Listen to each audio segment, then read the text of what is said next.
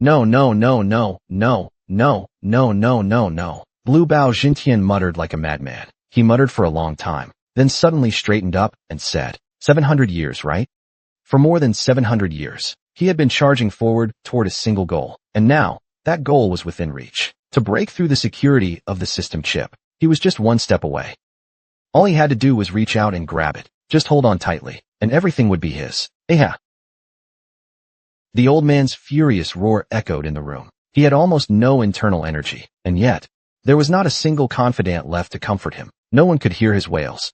The only 4 confidants he had were all dead, and it had been he himself who had expelled the dancers from the city. But there was still time. There was still time. Blue Bao Jintian's eyes burned with the fire of revenge. Stupid old fool, with the passage of time, had the once brilliant wisdom and the determination to enlighten the world all faded away. If he was going to give up now, he shouldn't have started in the first place. Hand it over.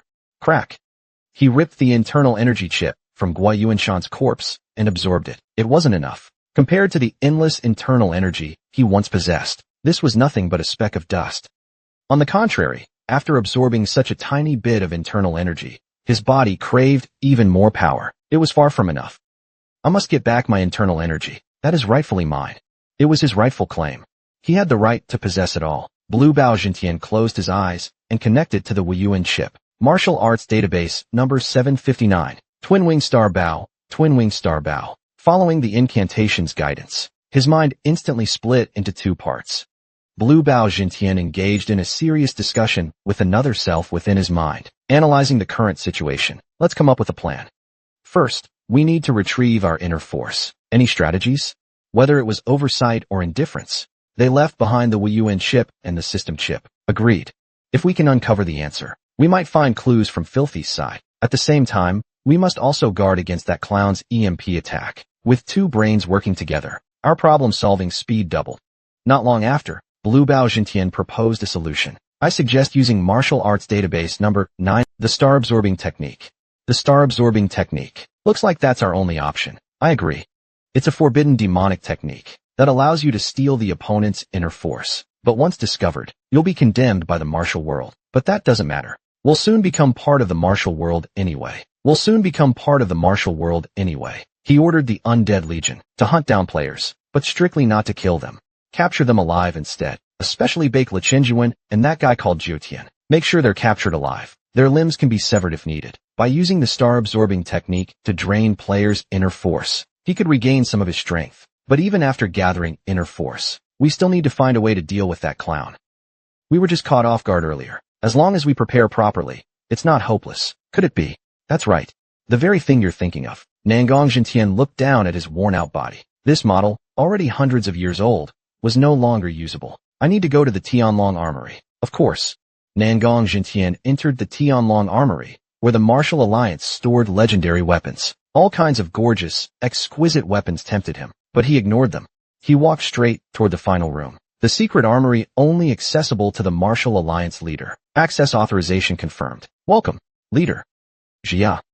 As the door opened, a 2-meter-tall machine appeared before him, with dozens of thick cables plugged into it. This robot masterfully blended gold and red. So beautiful it exuded an overwhelming pressure. No matter when he looked at it, it was always so stunning. It truly was beautiful. I have lost count of how many times I wanted to own it. Nangong Jintian gently stroked the glittering robot with one cautious hand, a look of intoxication on his face. However, is this really okay?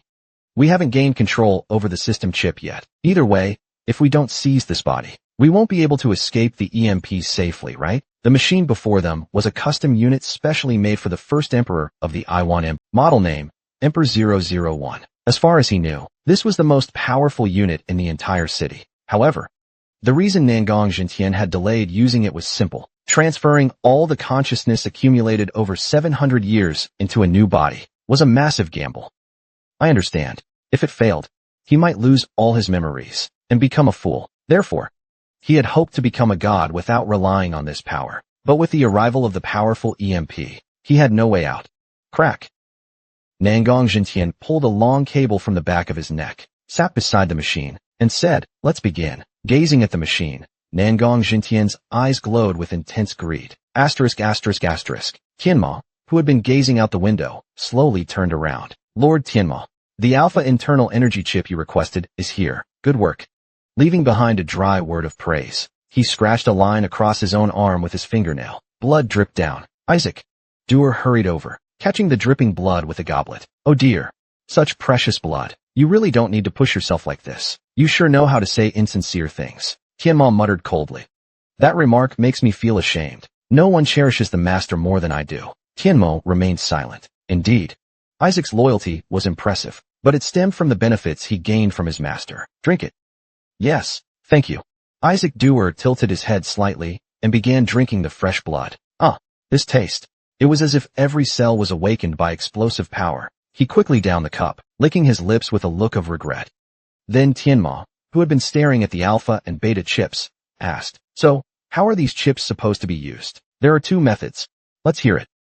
One is to undergo mechanical surgery. Through mechanized surgery, you can create a space to just insert the chip into that space, and you'll easily gain immense magical power. And the second method? Destroy them. A gentle smile curved Isaac's lips. He knew his master would never accept mechanical surgery. After all, his master was deeply suspicious. Undergoing surgery meant and that was something he would never accept. As expected, his master chose the second method. If the inner power chips are destroyed, will the magic stored within burst out into the world? Yes. But doing so has a fatal drawback. Tiamat nodded slowly. The amount of magic I can absorb depends on my own capabilities. That is his only option. Tianma's master was known as Mimic. He was originally a greedy treasure hoarder, a deceitful and unremarkable demon in the eyes of adventurers. But he didn't even know his own true identity. Greed knows no bounds. Your Tigewise greed will not stop even when its belly is swollen. Through your Tigewise endless desire, Tianma can also grow without limit. It has always been this way, and it will continue to be so. I'm going to the cultivation chamber. Understood. Isaac. Devil asked elegantly and softly. Then, what should we do during this time? Tianmo replied briefly. Stop everything. Not even an ant should be allowed near. Asterisk. Even though the player faction had driven out Nangong Jintian, the atmosphere remained heavy. Sob. Damn it. If only I had reacted a bit faster. I'm sorry. I will definitely avenge you. Today. Too many bonds were severed. During the few hours of battle against Nangong Jintian, 129 players had died. Arthur bit his lip tightly at the sight. Why? Those deaths, witnessed firsthand, weighed heavily on his heart. He had seen countless players die before, but he had never felt so heavy-hearted as he did today. I must get used to it. Father. Arthur turned around, wanting to ask what it truly felt like to emotionally adapt to such grief. The heavy heart, as if it could drag his whole body into an abyss. After witnessing scenes like this hundreds of times, what was his father's state of mind truly like? Arthur was curious, but in the end, he couldn't bring himself to ask. Such a pity. Gilberto, gazing at the night sky, muttered softly. It was a night of bloodshed, a night of sorrow. For the departed souls, this time felt far too short. At first, they thought the twinkling lights in the sky were stars. However, as time passed, what drew near were thousands of humanoid machines. Asterisk click, asterisk. Gilberto pulled the sniper rifle's trigger and muttered. Looks like tonight will be especially long. The gunshot marking the start of the second battle echoed across the dawnlit city. Chapter 397. Godless. Part 2. As the rescue team's mages prepared the teleportation spell, Gao Shusha stood quietly, glancing repeatedly at Su Juanhao and Su Juanji, like a little fan meeting her favorite idols. The two looked exactly the same. Of course, a clone would naturally look identical. If you had to point out a difference, it would probably be their hairstyle. Unlike the original Su Juanhao, Su Juanji had his hair slicked back. The original, huh? At that moment, the crouching Su Juanji frowned and complained. What's wrong? I feel awful. I've been struggling to breathe for a while. You've said that so many times. Just hang in there a bit more. You'll feel better once we're in the city. As he gently patted the whining Juanji, Su Juanhao's gaze met that of Gao Shusha. Captain Gong, is something wrong? No. Nothing at all. Gao Shusha quickly shook her head and muttered softly. It's just kind of amazing. Lord Phantom, there are two of him. We may look the same, but we're not the same. Hearing Juanji's pained groan, Gao Shusha asked, what's different? First of all, I'm not as fake as he is. Don't believe him. He's talking nonsense. Su Juanhao immediately corrected. At first, I thought he was that kind of person too. But after observing for a while, I realized it wasn't that he wasn't fake. He just had no conscience, no common sense, no awareness at all. Geez, you're being way too harsh. I'm just telling the truth. No way. Really? You're just what you'd get if you took the fake out of being fake. You're a complete embodiment of fakeness. Watching the two bicker, Gao Shuxia nodded. Being alone wouldn't be boring at all, huh? At that moment, Gao Shuxia, who had taken out a handheld fan to cool down, blinked. He felt a chill envelope his whole body. That feels so good. What is this? It wasn't caused by the fan. Looking for the cause, Gao Shuxiao looked around and spotted someone. It must be Lord Juanhao's spirit, a girl from another country, sitting alone on a dust-covered rock, exuding an indescribable noble elegance. When Gao Shuxiao first saw her a few minutes ago, he thought, phew, I'm actually a little taller than her. From that moment, he found himself liking this girl. Gao Shuxiao's heart seemed to soar. Why are you sitting there like a collapsed pastry?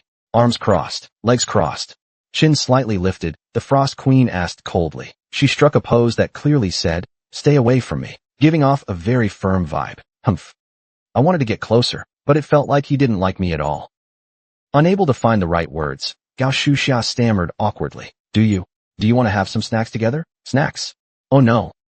Even Gao Shuxia herself felt she was being too forward, asking someone to eat snacks the first time they meet. Gao Shuxia said, How could I pretend not to? Surprisingly, this actually worked. Ever since reaching the 5th floor, Chili hadn't had any snacks at all. A moment later, he reluctantly turned his head. Let me take a look at that snack. Sure. Gao Shuxia quickly ran over and sat beside him, while sharing the snack with Chili. Su Juanhao and Su Junqi were still arguing. Just cancel it. I have a conscience, common sense, and good judgment. You don't. It felt like this argument would go on forever, with no end in sight. Just then, Su Junqi suddenly remembered something. His eyes lit up. Right. A sushi voucher. A voucher. Su Juanhao, who had been forced to respond non-stop, frowned, and asked back, I've heard of cake vouchers plenty of times, but what the heck is a sushi voucher? I gave you a sushi voucher just like I gave one to Shili. You're already a grown man. Still handing out vouchers? Aren't you embarrassed? Come on. I want one too. Give it to me. Hurry up. Give it to me. Su Junqi began whining like a child. The surrounding players couldn't help but turn their heads. They couldn't laugh out loud, so they just turned away and tried to hold it in. Seriously. Unbelievable. To do something so humiliating, in front of so many people. Su Junqi's face instantly turned bright red, hurriedly covering Junqi's mouth. Hey. I'll give it to you, okay? Stop causing trouble. Really? You really will give it to me? Yeah. Until your belly bursts. Although Su Juanzhou's voice was cold and ruthless, Su Junqi still nodded in agreement. Okay. Then I'll shut up properly. After a brief noisy break, the mages practicing teleportation loudly announced, it's done. Although it's not directly connected to the city entrance, it's linked to a spot not far away. Crackling noises echoed as a giant portal appeared. Su Junzhou slowly stood up. Let's go. Asterisk. Boom. Along with the loud crash, Ramatut's figure was heavily slammed into the ground. Spitting out bits of concrete from his mouth. He had barely stood up when 3 robots lunged at him. You mortals. Explosion. Boom. The entire road was engulfed by a massive explosion. The robots were blown apart and sent flying. Skya, who was walking up from behind, asked, Oh dear. Did I butt in unnecessarily? No. Thank you. Ramatut rotated his frozen shoulders a few times and stared into the smoke left by the explosion, muttering in a low voice. What a bunch of troublesome pests. That's right. After Nangong Jintian disappeared, what appeared was the Armored Legion. Unlike those cyborg drone warriors that still retained human features, these robots were purely mechanical. Even their bodies, so tough that even sword energy can't penetrate, and they use some bizarre martial arts. Everyone finds it extremely hard to comprehend. That's not the real issue, is it? Creak. From the smoke, 3 robots slowly emerged. Due to the explosion's impact, their limbs were not fully intact. Yeah. That's the real problem. Manhole covers along the road opened. Mechanical parts popped out, quickly replacing their damaged body parts, instantly swapping out damaged components for new ones, allowing them to return to battle immediately. This is what makes the Immortal Legion so terrifying, in a sense. They're even tougher than the cockroaches on the 4th floor. Those guys die when you blow them up. But these guys won't die from a casual explosion. Only by completely destroying the robot's core and breaking their internal chip can you stop their regeneration. Ramadat seems to have thousands of them. Imagine that. It's honestly a bit creepy. Ramadat muttered under his breath, suddenly thrusting his hand into the wall of a nearby building. Crack. As the wall collapsed, a robot, grabbed by the neck, was yanked out like a puppet. Wow. How did you know? These guys can't even be sensed with magic. I heard their footsteps. You're practically a monster. The Immortal Legion doesn't just have strong bodies and repair capabilities. That's what makes them terrifying. The scariest part is, they can't be detected by sensing magic at all. But, Ramadat, don't you think something's off? Ramadat, who'd been feeling uneasy, nodded. Yeah. These guys aren't even trying to kill me. You felt it too? I keep thinking, they're trying to capture us alive. Why are these mechanical creatures capturing players alive? What are they trying to do? Ramatut scratched his head. Forget it. Thinking about it just gives me a headache. Might as well just beat them up hard. That'll settle everything. You're such a brute. The two exchanged a glance, raised their hands, and said, then let's get started. All right. They moved forward to rescue the other players who were in danger. Asterisk, asterisk, asterisk. So this is what the scenery outside the city looks like. Is this your first time seeing it? Yes. Have you seen it before, Senior Xianbai? Actually, I've rarely been here myself. Xianbai, the head of the Gongtong sect and a Wulin Alliance council member, said softly. Inside the city, it's full of neon lights and street lights. You can hardly see any stars. But outside the city, the night sky sparkles with countless stars. It's beautiful. It really is. Even though this place is filled with poisonous gases and is very dangerous, we have the filter device. Coming out occasionally to look at the stars isn't bad. Hee. Indeed, not bad at all. Counselor Xianbai looked up at the sparkling night sky and laughed heartily. However, the smile on his face Young hero Xiao is not truly the enemy of the martial world. Back when the Wulin Alliance declared him a public enemy, he already felt something was wrong, because he had met Su Juanhao personally, and thought he wasn't the type to do such things. In that case, there must be someone within the alliance spreading false rumors. There's a saying, cut the weeds and eliminate the roots. It means you must remove not only the weeds, but also their roots, to eradicate the threat completely. The phrase implies solving the problem at its root. For someone to stir up such turmoil within the alliance, they must hold considerable influence. If someone like that starts toying with the alliance, even the most righteous alliance can have its foundations shaken, protecting innocent citizens, punishing evil criminals. This is the ideal pursued by the new City Free Police and the Martial Alliance. Thus, he must hurry back to meet the alliance leader. As soon as I return to the city, I'll go see the alliance leader. In the moment he closed his eyes to gather his thoughts. What? Huh? Senior Xianbai? A sudden unrest spread among the warriors. This unrest rippled through them like waves. Indeed. Xianbai opened his eyes. A nearby unmanned warrior said to him, look at that face. Please look up at the sky. The night sky was adorned with countless gem-like stars. Among these stars, a machine was slowly descending toward them. What is that? Don't you understand? That's the Iwan Empire's satellite city, a specially customized machine for the Emperor of Neo City. This model was built exclusively for the Emperor, existing solely for His Majesty. It's said the Emperor has been unwell, confined to his bed. His Majesty has arrived. His Majesty has come personally to rescue us. Long live. Long live. Long live forever. The 5 members of the Martial Alliance, tears streaming down their faces, shouted the Emperor's holy name. The Emperor, silently observing all this, radiated a golden light. He slowly descended before them. Your Majesty. Xianbai Li's voice trembled. Although New City, Neo City, boasts an extremely futuristic appearance, its political system is an outdated monarchy. In this nation where the Emperor holds absolute power, the Master coming personally to save his people, how could it not be moving? The Emperor silently extended his hand. Under that seemingly merciful gesture, Xianbai used his last ounce of strength to painfully stretch out his only remaining right arm. Your Majesty. However, their hands never touched. The Emperor's hand passed over Xuanbai's and hovered above his dantian. A flicker of confusion flashed in the Emperor's eyes. Then his eyes widened sharply. Cough, cough. In an instant, all of Xuanbai's internal energy was drained away. Warning messages appeared before Xuanbai's eyes. Warning. Insufficient internal energy. Filter system has stopped working. Warning. Toxins detected in the body. Please restart the filter immediately. Breathing difficulty detected. Xianbai, who relied on the filter to breathe normally, quickly turned blue and purple. This evil martial art that instantly drains all internal energy. He had once read about it in the library archives. This cough. This is the star-absorbing grand art. The star-absorbing grand art. How could His Majesty use such a cursed technique? Your Majesty, what is going on? The warriors, confused, began to question one after another. They simply could not understand what was happening before their eyes. Don't harbor too much resentment. Counselor Xianbai, The emperor spoke softly and gently. This was merely something temporarily lent to you. Now, it is simply being returned to its rightful owner. Xuanbai's complexion instantly turned ashen. His expression twisted horribly. That distinctive tone of voice. After serving for decades, how could he not recognize it? You are? Nangong.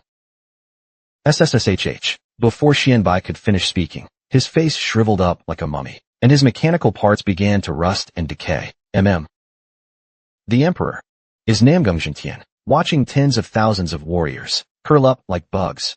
He smiled with satisfaction. Now he could finally catch his breath. Chapter 398. Martial God. Part 3. Rumble rumble. Bang bang bang. Like an air raid. Deafening explosions kept going off. A member of the Phantom Rescue Team bit their lip. This is practical. Why yeah? It wasn't like this when we left. Gao Shuxia's face clearly showed signs of panic. Just as he said, this city had become a battlefield. A full-on battlefield. Worse still. Juanhao and Juanxi's conditions were also dire. They had been exposed to the toxic gas for too long. The healers in the rescue team could only slow the spread of the toxins, not cure them completely. Their lungs and internal organs had already been poisoned and rotted. As a result, Juanxi couldn't even walk. He could only lie on a player's back. To treat this condition, they needed a much better healer.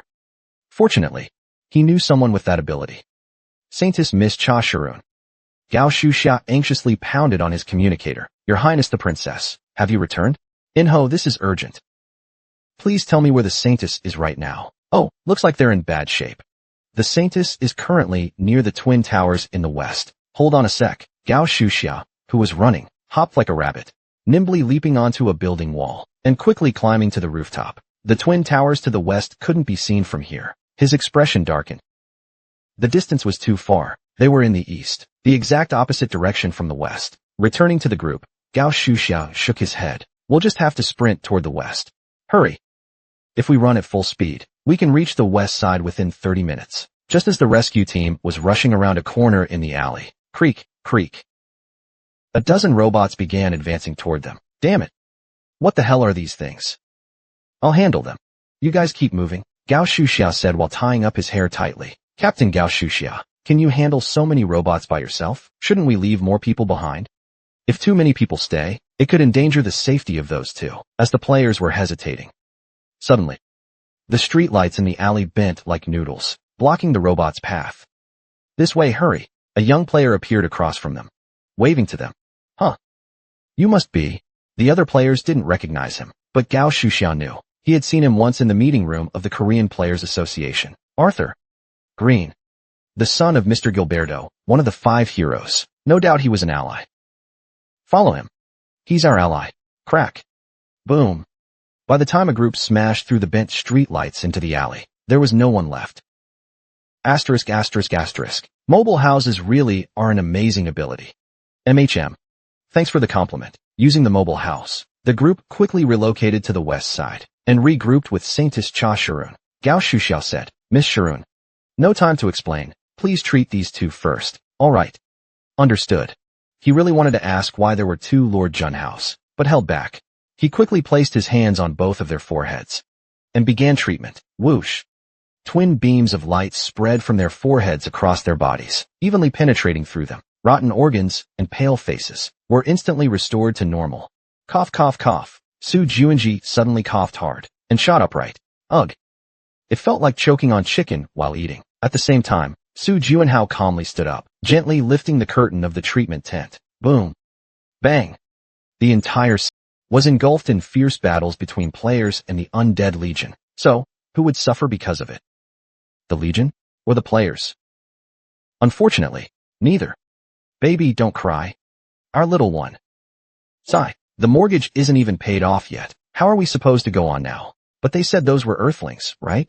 Thankfully they were here to protect us. Buildings that were intact collapsed in the bombings. Displaced civilians became the biggest victims. In battles between the strong, it's always the weak who suffer most. Su Juanji stood behind Su Juanhao's shoulder and softly clicked his tongue because he could truly feel. Juanji. HM. Oh. Are you feeling okay now? Yeah. Then let's move now.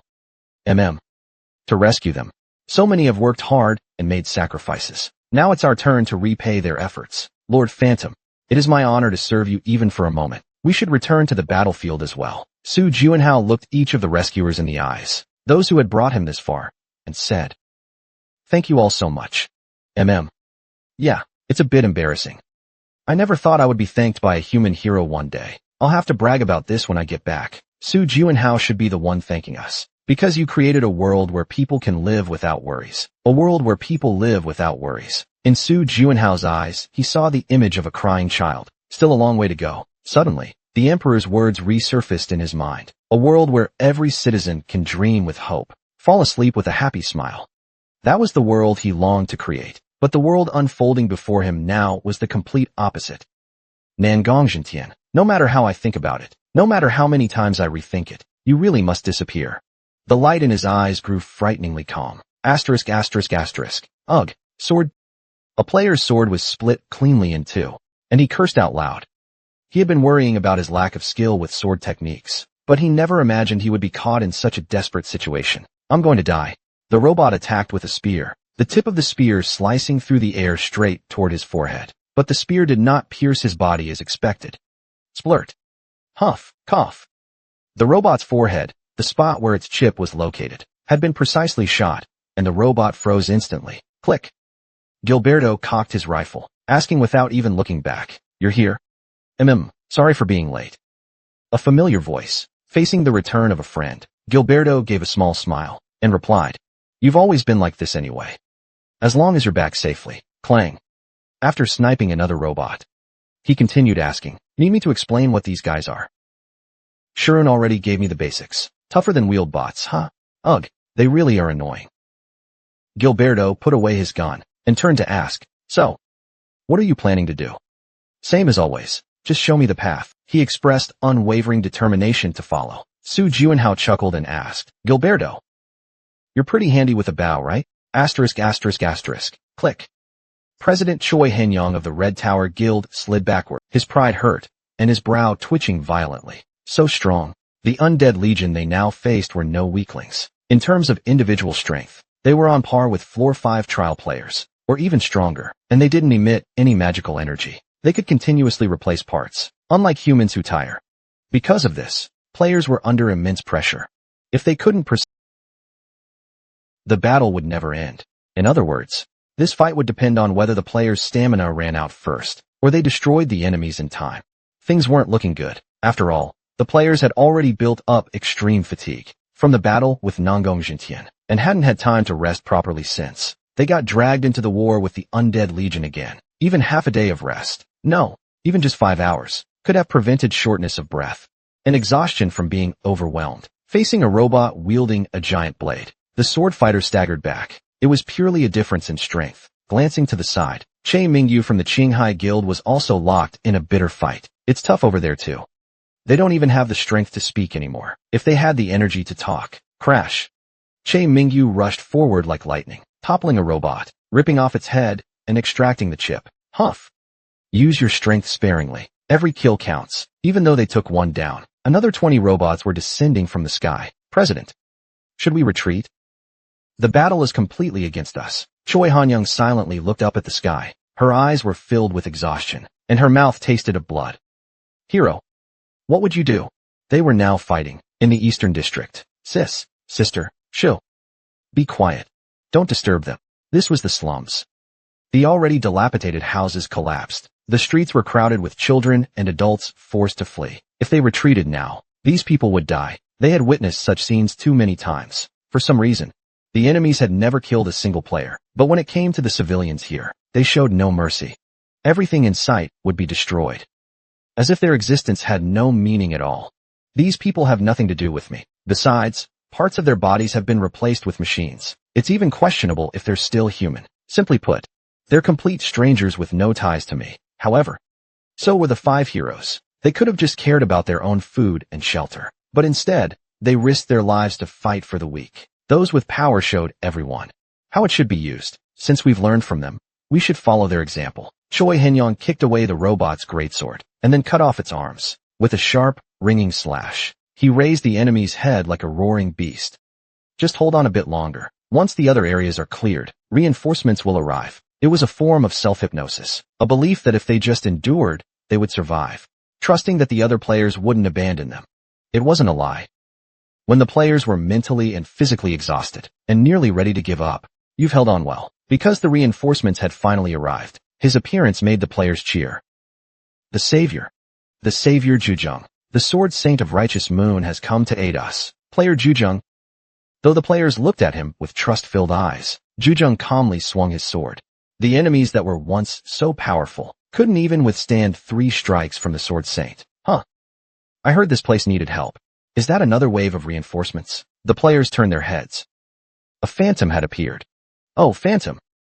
Lord Phantom is back. The rescue team made it. We have 2 saviors here now. Let's wipe out all this scrap metal. The players were fired up. Their movements changed.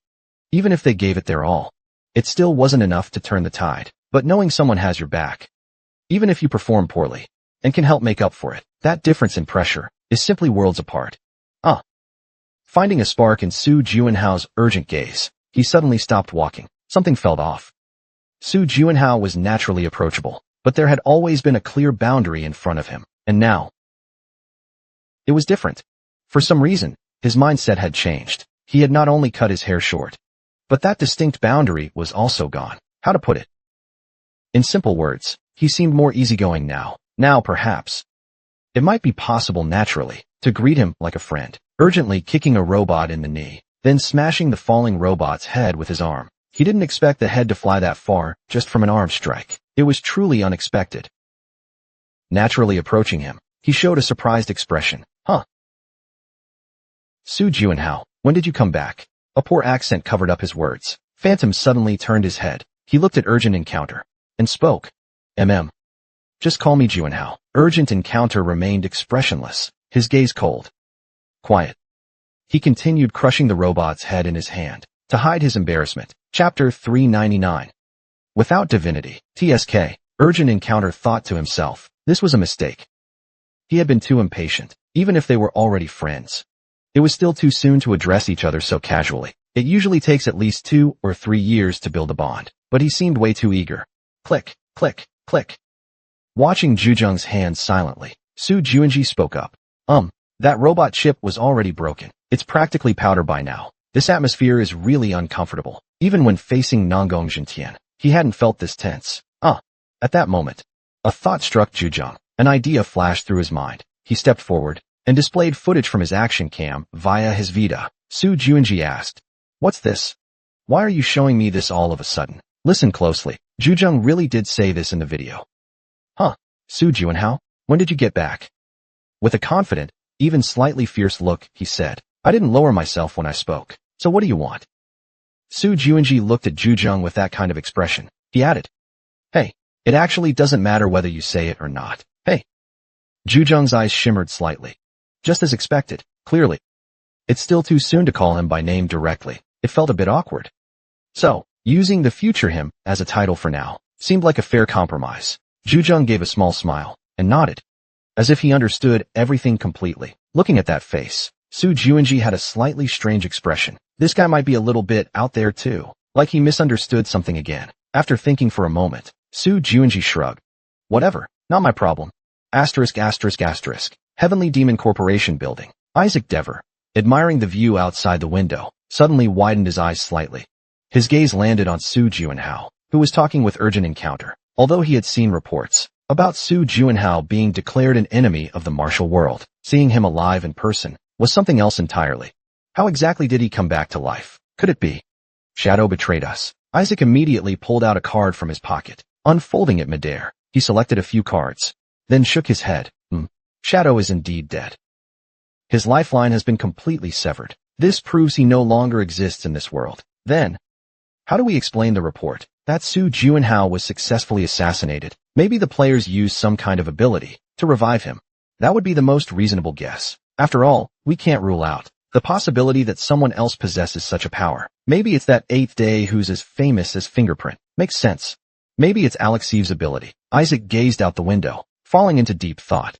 In any case, the leader had already made his move. From now on, what to do next was entirely up to him. It seemed Lord Heavenly Demon had not yet destroyed the chip. It had been about an hour since he entered the cultivation chamber, but no magical rampage had occurred. This indicated that the chip's durability was also astonishing. Should he inform Lord Heavenly Demon that Su Juanhao was right outside? He smiled silently as he weighed which choice would be more fun.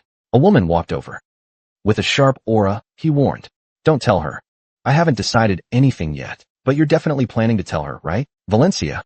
Ketralin looked straight into his eyes and said, "Even though I think you're generally a good teammate, you sometimes prioritize your own amusement over the interests of the team. That's why I can't fully trust you. I believe in little Xiaoxia." Isaac showed a disappointed expression and let out a deep sigh. "Besides, if I go and report it, are you planning to attack me? I think that's the right thing to do." "Oh dear. You're such a lone wolf." Isaac smiled as his gaze met Valencia's expressionless eyes in the air. After a brief psychological standoff, the first to raise the white flag was Isaac. "All right, since Miss Xia said so, I won't tell Lord Tianma then. Thank you. You're very considerate. Let him absorb the magic power. We can deal with it later anyway." "Really? It won't be too late to handle it afterwards? Even if he's called one of the 5 heroes, or the savior, those are just adjectives." Valencia coldly gazed at the mischievous phantom outside the window. "Besides, Lord Tianma has defeated him once before, and has grown even stronger since then. He's still getting stronger now. He won't lose." "Won't lose." Such unwavering conviction. Isaac smiled slightly. At some point, the balance in his heart had already tilted to the other side. Come to think of it, this side seems pretty interesting too. If Lord Tianma, with such firm belief, absorbs tremendous magic and battles Su Juanhao, what would the outcome be? Driven by curiosity, Isaac smiled and asked, "Lord Tianma instructed that no one should approach, so we have to drive those cyborg miners away." Valencia. She hesitated for a moment, and then nodded. Because players and robots were already fighting fiercely near their building. If the building were to get bombarded, it might interfere with Lord Tianma's cultivation. We need to clear the surroundings. Got it.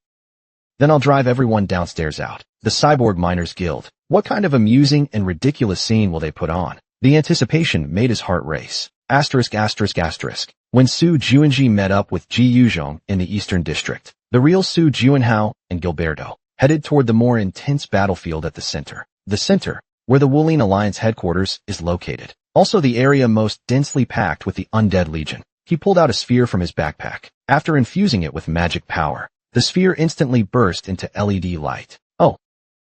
I have resurrected. That was quite a good nap. Feels great."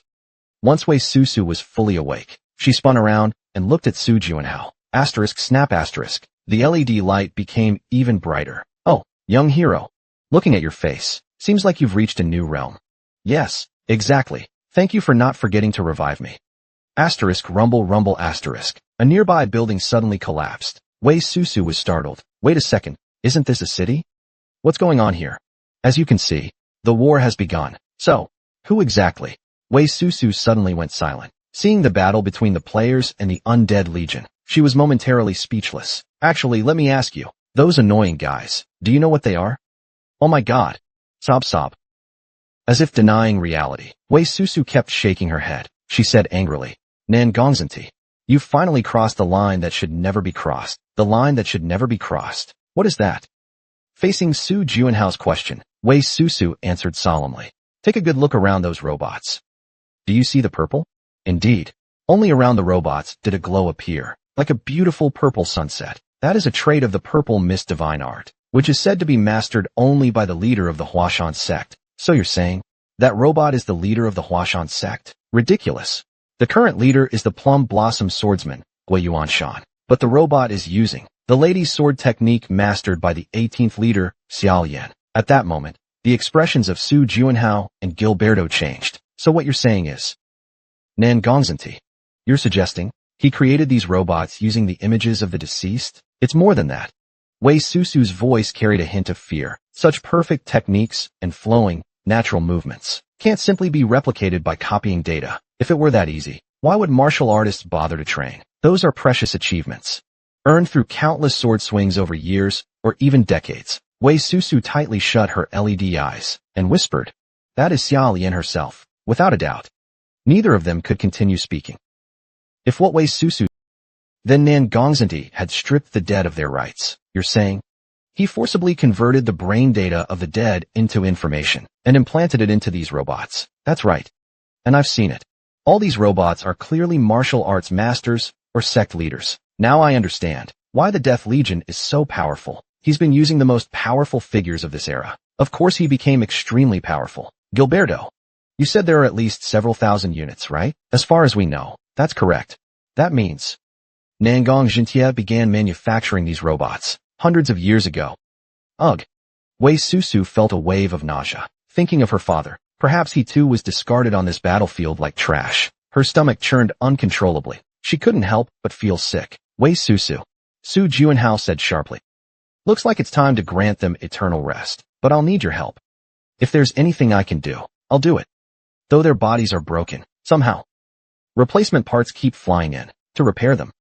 Unless we destroy the hub storing those parts, this battle will drag on endlessly. Do you have any idea where it might be? There is one place. Knowing Nangong Jintia's personality, he would never hide the hub inside the Wulin Alliance. At the same time, he wouldn't put it somewhere completely out of his line of sight either. Then the answer is obvious. A place no one can approach without special permission. The symbolic structure of this very city, the palace, beneath it, is most likely where the hub is installed. That does make sense. Su Juanhao turned his head. In the distance, they could faintly see the palace structure. But how do we destroy it? That would take an immense amount of inner power. Don't worry. I won't use even a tiny bit of magic power. Gilberto leaped over it, stepping on the wall like an agile leopard, and quickly climbed onto the rooftop. Wow. His vision instantly widened, focusing on the palace buildings. Eagle-eye. The vast palace complex looked grand and noble. For hundreds of years, this structure symbolized the new metropolis, Neo City, as if it would allow no stain to exist. Juanhao. From here on, leave the rest. Just go all out. Su Juanhao's resolute words made Gilberto let out a soft sigh. He tightened his grip on the bow and arrows his friend had lent him.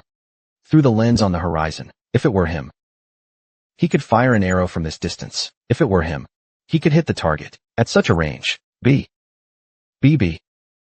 The Death Legion circling in the air immediately noticed his movement and swooped down swiftly. But don't disturb him. That kid is focusing hard. The arrows of darkness and frost precisely pierced their skulls. Boom. Crash.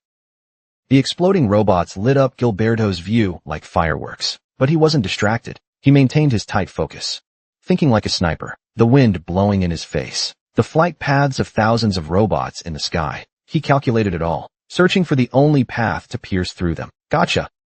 Just as the corners of Gilberto's mouth curved into a faint smile. So, 2 rounds, 2 volleys. In total, he actually fired 10 arrows. And yet, the world only heard one sound. Have I gotten old too? I can't perform like I used to. His hands were burning hot.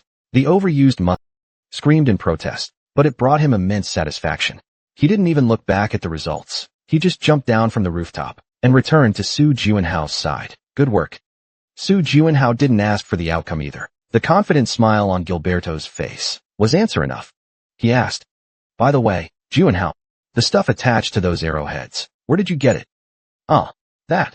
Su Juanhao smiled faintly in recollection. They were gifts from my friends. In the snowy mountains of Flonet, there are some short-statured, but incredibly skilled friends. Their craftsmanship is top tier. We'd better cover our ears now. Su Juanhao and Gilberto simultaneously covered their ears. Boom, boom, boom, boom. With a thunderous shock like the dawn of creation, the 10 dwarf-made bombs blew the palace to pieces. Boom. Accompanied by an earth-shattering roar, the city fell into a deadly silence. The palace, that towering structure, which reached the very top of New City's skyline, collapsed with a resounding crash. How magnificent, Su Juanhao exclaimed, as the palace crumbled. The entire royal district sank along with it. If that's the case, then the underground hub we suspected must be in utter chaos by now. Gilberto, who had caused this devastation, spoke calmly. We should verify. If that really is a tree bird, that's not hard. There happens to be a suitable guy nearby we can use for observation. Haha. Where do you think you're running? Leaping along the building walls, Ramatut soared high into the air and extended his thick palm, grabbing the robot's ankle. Got you, kid. Then he spun around a few times and hurled the robot, like throwing a discus. Boom. The robot crashed straight through a building and smashed heavily into the concrete ground. Beep beep.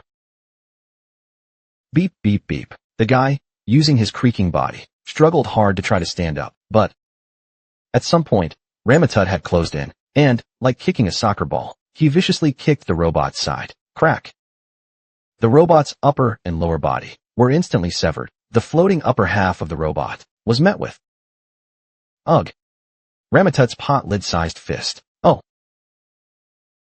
The robot buried in the ground, let out a pitiful creaking sound, and smoke began to rise. Seriously. Watching this scene, Filberto frowned, because from the sewer beneath the road, he could see the robot's arms and legs re-emerging, even though the palace had already been destroyed. Why could they still move like this? How is that even possible? Could it have been a false alarm? As he showed concern, Su Juanhao gently patted his shoulder, and said with a smile, Jibei, look closely. Really look. Turn your head. Ramadat was seen catching the newly regenerated limbs of the robot in midair. What is this? A single hand, one leg. That's it.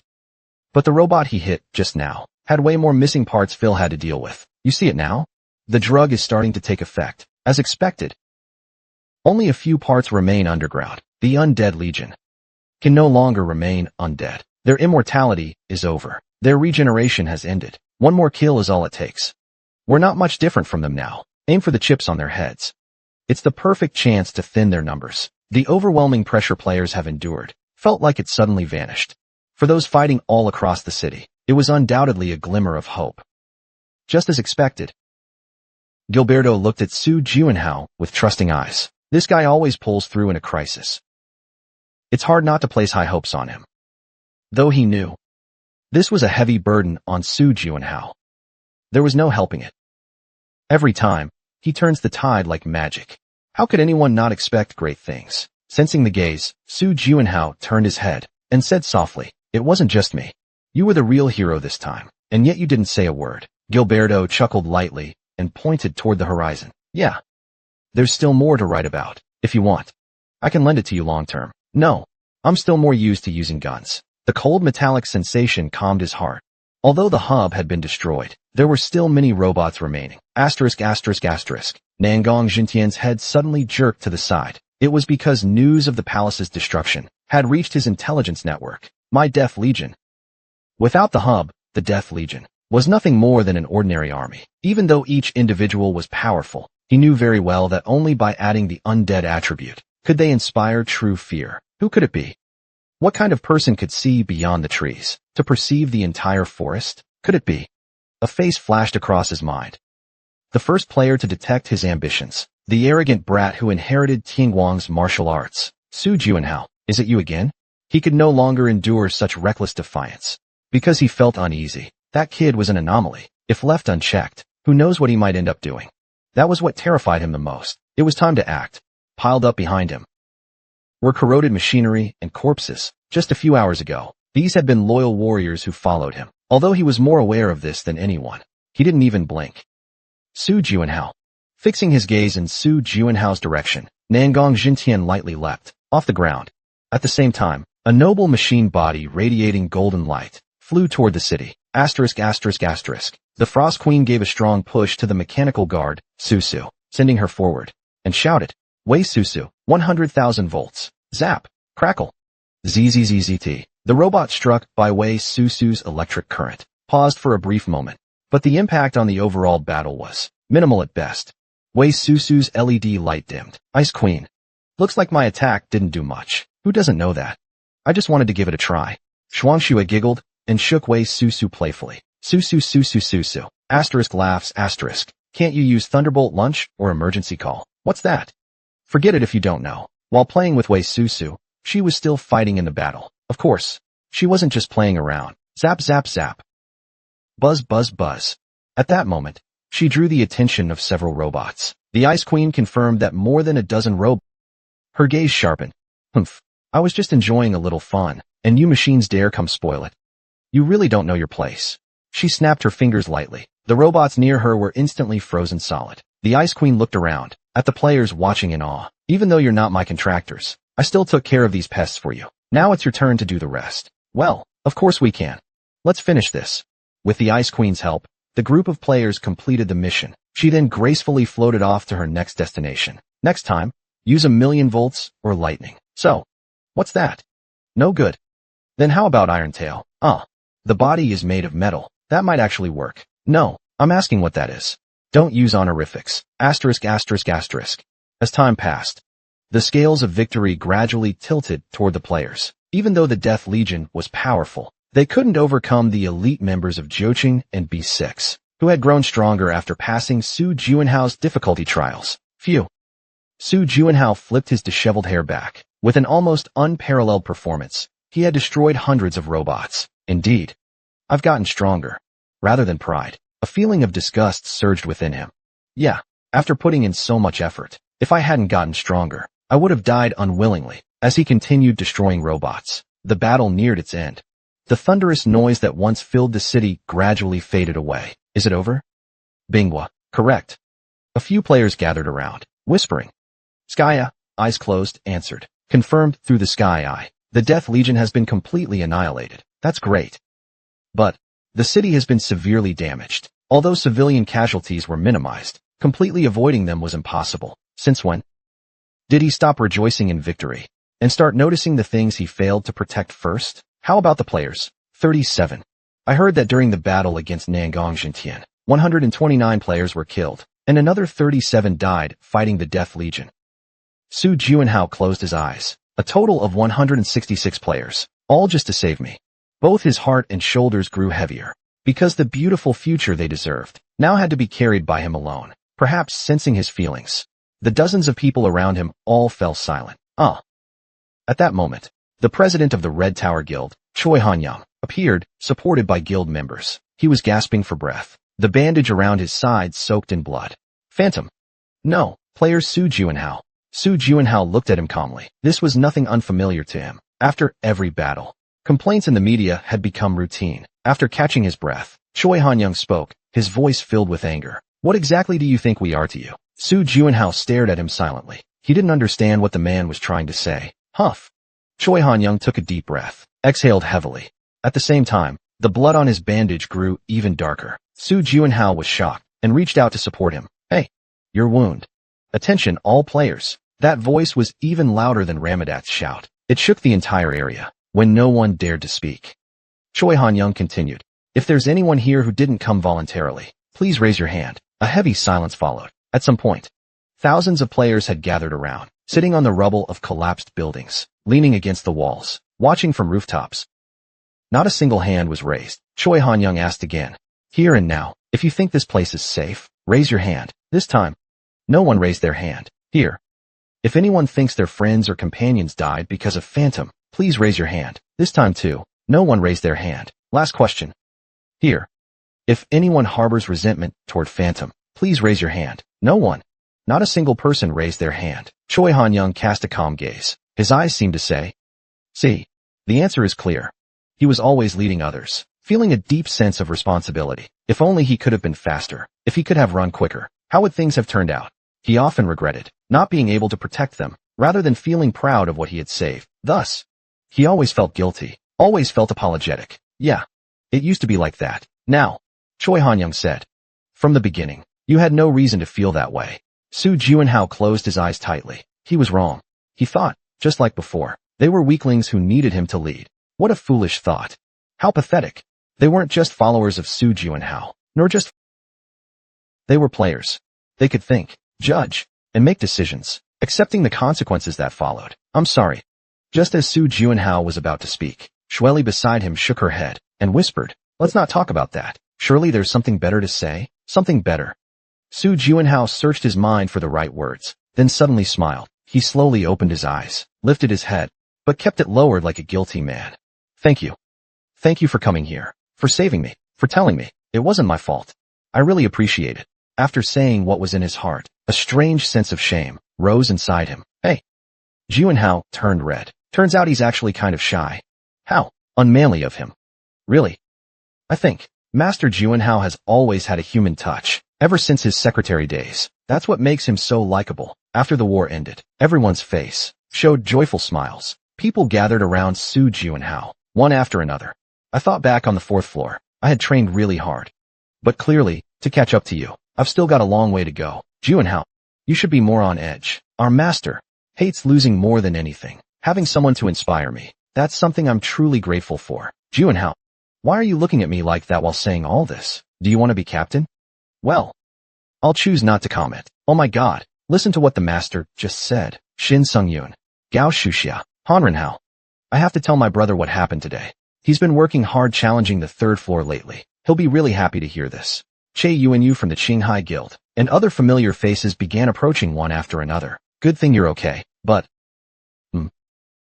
The last to come over was the Sword Saint, Ji Yuzhou. He smiled gently and said, "Hey, today went pretty well." Su Juanhao blinked his eyes. What's going on here? Chapter 401. No God. 6. Hey. It's a way close friends address each other without using names. That's why it felt strange. Because between the Sword Saint and himself, they hadn't reached that level of closeness yet. Of course, back on the 4th floor, they had indeed been close enough to talk casually. But that was in a now vanished, non-existent world line. So the current Sword Saint should be using honorifics with me, or at least some awkward tone, like "Have you eaten yet?" That kind of weird. Su Juanhao and Ji Yuzhou stared blankly at each other. Finally, Skya, who couldn't stand it anymore, grumbled under his breath. Why do they have to make everyone watching feel so embarrassed? The thought you had actually matched his. That's a rare thing indeed. Oh my. Our beautiful queen herself, Her Majesty's thoughts, have aligned with yours? Haha. Really? You guys stay away. I never said that just because we share ideas, we're automatically friends. It's not like you're my sister. The noisier the surroundings, the more awkward it felt between the two. Ji Yuzhou seemed to notice something, and cautiously asked, "Did I misunderstand something?" The tone of that question shifted slightly. "It's not like that. Can you wait a moment? There's something I need to confirm." Su Juanhao looked into Ji Yuzhou's flickering pupils, smiled faintly, then closed his eyes, and conveyed his thoughts. "Su Juanji, where are you right now? Why are you suddenly contacting me? What's going on?" That voice sounded like a kid who said they were going to the library, but got caught in a net cafe by their mom, full of guilt and panic. "Come to me right now. If you don't, your sushi voucher will be confiscated for 2 years. No way. You even promised to give me that, and now you're taking it back? So heartless." Frustrated and aggrieved, his voice was full of resistance and deep emotion. "That sushi voucher. I really am shameless, huh? Is that so? So, you're not coming? Huh. I'll wait a little longer and see." Maybe because he was just a clone, he was surprisingly obedient. He slowly opened his eyes. A crowd appeared in front of him. At the front of the group was a man leading the others, looking like the Pied Piper of Hamelin. "Wow. You've basically become a superstar." Su Juanji stood there, looking annoyed at the crowd surging toward him. "Stay away from me. I'm busy. My main body is calling me now. I have to go." "What? A date? Are you going out for Japanese food?" "Ah. Is it to see a musical?" "I don't want to go. First of all, I'm not Su Juanhao. I'm Su Juanji. I got this name at the Myeongdong Philosophy Hall, paying 58,000 won for it." The crowd was bustling, and for some reason, he seemed to attract more attention than the main body. "Oh. What's that? Juanhao. There's someone who looks exactly like you, coming this way." But his aura feels weaker than Juanhao's. His personality is different too. Juanhao would never act this frivolously. To Lord Junhao's. Am I dreaming? Those meeting this guy for the first time all widened their eyes, staring at Juanhao and Juanji, especially Skya, who gazed at Su Juanji with intense curiosity. "Hey, even if you are who you are, comparing me to such low-level monsters, that really pisses me off." Su Juanji pouted and slung his arm over Su Juanhao's shoulder. "I'm this guy's one and only clone, named Su Juanji." "Clone?" As everyone turned their eyes on him, Su Juanhao pushed Juanji's face away and replied, "It happened by accident when I was training." "That's so cool. If I could make a clone too, I could double my efficiency when studying magic." "A clone, huh? That's the kind of ability I always dreamed of as a kid. Not only do they look alike, he even seems intelligent and can talk on his own." "Intelligent, my ass. If that guy's smart, then everyone in the world must be a genius." Su Juanhao sighed and pushed Juanji toward Ji Yuzhou. "So, have you ever seen this guy before?" Ji Yuzhou froze like a broken robot, unable to speak. Juanji waved casually. "Hey, we'll meet again soon." "So it really was your doing." "Ugh, dizzy. Ow." After being shaken around for so long, Juanji, teary-eyed, shouted, "Hey, you want to be on equal footing with me anyway, right? Hey, that's still up to me." So frustrating, trying to help and still getting scolded. With a grumpy face, Juanji disappeared into the shadows of the crowd. "That guy is definitely..." "Yeah." Ji Yuzhou slowly nodded. Now it all makes sense. Where did the misunderstanding start, and what exactly was wrong? He apologized cleanly and decisively. "I'm sorry. I spoke too rudely earlier." "No, Mr. Yuzhou, you shouldn't be the one apologizing." Su Juanhao bowed his head. Look.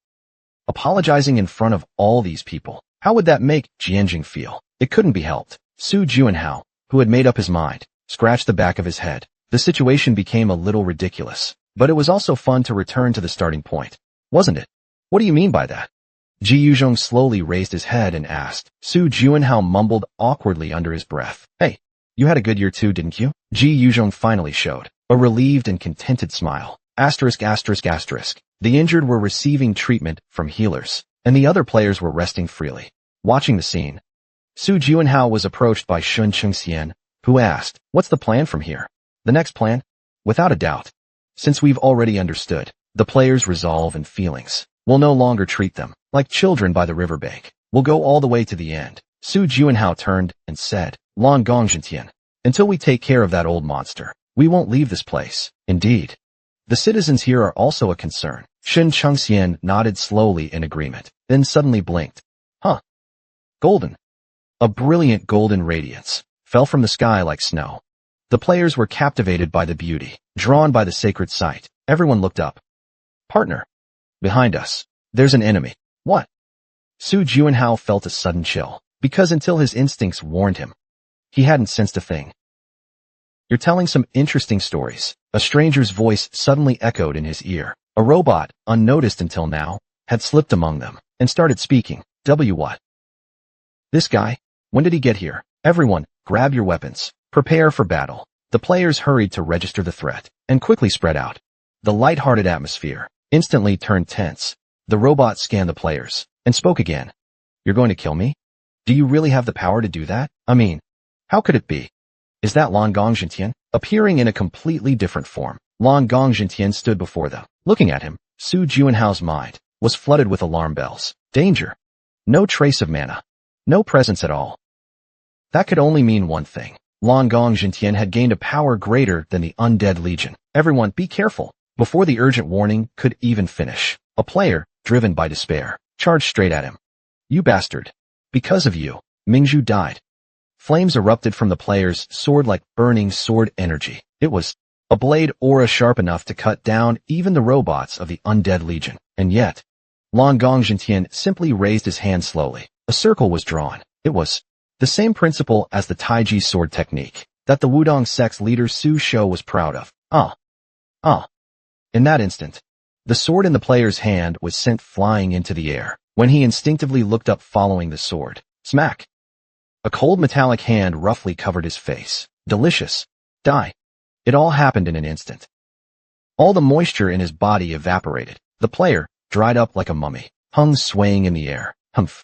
Your inner power is nothing impressive. Long Gong Jintian stuck out his tongue, as if he'd lost his sense of taste, then tossed the corpse away like trash. Seeing this, the other players burned with rage in their eyes. It was only natural. This bastard. Kill him. You want to kill me? Heh. Long Gong Jintian chuckled lowly. Whether I can greet death now, who knows? Shut up. Let's give you a taste right now. Vines rose from the ground, and gravity and binding magic instantly restrained Long Gong Jintian's body. Staring blankly, Long Gong Jintian was bombarded by dozens of savage attacks like a rainstorm. Then, silence. Long Gong Jintian's body began to tremble slightly. Ugh, ugh, ugh. His body was pierced all over with swords and blades, like a hedgehog, and he hung his head, gasping. But soon everyone realized he was actually laughing. Ha, ha. Seriously, looks like I've reached the point where I can't be killed. He raised his head with a brilliant smile. The indestructible body technique of the Vajra sect is way more effective than I imagined. This martial art had pushed his body to its absolute limits. Then, smoke quickly spread from that spot. Let's see who dares cause trouble next time. Asterisk cough asterisk. Hey. Wah. Aya. The players who had been attacking Long Gong Jintian up close staggered back, coughing up blood. They clutched their chests, their faces turning completely black. The 5 poison lethal pill from the Tang family of Sichuan, a concoction mixed from 5 deadly poisons. Poison. Healers. Use anything you've got to cleanse the poison. Use anything you've got to cleanse the poison. Poison. Healers. Quickly treat the poison players. TSK. I told you it was lethal. Long Gong Jintian spoke confidently, and the approaching healers went pale. They shook their heads. They're all dead.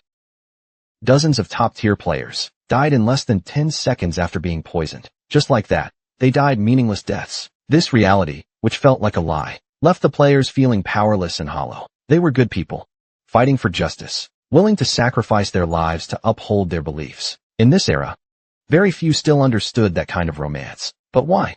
If gods really exist, I want to ask, why don't they take good people sooner? If they must take someone, why not start with the bad ones? The corpses of the players who had just been laughing moments ago, scenes kept flashing before his eyes. Z's. You're finished too. Lan Gong Jintian looked at the scene and spoke with a tone full of disdain. Admit it. Everything. These personal emotions are what keep you from reaching the supreme realm. Su Juanhao looked at him with cold, pitying eyes. You abandoned everything. Yet after 700 years, you're still trapped in a tin can. Nonsense. That's not a tin can. Lan Gong Jintian suddenly roared, as if trying to support the heavens, raising his golden hands toward the sky. This unbreakable body is a divine body, cradling the shell of a god. My spirit is faith itself. Moreover, every action I take from now on will be recorded as divine might. Lan Gong Jintian, as if intoxicated by some power, muttered with a voice full of intoxication. I am the five gods. You have encountered the boss monster of the new city, the five gods Lan Gong Jintian. After defeating him, the new city will become a safe zone. Chapter 402.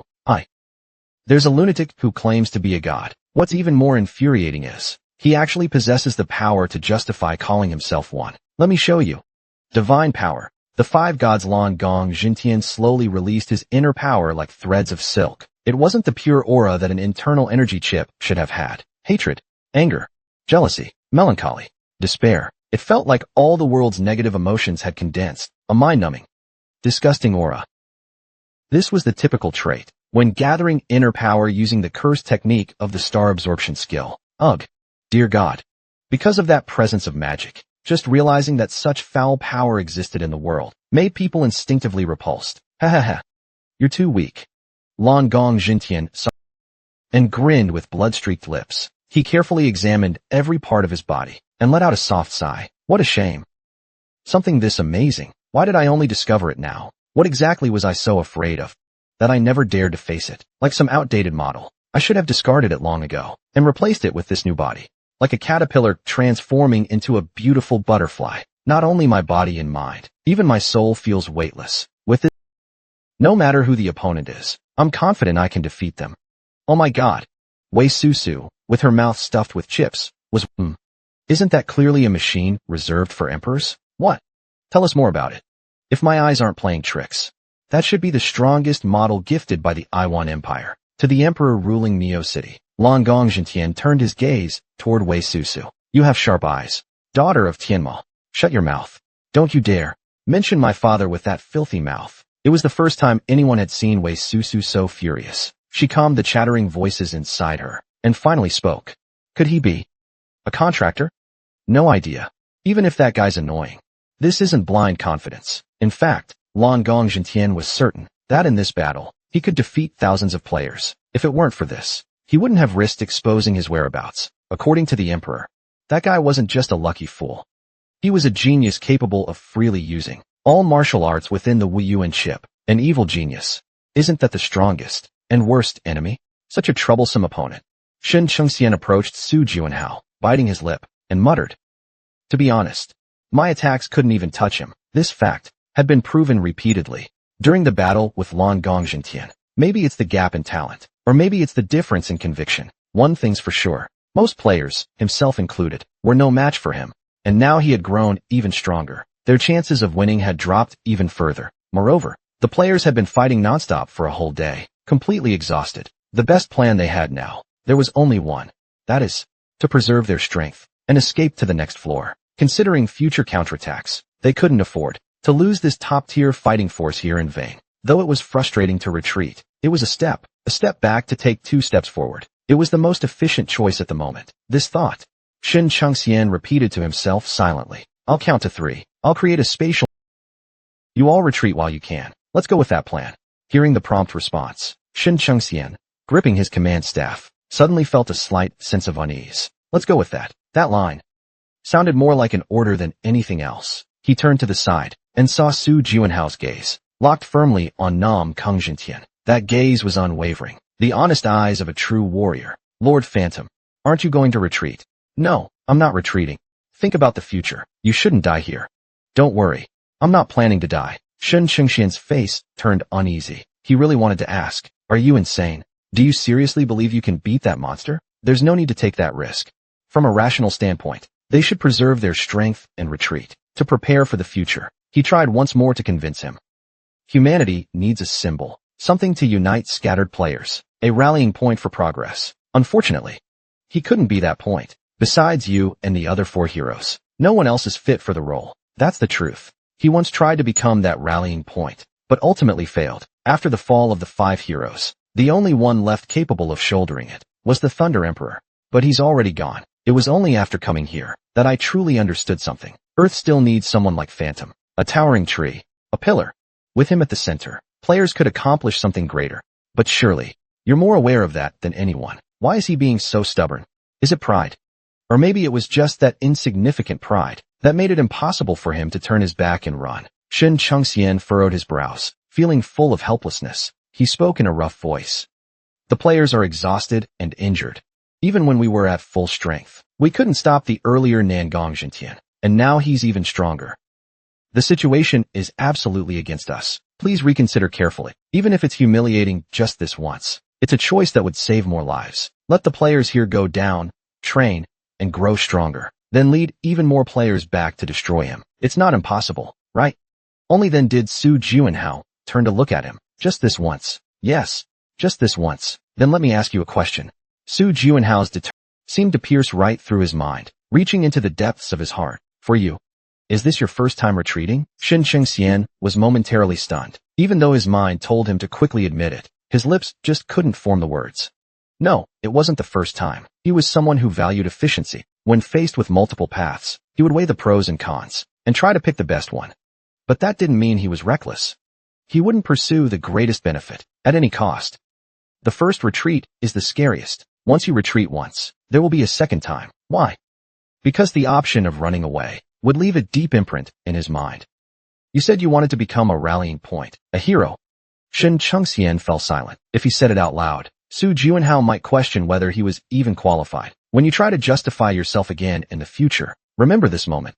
Su Juanhao's broad back blocked his view. Heroes don't speak with words, they speak with their backs.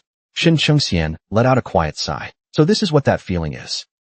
He had always been curious, always wondering, how could humans blindly trust and follow someone? Now he understood. After meeting someone like Phantom, he seemed to get it.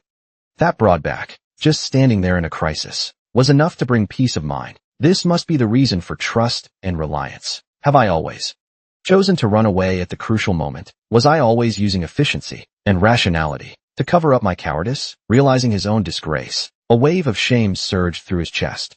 Su Juanhao looked ahead and asked, didn't you say it yourself, that the situation is completely against us, right? My brain's still working fine. Standing beside him, Shen Chengxian replied in a calm tone. Which is why I learn things quickly. Just one step forward, and the view cleared completely. Many things he couldn't see before began to come into sight. The citizens, the aura emitted by Nam Kung Jintian, made the people of New City flee in terror. If the players retreat to the lower levels, their lives can't be guaranteed. If they move down, Nam Kung Jintian has no law stopping him from following. If he becomes stronger and makes it to Earth, there will be nowhere left to run. Precisely because he considered all of this, Shen Chengxian showed a faint smile. The tension from fighting monsters had melted away like snow. As expected, he still couldn't resist it. He could feel deeply the gap between himself and Phantom. To narrow this gap, he had to run even harder. If he kept pounding, one day the door would open.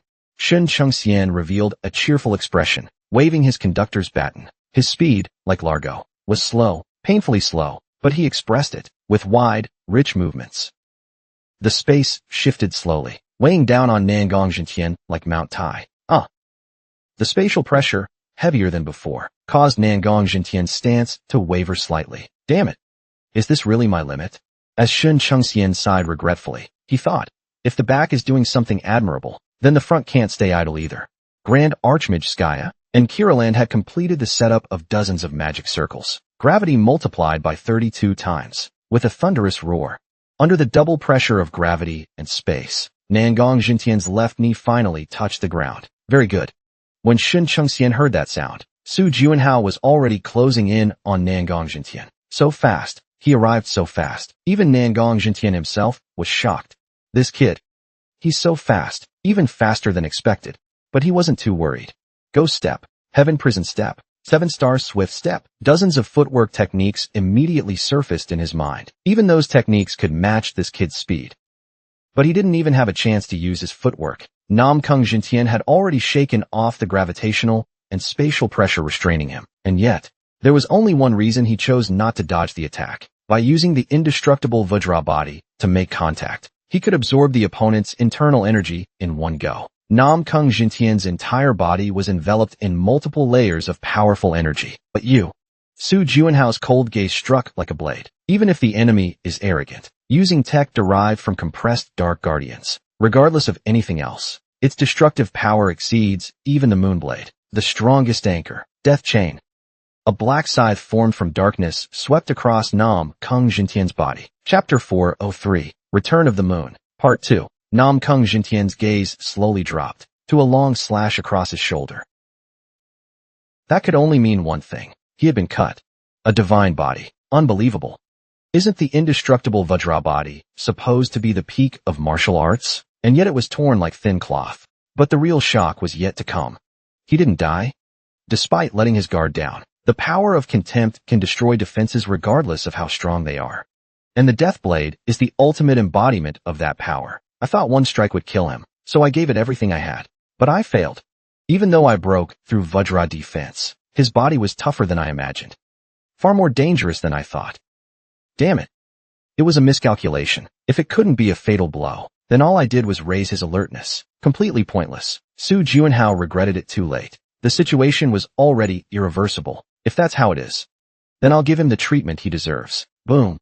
Nam Kung Jintian's aura shifted dramatically, no longer just showing off his authority. Previously, his aura was exaggerated and bloated, but now it was the complete opposite. Sharp, keen, and silent, even more dangerous. This meant his aura had become far more efficient and deadly. Partner. Fall back, quick. Snap. Upon hearing the warning, Su Juanhao immediately leapt backward. At the same time, he felt a burning sensation on his neck. Blood. A chill shot up his spine. If he had been even a little slower, it wouldn't have been just a shallow cut. His entire neck would have been severed. I still want to fully enjoy the pleasure of becoming a god. You really ruined the mood, you brat. You're still rambling about becoming a god. Su Juanhao pressed against his neck to stop the bleeding. Speaking irritably, Nangong Jintian chuckled lightly. Rambling. Is that what you thought all along? He slowly raised his left hand. If you don't believe me, then witness it with your own eyes. See how the new god of this land will perform miracles. Snap. Unlike the sharp sound that echoed around, nothing actually happened at first. What's going on?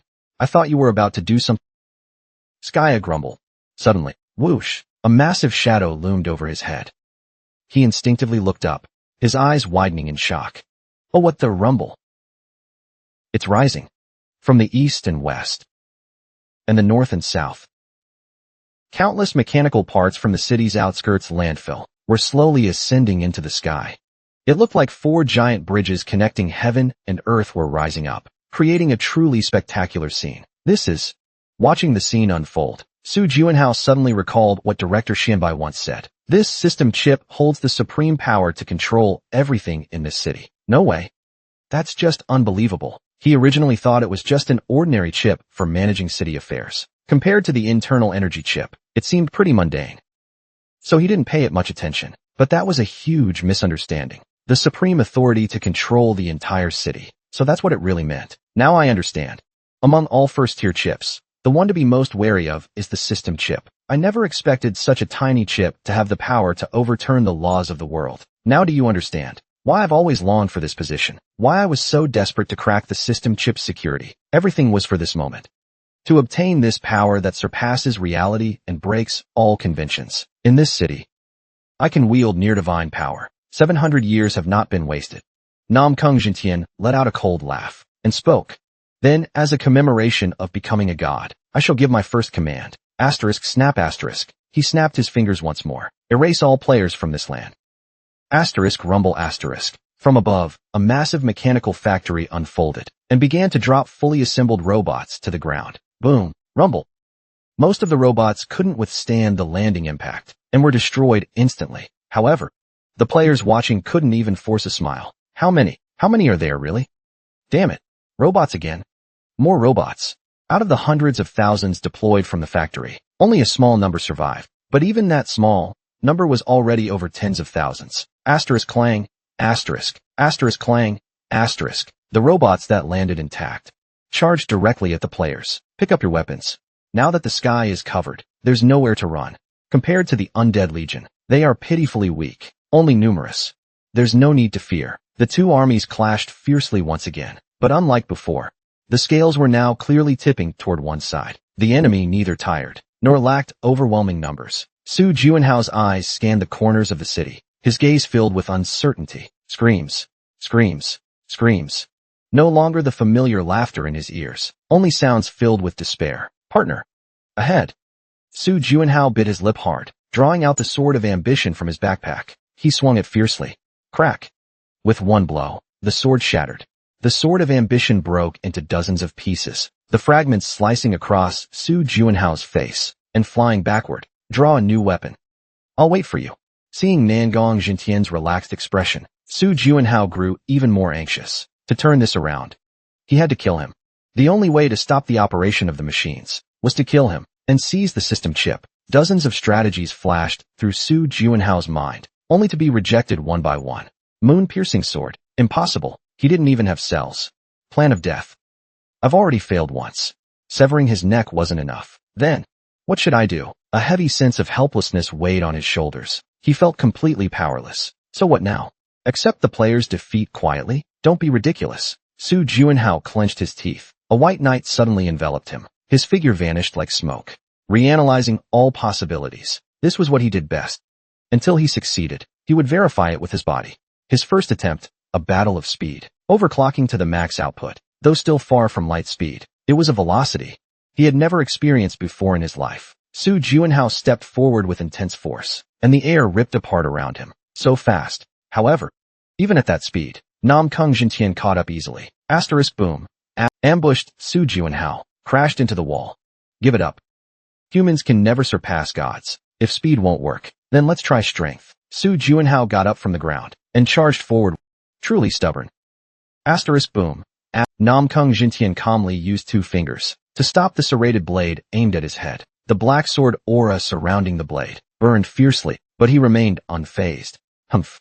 Su Juanhao's arms suddenly swelled with muscle. His whole body burst with force, exerting all his power, but the blade didn't budge an inch. Nam Kung Jintian said coldly, every muscle in this model is embedded with Titan cores. Titan core, the legendary power said to tear even gods apart barehanded. Titan. The most advanced technology mimicking their power. It was not something humans could defeat. Damn it. Su Juanhao's body, boasting a muscle strength stat over 700, began to tremble. Is this all you've got? Su Juanhao's bloodshot eyes glared furiously at Nangong Jintian. The merciless blade slowly raised upward. If that's all you've got, you're not worthy of fire Yosai. Boom. Nangong Jintian punched Su Juanhao under the chin. Even though he felt an unbearable pain that almost tore his soul apart, he still stood his ground, like a firmly rooted nail. Stubbornness will only break you faster. Boom. Another blow to the chin. The world began to spin. Nangong Jintian kicked Su Juanhao in the exposed abdomen, causing a suffocating pain so intense he couldn't even make a sound. Crash. His body rolled dozens of times across the street before flying backward. Partner. Stay strong. Screech. Su Juanhao clawed at the ground with his nails, barely stopping himself. He staggered back to his feet, his clothes torn and filthy, his skin scraped and bleeding. How could he win? The opponent was faster, stronger, and technically flawless. Then, what advantage did he even have? Willpower. Despite the unbearable pain all over, he couldn't help but let out a bitter smile, because he now appeared so small and pathetic. Why aren't you using Black Moon Dance? Faced with Nangong Jintian's question, Su Juanhao couldn't give any answer. It's not that he didn't use it. He simply couldn't. What he learned from General Tianguang was only the inner technique. He never learned any of the moves. What? Wait. Could it be? Seriously? Nam Kung Jintian's smile stretched to his ears. Huh. He laughed heartily, then said like a nail to the heart, you haven't mastered the Black Moon martial arts, have you? If you had, There's no way you wouldn't use it, so not knowing it makes perfect sense. Nam Kung Jintian looked at Su Juanhao, who had no way to refute it, and let out a deep sigh. In that case, I ended up looking like the fool for being so tense. There was only one reason.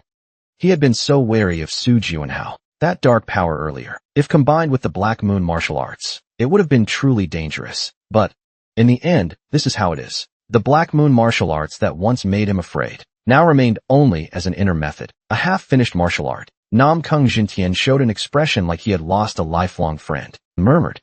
So now, there really is nothing left. The one opponent who could threaten me is gone. After Tianguang's death, he had always worried about the passing down of the Black Moon martial arts, and now that has finally ended.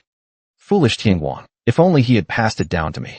At least the martial art wouldn't be lost. Nam Kung Jintian slowly began to walk. What a shame. What an incredible shame. Even though he was an enemy, the Black Moon martial arts that Tianguang was truly an extraordinary martial art. That's why I wanted to obtain it. His voice was filled with a deep regret for the forever lost powerful martial arts. It was a style as free as the wind, yet as solid as a giant tree. While Su Juanhao was racking his brain for a way to stop Nangang Jintian, a faint sound suddenly reached his ears. Wait. That phrase just now. He had heard it before. He definitely had heard it. At the same time, Su Juanhao's instincts were shouting loudly. He had to remember that phrase. But where exactly?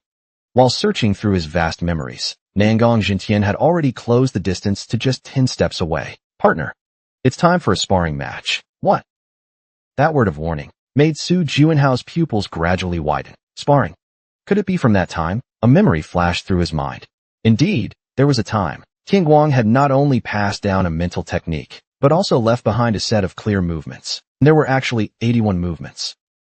Back when he accepted Tianguang's trial, at that time, Su Juanhao had sparred with 81 people. The first data, Li Su was as free as the second data, Quan Mu was as rooted as a tree behind him. The movements of the 81 figures overlapped and intertwined before him, as if reappearing. A flash of realization shot through his mind like lightning. When compressing the 81 moves into groups of 27, he ended up with exactly 3 movements. Chapter 404, The Return of the Moon. 3. It was like a gear. When existing alone, the part was meaningless, but when it meshed with others, it was reborn as a precise machine. Tianguang's martial arts had not been lost. He had indeed left behind traces. That martial art was created under the emperor's command. It was meant to be the song of hope that would change the world, etched in silver upon this land. Look more closely. The 3 techniques left behind by Tianguang. But there's not enough time. Nam Kung Jintian was now just 10 steps away, closing in fast. Damn it. I finally found a clue. Why didn't I realize it earlier? If only I had a little more time. Just a little more. As regret welled up in Su Juanhao's eyes. At that very moment. Asterisk click asterisk. Asterisk click asterisk. Just letting you know in advance. We won't last long. Han Inho, wearing shattered armor, stood in front of him. And he wasn't alone. I only came to check on the situation. But just as I expected, Ramatat stood beside Han Inho. And they weren't the only leaders here. 7, 8, 9, 13 people. The tanks who should have been protecting the other players had formed a wall in front of him. What's going on? Wait. What about the other areas? No need to worry about them. With Han Inho's resolute words, huge columns of fire suddenly rose from several blocks away. With just 13 fewer people, do you really think we'd collapse? But, doesn't it take time? Ramatat asked. Su Juanhao's eyes widened instantly. How did you know? Oh come on, you're only asking that now? He casually waved his backward-facing hand and replied with a smirk. It wasn't just once or twice that we met. They had gone through countless life and death trials together. They were comrades who fought side by side, even when separated by a distance. Just a single glance was enough to read each other's intentions. Let me be clear. This is an investment. Only you can reach that guy. Juanhao. His friend gave him a firm and trusting look. I'll buy you some time. But you have to promise me one thing. Thud thud. Ramadat chuckled and tapped his chest with his fist. You must completely take down that annoying guy. Nangang Jintian was incredibly powerful. Even if a professional tank had excellent defense and the strongest armor, how long could they last? 5 minutes. 10 minutes. Within that short span, they would endure a hellish ordeal. And yet, he walked into that hell without hesitation. Such a decision could only be made out of deep trust for each other. Gratitude surged within him. All he could feel was gratitude. Su Juanhao nodded. I promise you, buy me some time. Hee. Hearing you say it out loud feels really good. Leaving behind a faint smile, Ramadat slowly started walking. Soon, His steps turned into a run. The giant figure charged toward Nangong Jintian. *****. This was a once-in-a-lifetime opportunity. It must not be missed. While the tanks entangled Nangong Jintian, Su Juanhao began recalling the postures he had seen during Tianguang's trial. Focus, focus, focus. The deeper he delved into his memories, one by one, the things distracting him vanished. How dare you? Do you not recognize my presence? The overwhelming presence of Nangong Jintian that seemed ready to devour the world suddenly vanished like a dream. At the same time, the clamoring noise of battle ceased in his ears. State of no self, a state of total selflessness. When Su Juanhao's world was completely enveloped in silence, he was finally able to focus entirely on observing the 81 dancers. Look, then look again, and again. He etched every move the dancers performed deep into his memory. However, Su Juanhao's expression remained grim. These don't seem like techniques. There's no pattern. Completely chaotic. He thought he had found a clue, but realized he had missed something. He kept asking and answering himself. Let's start from the beginning. What is a technique? A technique is a series of continuous movements. But then, why does it look so messy? Each movement was completely disconnected from the next. Perhaps Tianguang made them chaotic on purpose, to prevent outsiders from easily deciphering the Black Moon dance techniques. Then, how would he distinguish a true heir? There's the answer.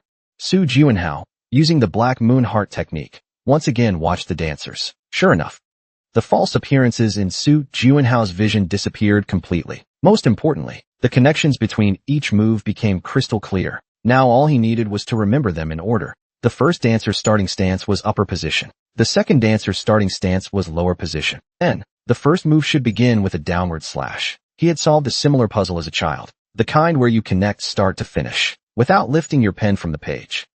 It's not that different.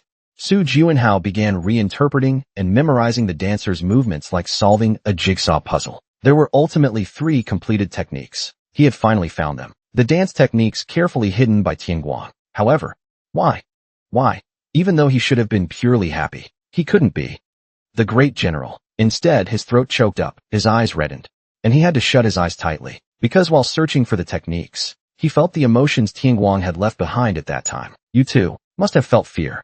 After sending off your lord, and sending off your subordinates, in a world with no one left to trust, you died all alone. Even someone as strong as you would tremble from fear. What must have been in his heart as he created that data chip, mimicking the sword dances of his 81 subordinates. Now he finally understood. I'm sorry. Why didn't I understand your heart sooner?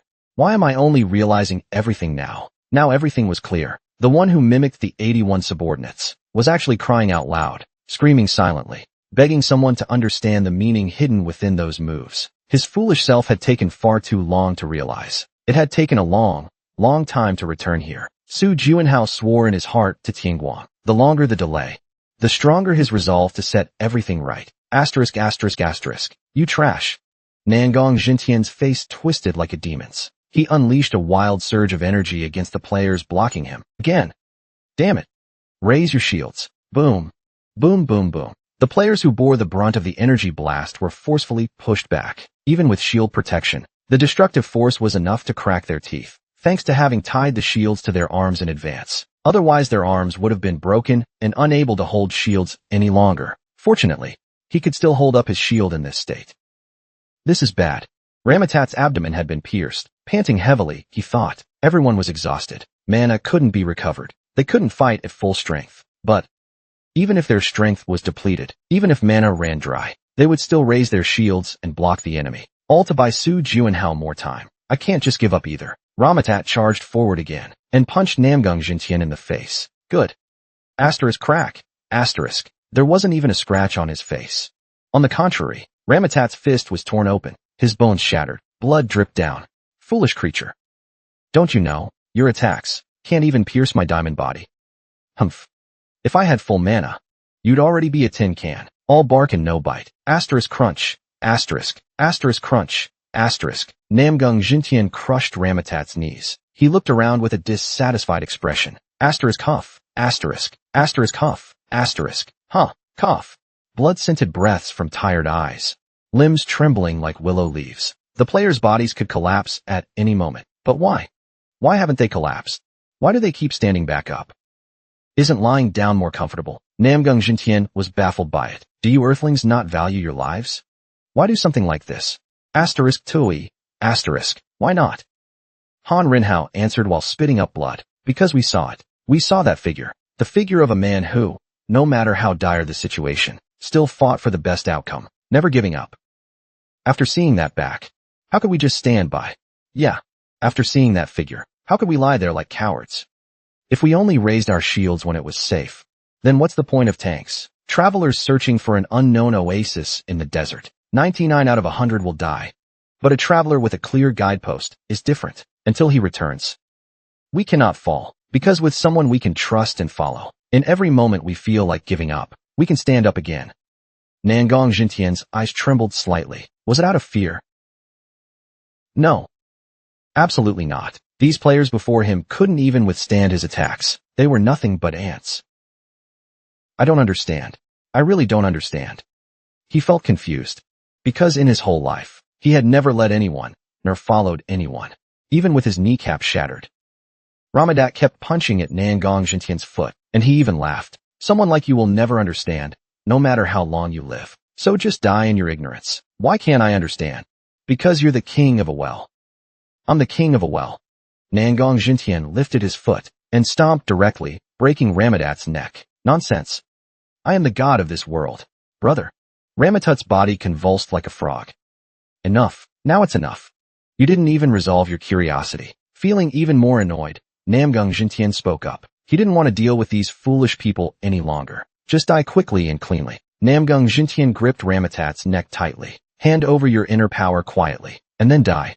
After activating the star-absorbing technique, Ramatat's body began to wither rapidly. Recognize. What loss? Oh.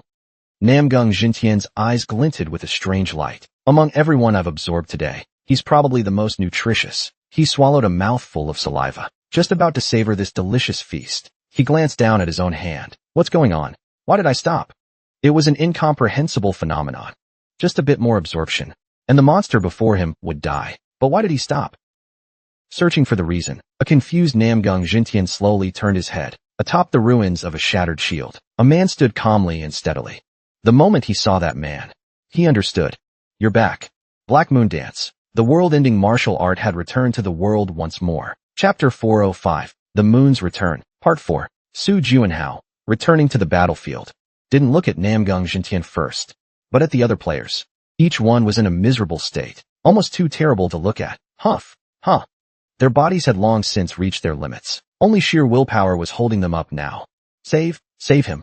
Han Inho, stepping forward to rescue Ramatat, tripped over his own legs. Asterisk thud. Asterisk. Su Juanhao supported his body, trembling. Han Rinhao's arms and legs were trembling violently, especially his left arm holding the shield, which was swollen to twice its normal size. Due to the massive impact, his bones were broken, his blood vessels ruptured. Even so, that purple-blue, swollen hand still gripped the shield handle tightly, refusing to let go, realizing he hadn't fallen.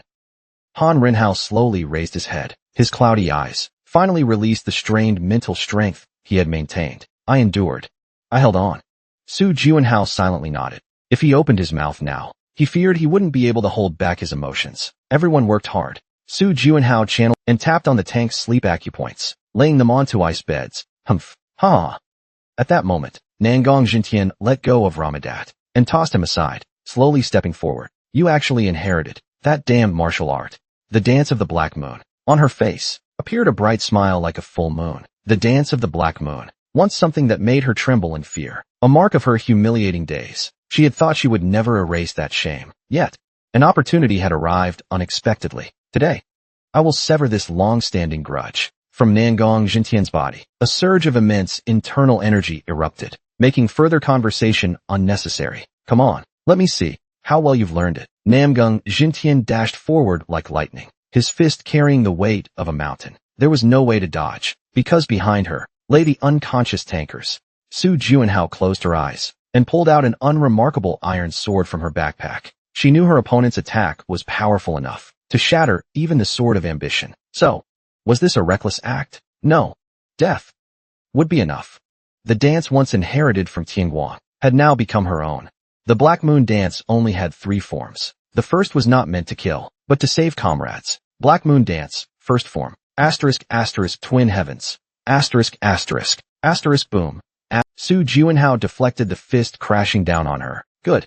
Namgung Jintian unleashed a storm of fists and kicks, relentlessly pressuring Su Juanhao. In the past, when facing a rising dance technique like this, her hands and feet would be in total disarray, forced into a defensive stance. But now, things were different. She moved as though performing a flawless dance, gracefully deflecting every single attack. After a fierce round of attacks, Namgung Jintian felt something was off. The moment I entered that kid's domain, my movements noticeably slowed down. At first, I thought it was an illusion, but now I'm sure of it. You little bastard. So this is the Black Moon dance. Namgung Jintian's face twisted like crumpled paper, because this wasn't the Black Moon dance she once knew. It had changed. Su Juanhao had transformed it into an entirely different dance. Stop. That's not the Black Moon dance. Who decides such things? Su Juanhao lowered his eyes and cast a cold glance at Namgung Jintian. The foundation of the Black Moon dance is to break free from rigid world frameworks. It is a technique that can evolve in countless directions depending on the learner. For example, Su Juanhao infused frost into the first form. More precisely, the power of freezing. The frost descending upon the night sky. What name could fit it better? Namgung Jintian's energy swirled like silk threads, drifting like torn fragments scattered in the early winter frost. Namgung Jintian, who had stopped her attack and stepped back, shuddered slightly. She had launched her full force attack, yet the opponent dissolved it effortlessly without even disrupting their breathing. This is impossible. Even if he learned the Black Moon dance, he was just a novice who had grasped it minutes ago. However, he was not merely mimicking it. He had already incorporated his own unique understanding. As expected, he is the same type as me. A true genius. As Namgung Jintian pondered how to continue the attack, Su Juanhao opened his mouth and said, "Such a pity." Pity? What did he mean? Namgung Jintian couldn't understand the meaning behind his words, nor could she understand why Su Juanhao was gazing at her with such cold, indifferent eyes. I am strong. I am a god, not with such eyes. What Hallen needed was a gaze filled with awe and fear. How dare you look down on me, a mere mortal, daring to belittle someone who had reached the supreme realm? If this is all your strength, then you are unworthy of seeing the third form. With a clang, Su Juanhao swiftly sheathed his iron sword. At the same time, his stance slightly lowered.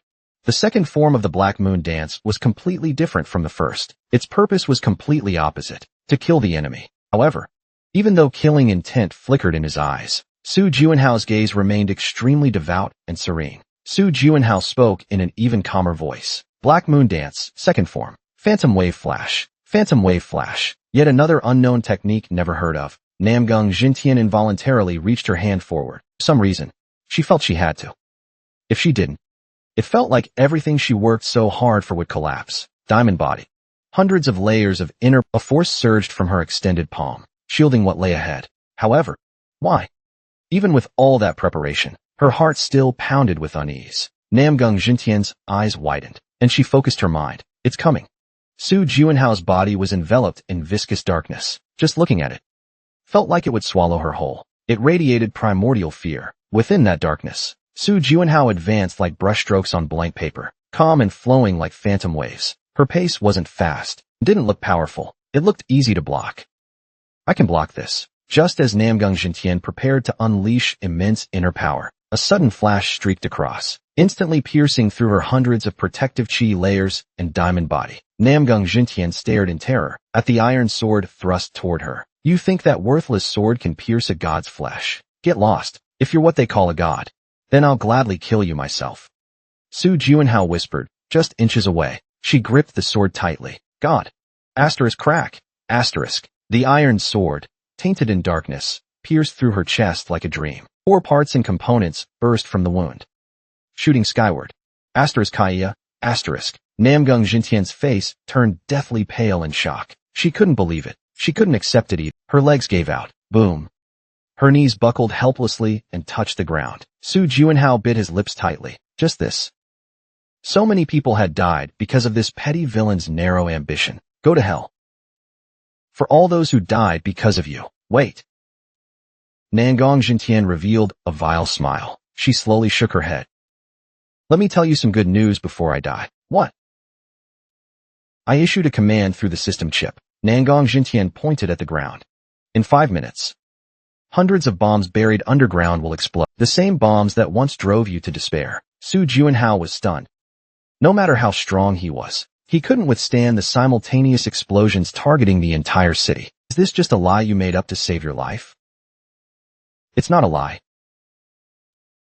I no longer care about my life. Nangong Jintian's eyes were filled with madness. A city that could not make me a god might as well disappear with me. You're insane. Su Juanhao grabbed her collar roughly. Stop it immediately. Huh. Nangong Jintian laughed wildly. She took the system chip out of her head and casually tossed it at Su Juanhao's face. Go unlock it yourself. But only by disabling the final safety lock on the system chip. Can you cancel? This was something Nangong Jintian herself had tried and failed to do over the past 700 years. She let out a cold laugh. If you can't do it, everyone will die with me. Together with me. Looking at her mocking expression, Su Juanhao couldn't resist throwing a punch. Bang!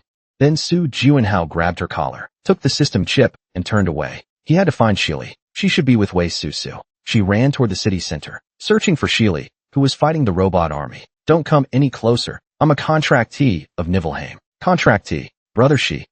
The two kids were shocked to see Nangong Jintian, who Su Juanhao had brought with him. She said she's a god. Not a god. She's a lunatic. Susu, don't use foul language. Got it. Don't hit me. Su Juanhao stepped in front of them and looked around. The situation looked dire. Thousands of robots were unilaterally suppressing the exhausted players. Silly, give me Wei Susu. Here. Silly obediently handed Wei Susu over to Su Juanhao. He inserted the chip into the slot on her head. Feels strange. Brother Shi, what kind of chip is this? It's the system chip of this city. Wei Susu's LED light flickered and shot. A holographic window appeared in front of her. Please enter the system chip password. If the input is incorrect, the system chip will be destroyed.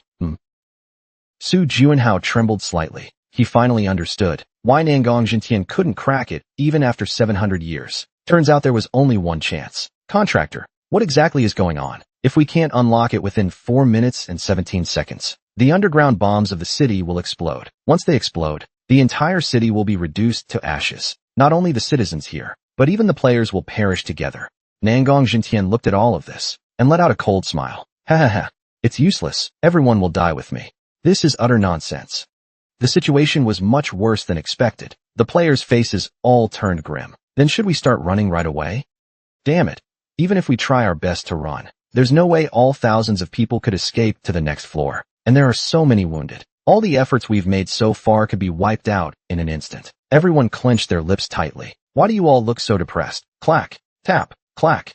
Su Juanhao casually tapped on the holographic keyboard. At the same time, the holographic window flickered with a green glow. Password confirmed. Final administrator change approved. Transfer final administrator rights from the Emperor to player Su Juanhao. Need my help with anything?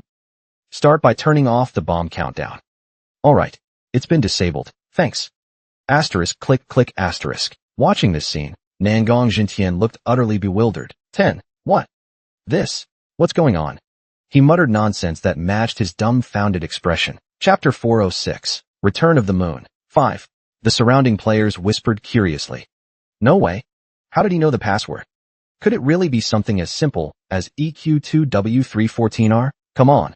That can't be it. If it weren't something like that, even Lord Phantom wouldn't be able to guess it. They were all so curious, while Nangong Jintian spent 700 years trying to find the right answer, and was about to ugh, damn it. When he first saw this green system window, he screamed like a madman. Just to see this screen. He had thought about it for hundreds of years, countless times. He couldn't even calculate how many times. He closed the window, without daring to enter the password, because if he failed, it would all be over. He knew his grand dream would be shattered. So every time, he had to give up. However, Su Juanhao unlocked it effortlessly. Nangong Jintian shouted loudly. What? What's the password exactly? Although the suicide attack failed, none of that mattered anymore. After all, Su Juanhao had already gained imperial authority. A comeback was impossible, and Su Juanhao wouldn't spare him anyway. That no longer mattered either. If he could learn the password, maybe he could finally release the grudge in his heart. Cross the Sanzu River. Su Juanhao gave a cold smile. That smile seemed to say, how about it? With a hint of malicious intent. Contractor, you're not really going to tell him, are you? Shilin crossed her arms, looking displeased. Why be so merciful to him? Just kill him already. Well said. Let him sleep forever. That's not bad either, but Su Juanhao revealed a faint smile. If I'm not mistaken, telling him the password will be much more interesting. More importantly, before that, he snapped his fingers. The system AI asked, do you need my help with anything? Stop all robots currently attacking the players. Understood. Got it. Along with the friendly reply. Rumble rumble. Centered around Su Juanhao, a massive wave spread throughout the city. Asterisk asterisk asterisk. Players, for survival, or to save their companions, exerted the last of their strength, but every desperate swing of their weapons ultimately fell powerless to the ground, because they had exhausted all their strength. Is this the end? Damn it. He didn't even have the strength to hold his weapon. An overwhelming fury surged within him. Even though he'd trained his mental strength hard, he never thought it would still be this fragile. He had fought with everything he had, yet his body wouldn't obey him. The fact that he couldn't keep going nearly drove him insane. Is that why? Come this way, Iron Crowns. Sword Saint Ji Yuzhong looked more dazzling than ever. While everyone else was exhausted, he still swung his sword. Even though the hand gripping his hilt was cracked and bleeding, and sweat drenched his hair, he continued to swing it with unwavering resolve. If only I had done more physical training before, I could be swinging a sword by his side too. I wouldn't have ended up just watching. Being a burden to others is unbearably painful. Players lying on the ground closed their eyes and said, Sword Saint, run while you still can. If you keep fighting like this, you'll die? Ji Yuzhong looked down at his own hand. He really had no strength left. This wasn't how a sword should be held. It should be held tighter, steady as a rock. He knew that perfectly well, but his body wouldn't listen. Damn it. Closing his eyes, the faces of childhood companions floated through his mind. Should I run? He had already done his, and he had told the others to escape. Oomph. After a moment of thought, Ji Yuzhong chuckled softly. He could have asked them to spare him.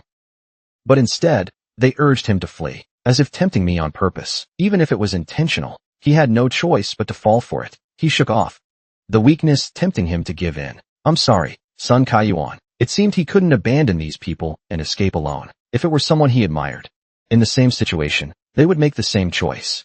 Come on. Ji Yuzhong stared at the robots besieging him and whispered coldly. Crash. The robots surrounding him instantly burst into flames. Why are you still coming? Please, just leave already. Ji Yuzhong looked at the red-haired woman approaching and thought to himself, is she the little girl from the Ghost Guild? Oops, he slipped up, too tired. The thought accidentally escaped his mouth. What? Speaking rudely to someone who came to help? Sorry, I should have kept it to myself. That only made me angrier. This is ridiculous. Gao Shushan narrowed her eyes and glared at him fiercely. Then she turned her head and asked, how much magic do you have left? I've already used it all up. Then, Gao Shuxiao looked around, with a pained expression on her face. What should we do now? I've just exhausted all my magic too. Robots kept appearing from the alleyways, completely surrounding them. For players who had already run out of magic and stamina, this number was simply overwhelming. At that moment, a player suddenly screamed. He collapsed on the ground, clearly needing help. Phil's help was urgently needed. Ji Yuzhong and Gao Shuxiao rushed toward him without hesitation. There's still time to save him. Damn it. Why can't I run faster? Normally they could run much faster. If only they still had stamina, or even just a little bit of magic, then I could have saved him easily. Or if only my legs were a little longer. TCH. The robot raised its sword high. No. Don't do this. Gao Shuxia kept snapping his fingers. However, without mana as fuel, his lighter couldn't even produce a spark. Then, at that moment, the robot about to strike suddenly froze in place. Asterisk click asterisk. Ji Yuzhong caught the beat and kicked the robot's side, panting heavily. He furrowed his brow. Am I seeing things? At the last second, the robot looked like it completely shut down. Asterisk, buzz asterisk. Buzz, what is? Gao Shuxia's trembling voice made him turn around. Asterisk creak asterisk. Asterisk rumble asterisk. Asterisk clang asterisk. Asterisk vrrr asterisk. The robots that had been threatening their lives suddenly started shutting down one by one. Though it felt strange to say it about robots, they really did look like they had died. What just happened? Did we survive? Why did they suddenly stop? Maybe their batteries ran out. Even as the players lying on the ground joked around, none of the robots showed any sign of rebooting, even after 5 minutes, 10 minutes. Only then did relief finally appear on their faces. We really made it. It's like getting another life. Screw this. This game is seriously brutal. To see my son's face again, that's all I could ask for. But who exactly stopped the robots? For some reason, only one person appeared in their minds. Asterisk asterisk asterisk. The wounded lined up in a long queue, supporting each other. Players being carried on stretchers, gathered in small groups. Even though they all looked exhausted and covered in injuries, the smiles on their faces were particularly bright because they were still alive. They could still joke with their companions. They could return to their family's embrace. Su Juanhao silently watched all of this and asked, "Did you ask about the password?" Nangong Jintian suddenly turned his head. "Yes, I did ask." "What exactly is the password?" "Why don't you ask for yourself?" "Ask myself?" A new image appeared before their eyes. The young man Su Juanhao had seen countless times in his memory. The emperor slowly opened his eyes. "You should thank me first. I owe you a favor." "Player." "Not at all." Su Juanhao gently shook his head. This was not a victory achieved by his strength alone. You and the Grand General planted the seed and watered it. Only then could the fruit grow. I merely ate the fruit. Is it really that simple? From what I know, that fruit wasn't just thorny. It was poisonous too, barely edible, though a bit spicy. Is that so? Then that's fine. The emperor smiled faintly and slowly turned his head. He looked at Nangong Jintian and showed a brilliant smile. "Hey, Jintian, you really don't look so good right now. You look like a total wreck." "Oh, sorry. No foul language, right, Emperor?" From the moment the emperor appeared, Nangong Jintian's eyes were bloodshot. He roared in rage. He knew the emperor had become an AI, the management system guarding this city, but because he couldn't crack the chip password, this was his first time facing the emperor directly. "I told you before. Your ambition far exceeds the vessel that contains it. So then, why not settle for a smaller dream? It wasn't just 1 or 2 years, but 700 years, all wasted." "Shut up. If it weren't for you and Tianguang meddling, the system chip would have been mine long ago." "Ha ha ha ha." The emperor burst out laughing. "Oh my, that's hilarious. Right, I'm already dead, clearly." This man became an AI just to mock Nangong Jintian. Shaking with rage, Nangong Jintian was on the verge of losing control. He suppressed his boiling fury and asked, "One last question. What I want to know is, what was the password?" That." The emperor smiled and looked at Su Juanhao. "Player, what was the answer you entered?" "I typed in hope." "Hope? You really are someone with vision. Hope. What a beautiful word. Hope." That was the answer. Nangong Jintian bit his lip and bowed his head deeply. In his password list, there really was the word hope. Because the emperor always said, the new city was the last hope of the Central Plains. Although I never said it explicitly, that was the answer. Nangong Jintian slowly lifted his head. His eyes were full of confusion, unable to understand what was being said. Because the password had no correct answer, Nangong Jintian slowly blinked. He completely couldn't comprehend what he had just heard. What exactly is going on? You said there's no password? Exactly what it sounds like. Then, as long as I enter any word, the system chip will be mine? That's right. Trembling, the muscles on Nangong Jintian's face shook as if in an earthquake. He shook his head frantically, signaling denial. "No, this is a lie. It must be a lie meant to torment me. I've told you many times. Your mind is so narrow, even smaller than a soy sauce bottle cap." The emperor, with eyes that seemed to see through everything, stared at Nangong Jintian. At the corners of his mouth appeared a faint, contemptuous smile. "I know very well, your nature filled with greed." He not only knew his flaws, but also understood his tenacity and cleverness. "If I had set a complicated password, you would have tried everything to find the answer. After all, you're not lacking in brains. So I took advantage of your innate greed. That kind of greed doesn't fade with time. If I told you there was only one chance, with your personality, you wouldn't dare take the risk, submitting an uncertain answer recklessly, and losing the system chip. A greedy person like you would never take that gamble." That prediction was spot on. With that, it was enough. To wait for the seed I planted, to grow strong, and bear fruit. All the emperor needed was to buy time. The contractor? Is the contractor a genius? Did he really foresee all this? Well, to be honest, it wasn't like that at first. Back then, I answered, hope, simply because that word was all.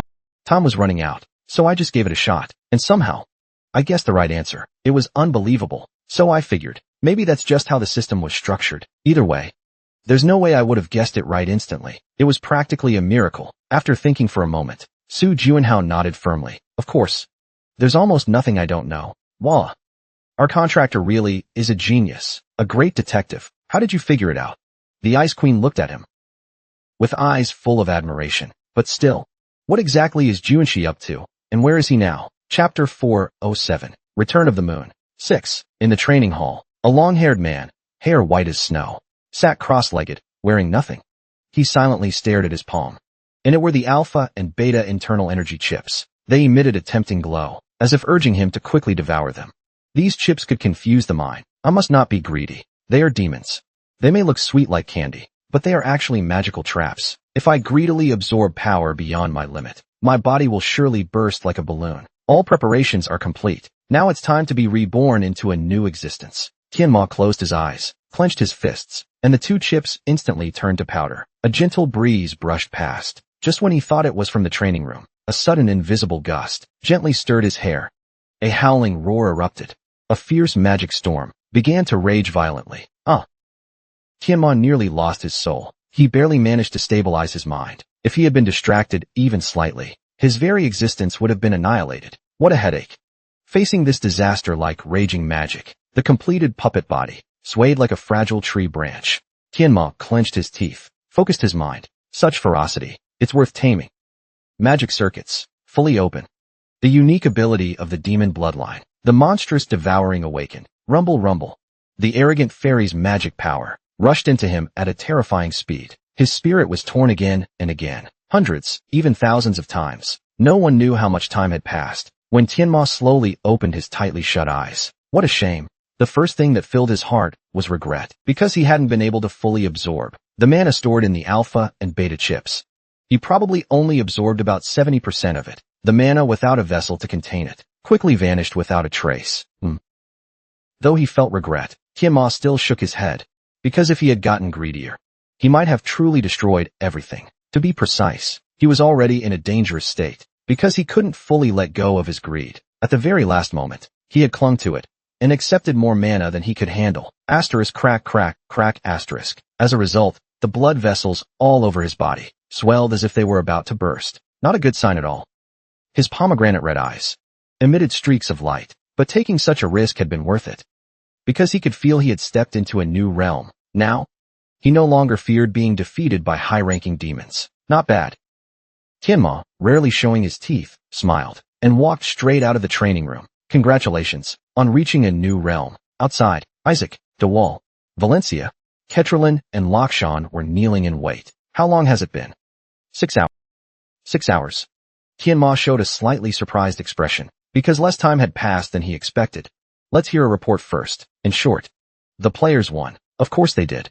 Tianma nodded as if it were only natural. They lost the internal martial chip. Langong Jintian was, at best, only a half-completed product, with the internal energy foundation of 3,000 cycles. Langong Jintian's martial arts were overwhelmingly powerful. After Isaac, Endeavor, took his internal energy chips, he could no longer unleash the same divine power. Although he obtained the Emperor's body and absorbed his subordinates' internal energy, he was ultimately defeated by Phantom.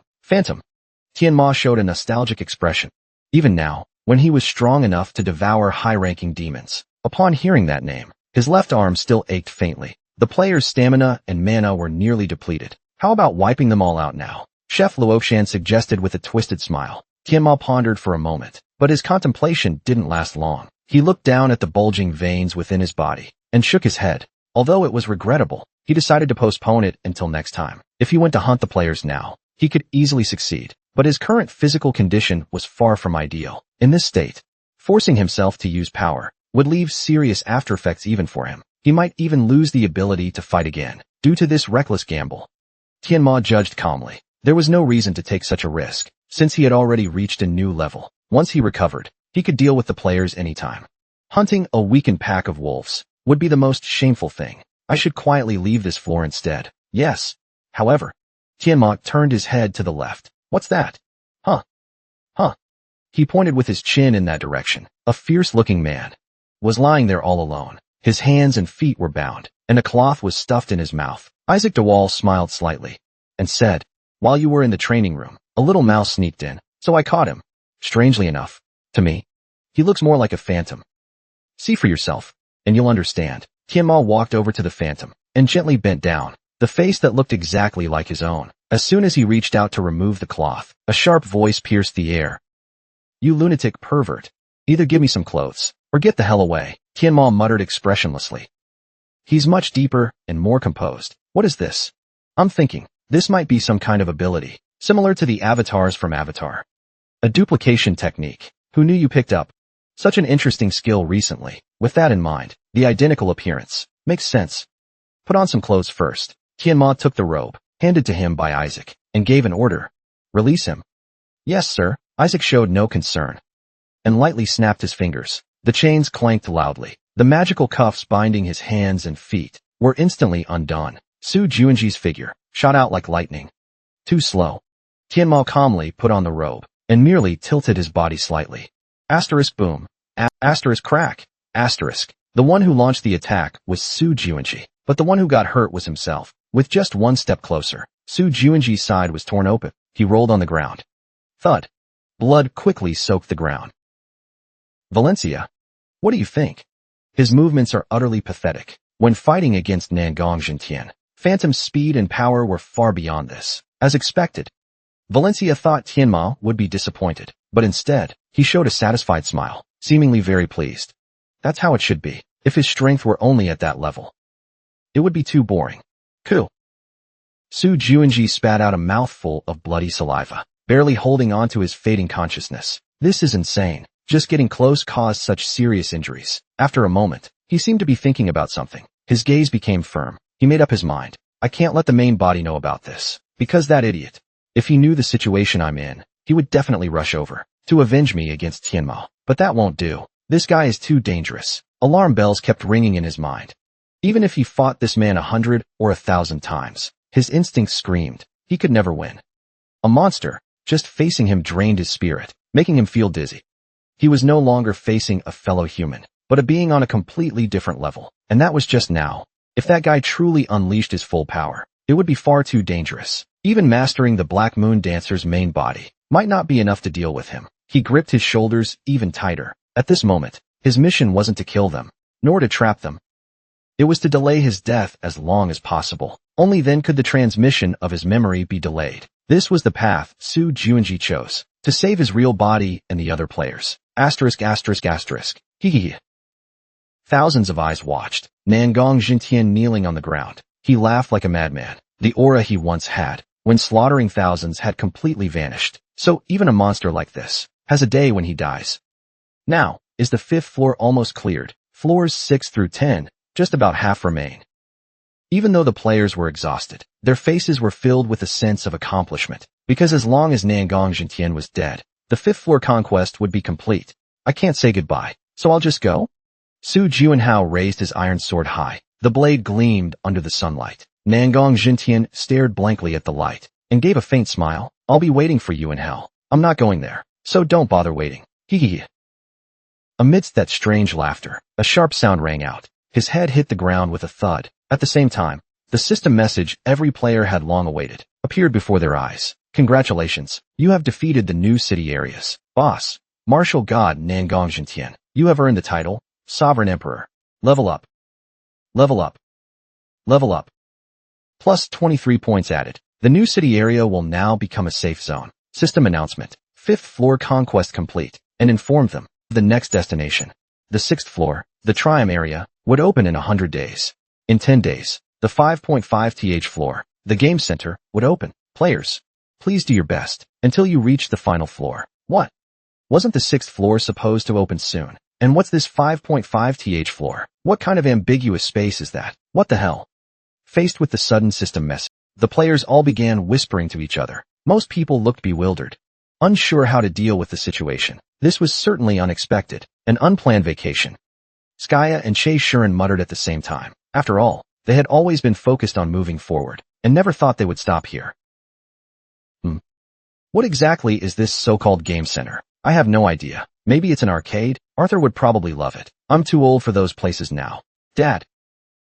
However, the awkward atmosphere didn't last long. The players gathered in small groups, starting to discuss how to spend their unexpected holiday, since the next 10 days were now free. It was a good chance to do things they usually had no time for. I'm planning to take my family on a trip. Actually, my wife and daughter have been secretly hoping for this. That's nice. Speaking of which, I should take the chance to visit my parents too. Skaya quietly watched everything from the side and spoke to the others. There was a magic spell I'd been wanting to study in depth. Now's the perfect time. A rare vacation. Everyone should plan it out properly. As each of the companions began making plans, Cha Shirun asked, Mr. Juanhao, have you made any arrangements yet? Do you want me to help book a flight or hotel? Su Juanhao thought for a moment and shook his head. He had no idea what to do at all. I'll have to think about it. The exhausted players began planning their vacations, with smiles of joy on their faces. Seeing this scene, even those just watching felt their hearts lifted. A soft smile crept onto Su Juanhao's lips as well. Memories slowly surged into his mind. Memories that were both his, not his. Are these Juanshi's memories? Su Juanhao, who had been accepting the new information without resistance, suddenly stiffened. The clone. You really picked up an interesting skill lately. How could I not recognize it? How could I possibly not recognize it? The moment he heard the voice, he instinctively realized. Tianmo. That guy is right here. Su Juanhao's gaze trembled slightly. Chapter 408. Remember Death. Part 1. Through Juanshi's memories, Su Juanhao learned 3 important facts. First, Tianmo is here in this place. Second, Tianmo absorbed 2 internal martial chips and reached a new realm. Lastly, that guy's physical condition isn't looking good, which is why Tianmo didn't choose to fight the exhausted players, but instead, because his greed during the absorption process it caused his physical condition to become unstable. The problem was, Juanshi also knew all of this, yet until the moment of his death, he never revealed a word to Su Juanhao. Perhaps there was only one reason. That kid weighed the pros and cons, and concluded that Su Juanhao currently could not defeat Tianmo. That was Su Juanshi's judgment. He closed his eyes, calmly analyzing the current situation. Tianmo's group currently numbered 9,300 people. In addition, there was the chef, plus the gathered miners, adding up to several hundred more. And the players? Although there were thousands of them, they had already reached their limits. Continuous battles had exhausted their stamina, mana, and mental strength. They couldn't ask for help, saying that here was no different from begging the enemy to kill them outright. What about himself, who was still relatively fine? Su Juanhao simulated countless scenarios in his mind. In the end, he shook his head. Even for me, it would be difficult. Isaac, Dever, Valencia, Cotrine, and Tianmo. It could be said, none of them were weaklings. They were all top experts in their respective fields. The future seemed bleak. There was no way out. This made Su Juanhao feel extremely stifled. He knew he couldn't just leave things as they were, but he also knew there were no options. His shoulders slumped helplessly. I'll have to let them go.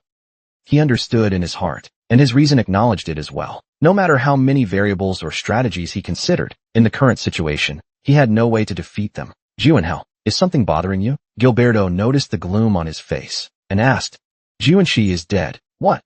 No way. What happened? Su Juanhao said the name, Tianmo, with a serious expression. The air instantly froze. Everyone's faces went pale. Their lips trembled slightly. To suddenly mention Tianmo, in a situation like this, if that guy showed up with his subordinates, they'd be completely wiped out. Don't worry. It seems he's not in good shape either. He appears to be avoiding battle. Phew. I thought we were done for. My hands are all sweaty. If they know our condition, and still chose to retreat, it means their situation isn't great either. Ramadad, worried that Su Juanhao might act recklessly, patted him on the shoulder. Hey, I know exactly what you're thinking, but you can't do it alone. Got it? Yeah, I understand. There's a fine line between courage and recklessness. If you can't tell them apart, you won't survive long in the player world. At that moment, the Emperor, who had been silent, spoke. That Tianmo is currently moving with his subordinates through the elevator. You can even see that?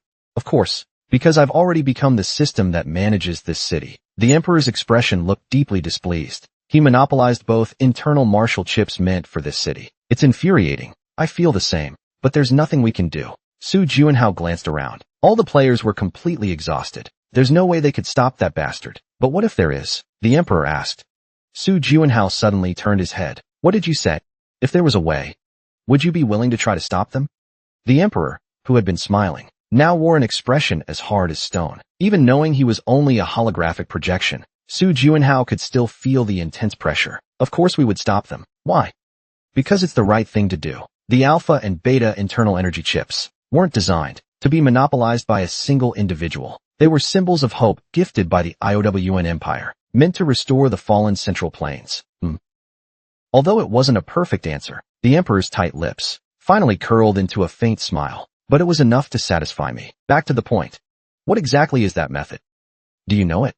Even though Nangong Jintian was a big fool, there was one thing he understood very well. What did Nangong Jintian understand? Seeing my questioning The emperor shrugged slightly. Didn't he always say it? If you could completely control the system chip in this city, you would be called a god. Wasn't that just a metaphor?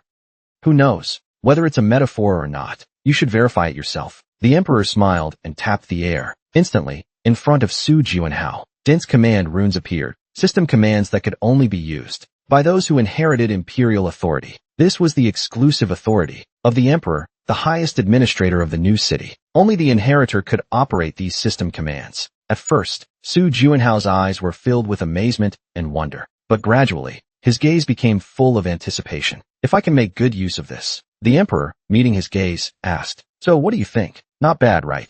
Of course.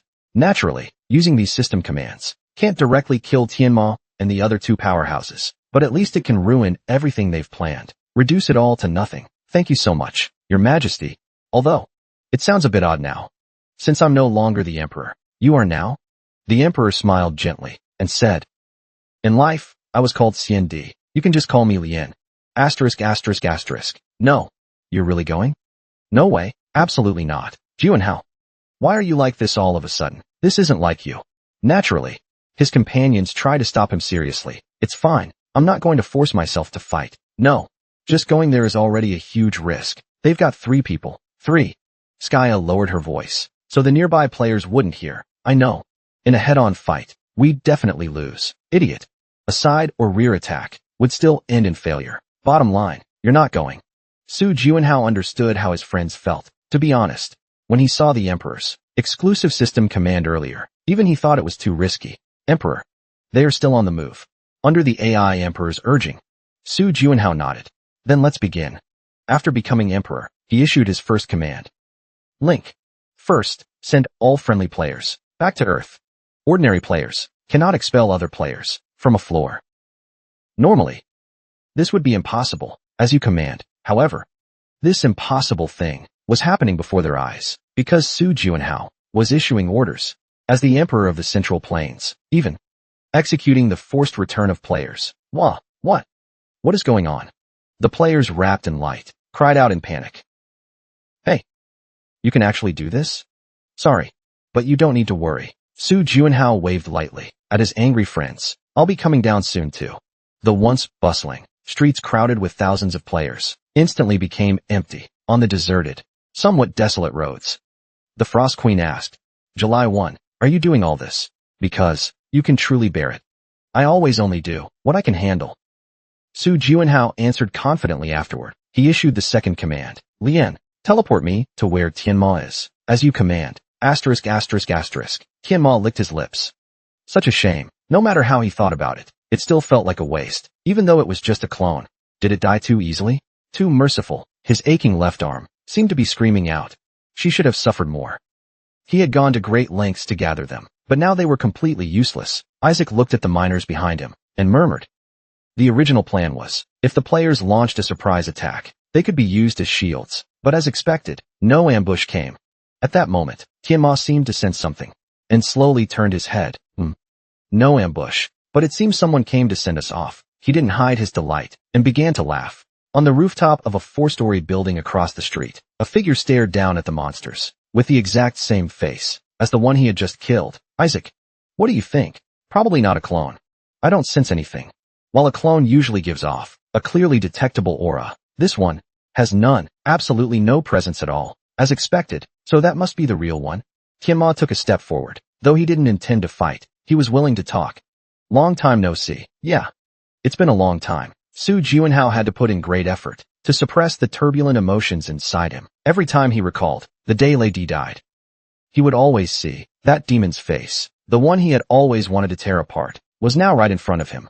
Su Jianhao closed his eyes. If he kept staring at this guy, his chaotic emotions might ruin his plan. Anyway, this time, he must send him to hell. That would not change. The only thing was not to let him die too easily. Tianma said. Just now, I killed someone who looked exactly like you. Yeah, I know about that too. One hand, one leg.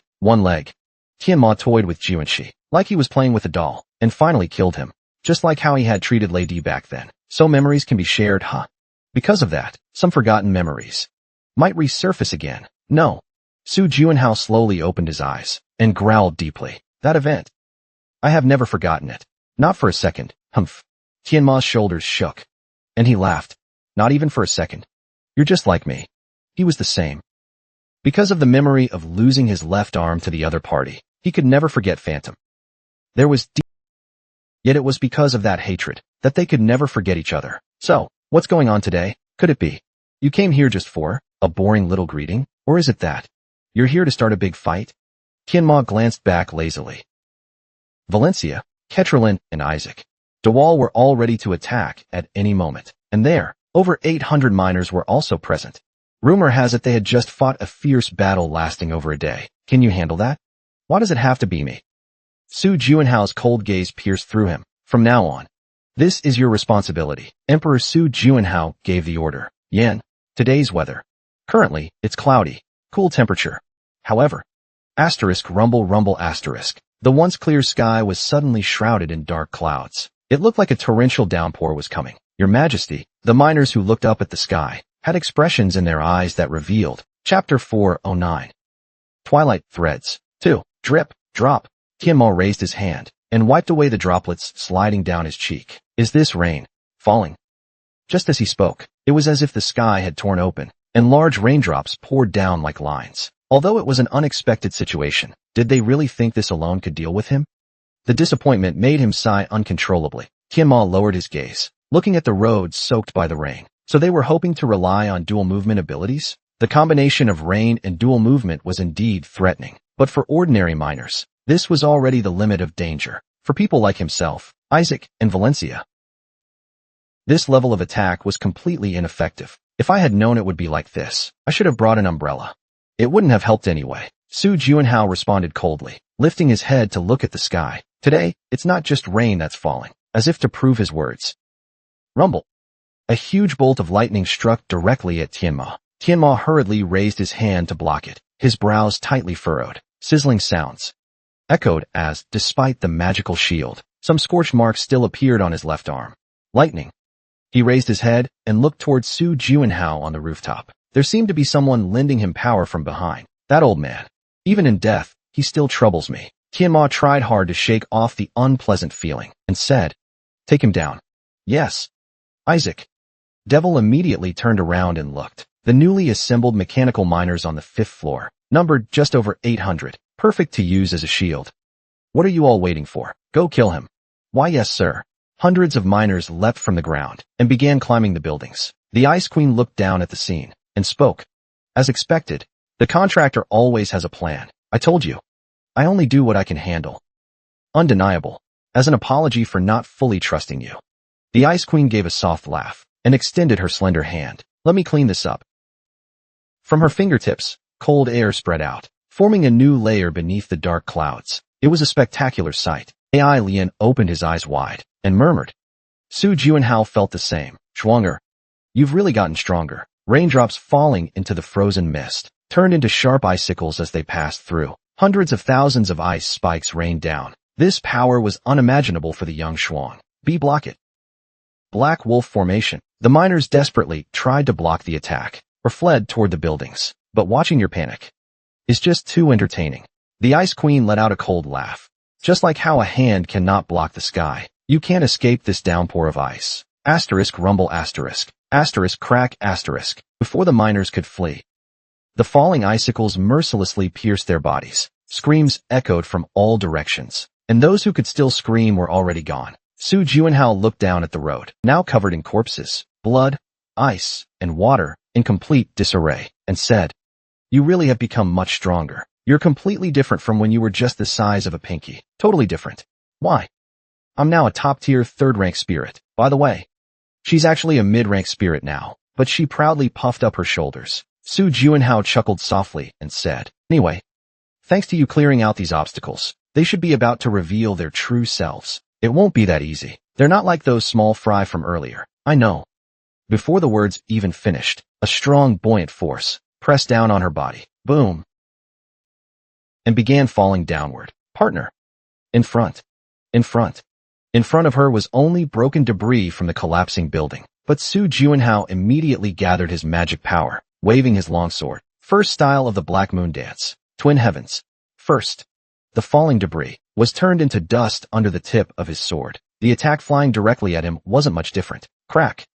Although it was a heavy attack, it failed to break through her defense, and was instead bounced back. However, although she countered from the front, the enemy clearly hadn't expected her to retaliate, because at that moment, she was falling under gravity, plunging downward. Without wings, it would have been impossible to change direction midair here, but she was Su Juanhao, someone who possessed dual movement abilities, and it just so happened to be raining, which meant only. The impossible was not entirely impossible. Pillars of ice rose from the ground, supporting her feet. Her direction of movement suddenly turned 90 degrees. Su Juanhao charged for Black Moon Dance, second form, Wandering Flash, asterisk crack, he weaved forward through the ruins, continuing to advance. Just as the blade was about to pierce a terrified woman's eye, Su Juanhao was struck by something and sent crashing into a nearby building. Lady Shinya, don't let your guard down. That enemy is a phantom, the one hunting miners. Valencia's eyes turned cold as she quickly stepped back. If not for Isaac's help, that pitch-black eyeball might have pierced straight through her brain. Ugh. Su Juanhao spat out blood, struggled to stand, and glared at them. Valencia, Ketralin, you both lack real combat experience, but your movements are decent. Compared to that, Isaac, DeWall is a real headache. He's quite seasoned. In any case, those two work really well together. Contractor, maybe it's time to retreat. If Tianma joins the fight too. No, that guy won't join. Su Juanhao said firmly. In fact, while they were fighting, lightning struck relentlessly from the sky. Asterisk boom asterisk crack asterisk. Dozens of bolts of lightning chased relentlessly after a single target. Tianma struggled to fend off the strikes, appearing flustered. Blocking them wasn't hard in itself, but because of lightning's nature, even blocked strikes would accumulate damage. This was bad. Asterisk crack asterisk crack asterisk. The impact force kept building up. The veins in his arms seemed ready to burst at any moment, swelling unnaturally. Just a little more force, and they might collapse. The body balance he had barely maintained. Once it broke, he would surely suffer a major blow requiring months of recovery. Phantom. After staring at him for a moment, Tianma spoke. Isaac, you'll handle the phantom alone for now. Yes. Valencia, block the lightning for me. Got it. Tianma planned to leave this place under their protection. He didn't want to be tangled forever in attacks he couldn't counter. Contractor, what should we do now? It's simple. Su Juanhao's eyes sharpened like those of a hunter, fixing tightly onto Isaac. Now that Valencia had left, the balance of the battlefield had clearly shifted. How terrifying. Isaac was overwhelmed by the aura Su Juanhao released, and fell into a momentary daze. To capture that monster, rather than launching a clumsy attack, it was better to adopt a solid defense. Dozens of magic circles formed in midair like iron walls. These magic circles blocked all paths leading to Tianma, creating an impenetrable defensive formation. It was a shackle, set up to trap the one and only monster. The phantom, I'm sorry, but you can't move forward any further. Oh. Su Juanhao gazed at Tianma, who had reached near the elevator. His steps remained calm and unhurried, as if he had no doubt about leaving this place safely. Humph. Su Juanhao suddenly chuckled, his eyes sparkling with light, as if he had been waiting for this moment for a long time. Face. Right here. What is the biggest difference between miners and players? It's that miners can't suppress the killing impulse caused by absorbing demon blood. So does the system treat miners and players as different beings? Impossible. Su Juanhao shook his head. The second-floor administrator, Leiji, once said, sorry. Administrators do not interfere with player matters. Or rather, they cannot interfere. Therefore, he also mentioned that miners can normally use the administrator's shop, because they're treated as players. Which means, from the system's perspective, there's no difference between players and miners. So a new question arises. If the Emperor of the fifth floor, his current self, has the authority to then, can he also expel miners to lower floors? Let's give it a try. Su Juanhao looked at Isaac before him, and said, Lien, expel everyone from this city, except for Tianma and me. Understood, Your Majesty. Huh? What? At that moment, Isaac's eyes widened like lanterns. Beams of light from the sky enveloped 3 miners. Isaac, DeWall, Valencia, Ketralin, and lastly, the chef, Bingwa. When the 3 demons vanished without a trace, Tianma suddenly looked up, his face filled with surprise. Asterisk rumble asterisk. The lightning that Valencia had been struggling to block returned to their original target. Tianma struggled to fend off the bolts. They ran fast, They should have done this sooner. Contractor, are you just going to watch? Surely not. Su Juanhao shook his head and looked at Lian. Lian, you said Nangong Jintian buried a massive bomb under the city, right? Right. That's no exaggeration. The reality is even more terrifying. Let's detonate one. Where? In front of the elevator should be good. With a slight smirk at the corner of his lips, Su Juanhao watched as Tianma, dispersing the lightning around him, walked to the elevator and directly pressed the button. Bang! Rumble, rumble, rumble, accompanied by a thunderous roar even louder than lightning. Tianma and the elevator began falling. Due to the shock from the underground explosion, the entire area's foundation was completely destroyed. A trap. Tianma panicked, reaching out blindly to grab onto something, but falling together like this. These actions were completely useless. He had been tricked. Tianma felt a wave of dizziness. He gripped the elevator tightly, releasing his demonic energy, trying to burst upward. Crash. Just as he was drenched by the heavy rain and was about to grab the elevator door handle again, the world suddenly went pitch black. A low voice whispered softly in his ear. Black Moon Dance. Final secret technique. Secret art. Black Moon. Black Moon. The darkness that devours the world enveloped everything. Tianma's mind roared in alarm. This attack, if he couldn't block it, it would be extremely dangerous. This realization ultimately became the miracle that pulled his rumble. A terrifying surge of demonic energy erupted from Tianma. Whoa! He actually blocked it. Power strong enough to block the final move of Black Moon Dance with ease. Even though his finishing blow was blocked, Su Juanhao wasn't disappointed. On the contrary, a faint, satisfied smile appeared on his face, as if encouraging his opponent to go even further. You?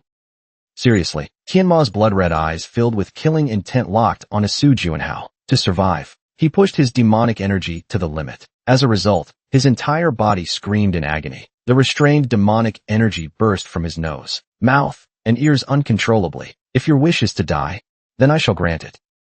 Although he didn't want to end things in such a mediocre way, Tianma decided to kill Su Juanhao in one go, because he had no patience for games. But wouldn't that be unfair to him? Su Juanhao was holding the iron sword caught by Tianma, slowly falling toward the city. I don't want to fight you.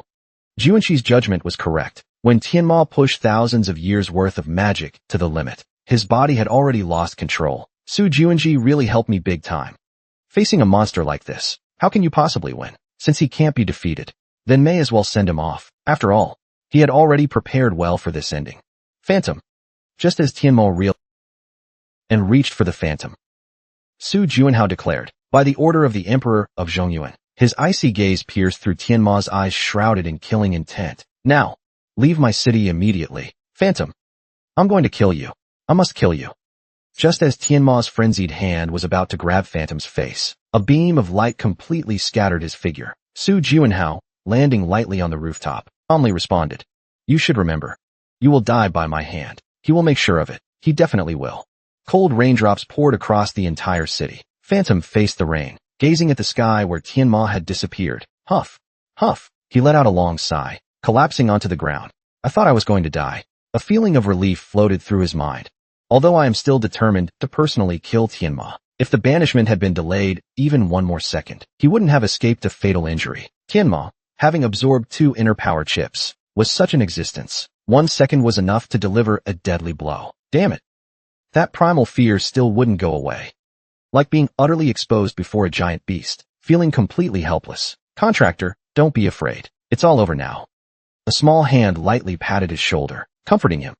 Su Juanhao, suppressing his trembling body, replied, it's because of the rain. My body temperature dropped, that's all. Yeah. What did I say again? He laughed as if he understood everything. Su Juanhao brushed aside his rain and sweat-soaked hair, and said, Lian, let this damned rain stop already. I'm freezing to death here. If that's the case, then let me show you my brilliant sunshine. As if the world was rewinding, the dark clouds instantly cleared away, and the warm sun rose again. Su Juanhao wrung out his drenched clothes, and Lian said, Your Majesty, your decision regarding Tianma was truly brilliant. I know. Su Juanhao also nodded in agreement. Others might not realize it, but just now, he truly had 2 options in front of him. One was to follow the original plan, to banish Isaac, Hitlerin, and the chef, and further deteriorate Tianma's state. The other was to expel the heavenly demon himself, and sever all of his claws. At the crossroads of choice, Su Juanhao chose to launch a deadly blow directly at the heavenly demon. And it turned out to be the right choice. Shuangshua said. If the heavenly demon had fully stabilized that power, no one would have been able to stop him. Yes, that's true. Perhaps his trembling body was because of that very reason, because even the slightest misstep could have ended everything. But look, Your Majesty, even raising his head to look at the sky after the dark clouds cleared, what appeared there wasn't just the Rainbow Bridge. There were probably already 2,500 streams. Flowing high along the rainbow was a massive Milky Way. Milky Way, undoubtedly formed by an immense magical power. All of it was stripped from the heavenly demon by His Majesty. Su Juanhao finally allowed a faint smile to emerge. Imagining how furious the heavenly demon must be now without his power, he felt deeply satisfied. But it's truly unfortunate. AI Lian couldn't hide the sorrow in her expression. If this internal energy disappears just like that, the city's basic infrastructure can't be maintained. Disappear? Why would it disappear? Seems like you don't know yet, Lian Huanhuan explained. Internal energy and magical power naturally tend to return to their origin. Previously, the fish law and beta chip set their destination. But now, both have already been destroyed. And as everyone knows, this internal energy originated from the Aeon Empire, which means magical power with no designated return will go back to its original home, the Aeon Empire. What does it mean that the infrastructure can't be maintained? It means exactly that. Communication, transportation, production. This city originally depended on internal energy as its resource. In other words, it can no longer be sustained. It would mean the death of the city. The people would have no food to find. They would be plunged into darkness. Even moving between districts would become difficult. Then, can't we just use the magic floating in the air to recreate the chips? Faced with this question, Lian smiled bitterly and shook her head. Inner force is like the wind. It was never something meant for humans, but a force of nature itself. It is an existence that cannot be captured. Only the Aeon Empire had technology strong enough to make it possible. Until now, we've merely been borrowing the Aeon Empire's advanced technology to store inner force in chips. In reality, magic power is a type of energy that cannot stay fixed in one place to be used as a resource. Then, Su Juanhao and Shirley's faces turned grim. The city had already been devastated because of Nangong Jintian, and now, they didn't even have enough magic to maintain basic infrastructure. The residents would have no choice but to seek a new home, abandoning their home planet. Abandoning their home planet. What would that feel like? The three of them silently gazed up at the galaxy made of magic. Time ticked by. 5 minutes, 10 minutes, 30 minutes. Weren't they supposed to scatter quickly? But they remained tightly clumped together, like cotton candy. It really is strange. Lian tilted her head in thought. Those inner force cores, having lost their center, should have dispersed long ago. Why are they still holding together like this? If they just stay obediently like that, we maybe use them somehow. Your Majesty, even so, they're floating higher than the clouds. How could we possibly use them? I see. If only they were a little lower, it would be perfect. As soon as Hua Yin landed, the magical power quickly sank downward. They can descend directly like that? My God, how is that possible? What exactly is going on? Lian opened her mouth wide in shock. The usually silent intuition spoke up at that moment. Partner, this is just my personal opinion. After hearing intuition's words, Su Juanhao smiled slightly. You have a point. If this is true, then the effect is truly incredible. What's the harm? The two whispered for a while. The Ice Queen, looking slightly displeased, crossed her arms and asked, "What are you two talking about that's so interesting, leaving me out of it?" Not at all. Listen. Intuition thinks it might be because of my ability. Your contract ability? The Ice Queen asked, eyes wide open. That's right. Do you remember the title I got during the 4th floor conquest? The Endurer and Benefactor of the World Tree. Exactly. Intuition thinks it's because of the title Benefactor of the World Tree. The effect of that title really is quite simple. Benefactor of the World Tree. Rank S. Description. Granted to those who have aided the World Tree. Effect. Nature will naturally stand on your side. That does sound reasonable. There's no harm in doing an You think so too? When Shuangshua said that, Su Juanhao shrugged and nodded. Don't get your hopes up. A being that blindly follows nature. Su Juanhao quietly extended his hand and said, "Come a little closer." Swoosh. A surge of immense magical power, like a dog chasing its own tail. It approached affectionately, making it impossible to deny. This was real. All of this was thanks to the Benefactor of the World Tree title. Asterisk asterisk asterisk. Su Juanhao put on his dried clothes again, thinking to himself. The World Tree's Benefactor. To be honest, I thought that title was pretty useless. I never expected it to hide such immense power. This is practically a supernatural phenomenon beyond human capability. Looks like I need to study it further. But that's for later.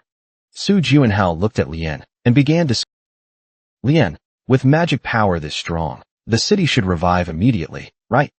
Haha, of course, no problem. Lien laughed with an incredulous smile, looking at Su Juanhao, as if he were some strange person. It seems the heavens have not forsaken this land. Otherwise, how could such a miraculous person have been sent as the new emperor? Don't flatter yourself too much. Flatter? What does that mean? It means praising too highly. Praising too highly? What does that even mean? As the silly conversation drifted further off topic, Su Juanhao gazed at the ruined city and spoke. Lien, at your command. First, let's start by restoring the city. How much of it should be restored? Su Juanhao replied simply, all of it. Every facility damaged during the war must be repaired. Your Majesty, that's quite a demanding request. Is it not possible? Lien shrugged and said, I never said it wasn't possible. At the same time, System AI Lien rapidly tapped on the holographic window. Time in the city seemed to rewind to the previous day. Collapsed buildings gradually returned to their original form. The repair work might still take a few more days to complete. Lien turned and asked, so what do you plan to do now? That's indeed a question. Originally, he planned to return to Earth for a few days of rest. But after witnessing the heavenly demon's unbelievable power, he could no longer stand idly by. I need to find a way to increase my power. In order to suppress the power of the heavenly demon, ways to increase power. There are a few possibilities, Lien said thoughtfully. But with the current state of Zhongyuan, those ideas are nothing but fantasies. What do you mean by that? This place used to be frequently visited by imperial and noble ships. They used to come and go often. But ever since the toxic gas spread across the planet, it became a desolate and forgotten place. If this planet could be restored to what it once was, I could recommend several ways to enhance strength, she muttered to herself, hoping the toxic gas would miraculously disappear. But nothing had changed. It seems that even the benefactor of the world tree can't solve this problem. How can we eliminate this toxic gas? According to the scan results from System AI, certain areas on this planet have gas leaks, but without exception, those areas are infested with monsters mutated by the gas. Upon hearing that, Su Juanhao's mind began to race. The fifth floor's mission, wasn't it supposed to end after killing Nangang Jintian? If what Lien said is true, then it's not over yet. This will be a huge opportunity. While developing a new city, it's also a great chance for me to greatly enhance my strength. No matter how strong it is, it's still just one person. This war made him realize deeply. This harsh reality. He alone could not traverse the entire planet to clear out all the poison gas. Although not completely, the efficiency would be terribly low. But what if they leveraged the power of the players? Thousands of players acting simultaneously across the planet. The time required would be drastically shortened. Hearing this idea, Lien showed concern. That is a good idea. But would they really be willing to help us? They won't be willing to help. Even the players who came to save us wouldn't want things to turn out like this. That's why we can't make them feel like they're providing help. Shuanglu nodded in satisfaction. It seems the contractor can now act like a proper monarch. Wait, what does that mean? Receiving help without letting them feel like they're helping us. Lien, unfamiliar with player habits, widened her eyes. Players are generally very calculating. Their basic principle is, if they offer help, they expect a return. Therefore, we just need to satisfy their needs. After all, the 6th floor will open in 100 days. However, the entry conditions for it are quite harsh. The maximum level limit for players in Triumph will be raised from level 250, and the minimum level required to enter Triumph will be level 200. Level 200. Even among the current top players, those who have reached that level are extremely few. Moreover, the frontier area with the previous cap of level 120 had only been cleared a few months ago. Players need a place to level up. Only then can we reach the 6th floor. So, it would be great to provide such a place. Prioritize players who come to rescue us, and make it free. Players are always eager for new hunting grounds. As long as the conditions are right, they have no reason not to hunt on the 5th floor. Indeed. After hearing this, Lien nodded. However, the monster levels they want, and the monster levels on this planet, may not match. You hit the nail on the head. As expected, your insight is sharp. Therefore, what we need to do now is investigate in advance. Su Juanhao smiled faintly. If the monster levels aren't too low, the 5th floor, new city will become the front line for top players' activities. In this process, players' needs for food, lodging, and all supplies will naturally flow into Su Juanhao's pockets. Chapter 411. City Preparation, Part 2. Oh, so it's here. Lian walked into the Tianlong armory of the Wulin Alliance, lightly tapping and pointing at something. What's that? An oxygen filter. Wear it, and you won't have trouble breathing outside the city. Impressive. The egg-shaped filter fits perfectly over the mouth. With just one of these, you can last up to 8 hours. Pretty amazing, right? Not bad. Can it be mass-produced? Absolutely. We also need to give the citizens some work anyway. Exactly. As long as we have the manpower, money is not a problem. Su Juanhao glanced around the interior of the Tianlong armory and spoke softly. It was piled high with all kinds of weapons, armor, and even mountains of new prosthetic limbs. You can see all these weapons, right? Anyway, they all belong to me now. Yeah. Besides, my ambition sword is broken. I need a new sword. Su Juanhao's heart stirred slightly. He carefully scanned the surrounding weapons again, but couldn't find a satisfactory black sword. The quality wasn't bad, but somehow, none of them particularly attracted him. Can't you just pick one randomly? Forget it. It's not that urgent anyway. Besides, with the white knight armor, he didn't need any extra defense gear, and a sword wasn't urgently needed either. Moreover, besides swords, there were a few other usable weapons too. Speaking of which, the weapons Phantom used back in the day were still around. They might not be legendary weapons, but as weapons, they were more than good enough. Your Majesty, when will the preliminary exploration begin? Let's organize things first. Sitting on a wooden chair, Su Juanhao began sorting through the items acquired from the 5th floor. They had finally captured Nangong Jintian, but didn't get a core. That was indeed unusual. From the 1st to the 4th floor, every time they defeated a floor boss, a core would drop. If there was any difference this time, it was probably because the guy was a mechanical body. After all, he wasn't a living creature, so it was impossible to have a core inside. Still, he did obtain a new title, Emperor's Dignity. Level. Content. An emperor must always maintain majesty, no matter the time or place. Effect. Can enhance an all-encompassing imperial aura. Su Juanhao looked at it as if it were a bottle of milk with only 8 minutes left before expiring. He repeatedly read the effect. Imperial aura, huh? It's a bit vague. Following Arthur's suggestion, he immediately tested the skill. Schwanger, I don't feel any different, do I? No, something seems different. Schwanger furrowed her brows, then said, try retracting that ability first. When Su Juanhao withdrew the aura, he let out a long breath. Wow. You've mastered another terrifying ability. Back then, we had to work tirelessly just to gain a sliver of insignificant power. Yeah, Chan Bai, Senior. So what exactly changed? Aura. Contractor. The Frost Queen replied expressionlessly. Aura. Yes. Just now I felt like I was facing an irresistible, immense presence. Su Juanhao knew better than anyone how strong his pride was. Even he felt it was irresistible. So what does that mean? This is truly an extraordinary ability. In terms of aura alone, even the heavenly demon just now was less intimidating than the contractor. Oh. Su Juanhao's eyes lit up. It looks like I've acquired a truly remarkable weapon. Some might think the Emperor's Dignity title is useless, but for Su Juanhao, or players at his level, they would never think that. This is an ability that money can't buy. Since ancient times, regardless of the nation, strong warriors have gone to great lengths to boost their aura. They would wear necklaces made of enemy ears, embed bones into their helmets, or smear fresh blood over their faces, all to crush the opponent's spirit with overwhelming presence, to instill fear. But now, gaining a power far beyond that so easily was simply unbelievable. Of course, this ability isn't omnipotent. It's a double-edged sword. If recklessly used against an opponent stronger than oneself and discovered, the consequences would be disastrous. Status screen. Su Juanhao. Level 238. Title. Bringer of Spring. Plus 8 others. Strength 757. Stamina 768. Speed 774. Magic power 800. His level on the 5th floor had increased by a staggering 42 levels. This was because he had slaughtered countless enemies and monopolized all of Nangong Jintian's experience points. If he had obtained Nangong Jintian's core here, it would have been the icing on the cake.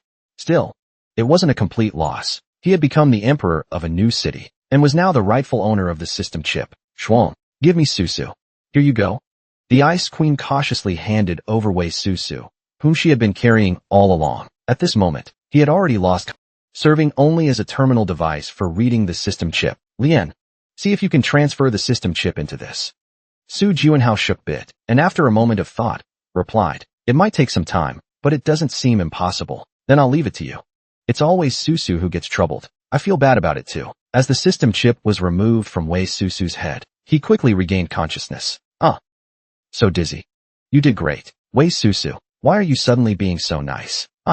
I don't have any money. Su Juanhao gently patted him, who was acting like a wary stray cat. It's all over now. I'll clean up this planet, and make sure you safely return to your body. Not bad. Once you're back in your body, I'll give you a proper position.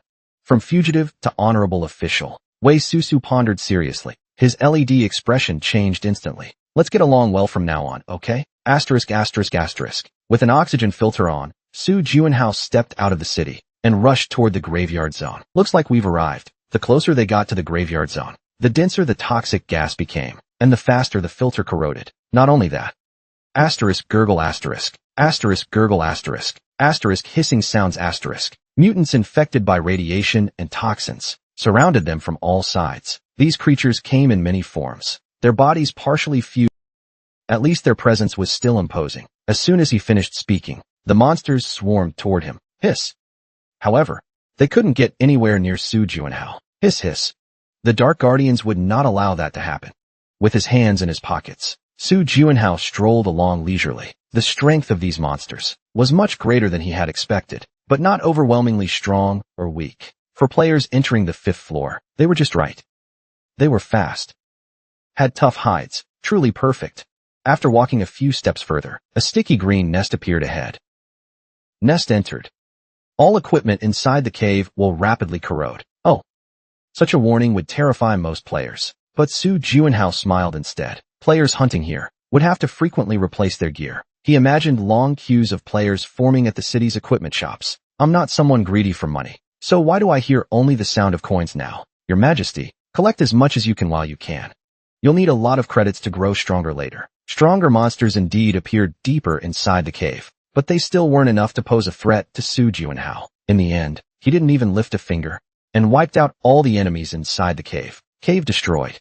Number of caves destroyed, 1 out of 300. The poisonous gas covering the planet slightly weakened, just as expected. The total number of caves was 300. No, he had already destroyed 1, meaning only 299 caves remain. First, distribute them among those who came to help. As for the other players, they would probably only be able to handle around 50 caves total. This was going to be interesting. Not planning to clear the rest of the caves yourself? The arcade owner only needs to make sure the machines run properly. If the owner sits and plays the games himself, what fun is left for the customers? Su Juanhao, biting on the filter of his cigarette, murmured to himself, I better get everything ready to welcome the guests properly. Asterisk. A few days later, Su Juanhao finally returned from Earth. Naturally, he headed straight for the Korean Player Association conference room. Juanhao, I've been waiting for you. He calmed his overly concerned friend, asking whether they should call in a medical team or a healer. Buddy, I'm not hurt at all. I'm completely fine. What? But I heard you went to see the heavenly demon. I did meet him, but I just gave him a warning and came back. He's probably feeling pretty awful right now. Su Juanhao smiled faintly, his gaze falling on today's newspaper on the table. November 11th, 2051. The World Hero Day Expo opens. A revisit of player history. 2 years since Phantom's return. What has changed? It's already November 11th today. Time really flies. It sure does. Feels like I just woke up from the cryo bed yesterday. But it's already been 2 years. You must have been really busy during that time, huh? Sort of. I can confidently say, no one on Earth has been busier than me in the past 2 years. Shinda Jio gently scolded him, because he hoped this old friend could take a proper break once in a while, but he never did. This time, the system gave you a vacation. Please, just take it easy for once. If you want to rest and play around, how will you ever get stronger? You're already strong enough. Don't joke around. Strength is relative. Right now, Tianma is stronger than me. Su Juanhao brushed aside his friend's nagging and continued speaking. Besides, needless to say, I'm not planning to push myself too hard during this break. Before entering the 5.5th floor, there's only one thing left for me to do on Earth. The Signature Guild. Whether it's through dialogue or through more physical means. If I don't properly settle things, I won't be able to move forward with peace of mind. Juanhao. As if reading his thoughts. Shin Dijiu silently handed him several holographic news articles. What's this? Su Juanhao quietly read through the news, his brow gradually furrowing. Hey, could it be? I can say for certain, our guild had absolutely no hand in this. Then, Su Juanhao looked at the news, his gaze filled with confusion. Destiny, Guildsley Clan, Tian Maelyong, found dead in his home. The fall of a giant. Destiny Guild's president, Tion Mayuheo, arrested for conspiracy to murder and 15 other serious crimes, now imprisoned in Purgatory Prison. Destiny Guild has submitted an application for dissolution. A major shift is coming to the industry. What the hell is going on? Chapter 412. Each one's holiday. 1. Whoosh. A light and agile black sword. She effortlessly took down a giant ogre, cleaving its body clean in half in an instant. The woman who sheathed her sword, Tianmei Meishu, turned and said, "Wrap it up." "Yes, ma'am, yes." The soldiers of the Lubin Empire hurried to clean up the ogre's corpses. At the same time, they couldn't help but glance at Meishu with astonished eyes. How is that possible? That small frame of hers. She took down dozens of ogres without even breaking a sweat. She truly lives up to being one of the 5 heroes. Honestly, I used to think those stories were just earthlings making stuff up. The ogre tribe that suddenly rose in the West District vanished completely within just 10 days. However, on Meishu's face, who had accomplished such a feat, there was no trace of joy. "I'm heading out now," she said, tossing her tied-up hair. As she climbed into the carriage, she muttered quietly, "I didn't actually need to step in myself." In the past 10 days, the number of ogres she hunted was less than 100. Of course, even so, that was already an incredible number. It was understandable that the residents were terrified, but players aren't weak. Even if it wasn't her, the players would have been able to handle the situation just fine. Because of these trivial matters, she kept missing out on chances to act with her companions. That weighed heavily on her heart. So frustrating. With a heavy heart, she instinctively opened the community feed. Her expression instantly brightened. The Phantom's external player team has successfully cleared the 5th floor. The fire of hope had not been extinguished. The 6th floor would open in 100 days. Where exactly was the 5.5th floor? The players who had earned 10 days of vacation were ecstatic. Photo attached. They had done it. Their companions not only rescued Phantom, but also successfully conquered the 5th floor. Upon learning this, she smiled. But soon after, her smile turned melancholic. This feeling, perhaps it would stay with her forever. Chinny. Although she had always received help, when the time came that her friend needed her, she had not been by her side. This sense of guilt would accompany her like a shackle in her heart for a lifetime. However, such days should come to an end. She had promised her father this would be the last time she would work for the family. She believed she had repaid her parents' kindness of raising her, and even gone beyond what was required. 1st floor reached, doors opening. Having just arrived on Earth through Jillian, she already had a new escort at her side. However, this situation was very different from usual. "Miss, shall I escort you back to the main residence, or would you like to see the family head first?" Normally, if there were no special circumstances, her father would always be at the main residence. Yet strangely, the question had 2 options. She immediately sensed something was wrong and asked, "Leaving the main residence is a big deal. Has something happened?" From her innocent questioning tone, the escort realized that she hadn't received the news yet. He bit his lip. Asterisk. Since 2031, a massive ship has been cruising the Philippine Sea. This ship is called the Inferno. The purpose of this ship, symbolizing purgatory, is simple. It was built to imprison demons in human skin, a maritime hell. Serial killers, terrorists, captured monsters, and more are detained here. Over 20 years, there have been millions of escape attempts, but the number of successful escapes is 0. This prison was directly built and operated by the World Players Association with absolutely reliable performance. Tenmei Miyuki listened to the guard's explanation while walking down a clean corridor. The entire prison consists of solitary cells, allowing a clear view of the interior from outside. The prisoners are tightly strapped to their beds, only able to stare at the dim ceiling. "Wait, that person, Speaking of Lady Miyuki, you should know, right?" The guard nodded and said, 27 years ago, the 5 heroes personally captured the Moscow terrorist.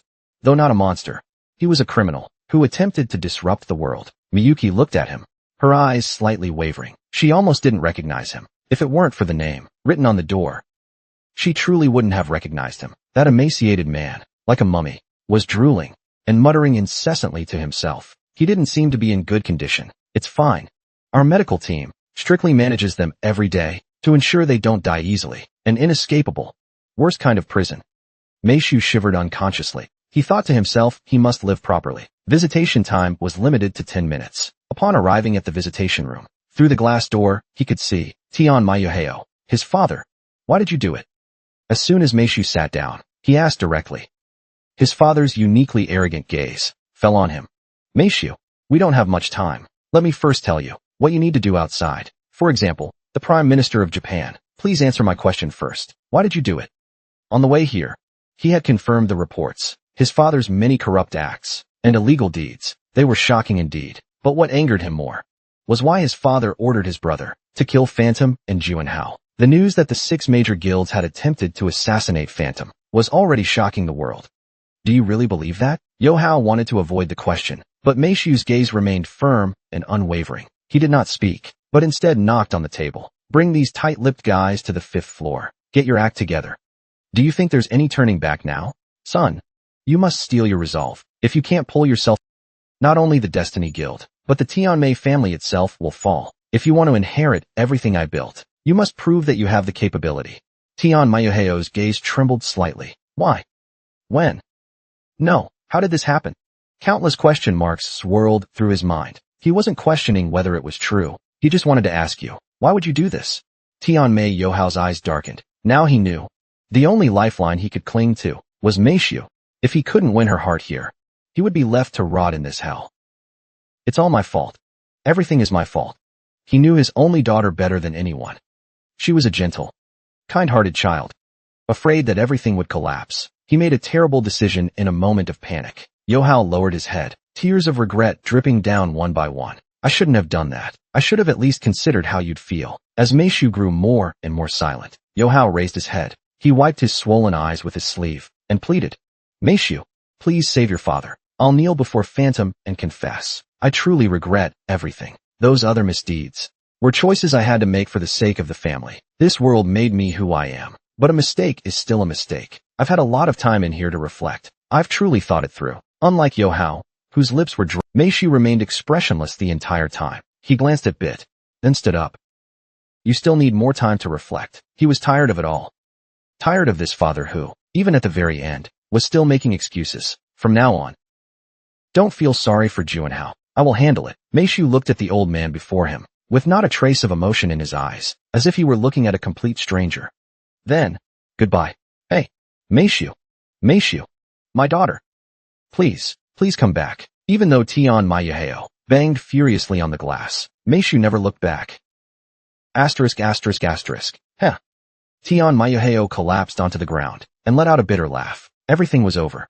Just a few days ago, he had been one of the 6 who controlled the world, but now, he was merely a prisoner under 24-hour surveillance, without even a space of his own. Life was truly meaningless. Even if he wanted to die, he couldn't die as he wished. In this suffocating space, how many more years would he have to live? As the last line of defense, Meishu's collapse, fear finally flooded Tian Mayuheo's heart. But why hasn't anyone come to take me back? Visitation had ended. He should have been escorted back to his hellish solitary cell, but the guards did not show up. Instead, an unbelievable announcement rang out in his ears. Prisoner 1748, visitation. Tian Mayuheo covered his mouth with both hands, struggling to suppress the laughter about to burst forth. Meishu, that soft heart, ultimately couldn't abandon him. She must have come back to hear his story. However, this expectation turned to dust in a matter of seconds. You bastard. Hara. The visitor, dressed in a neat suit and wearing a comical helmet, was a player.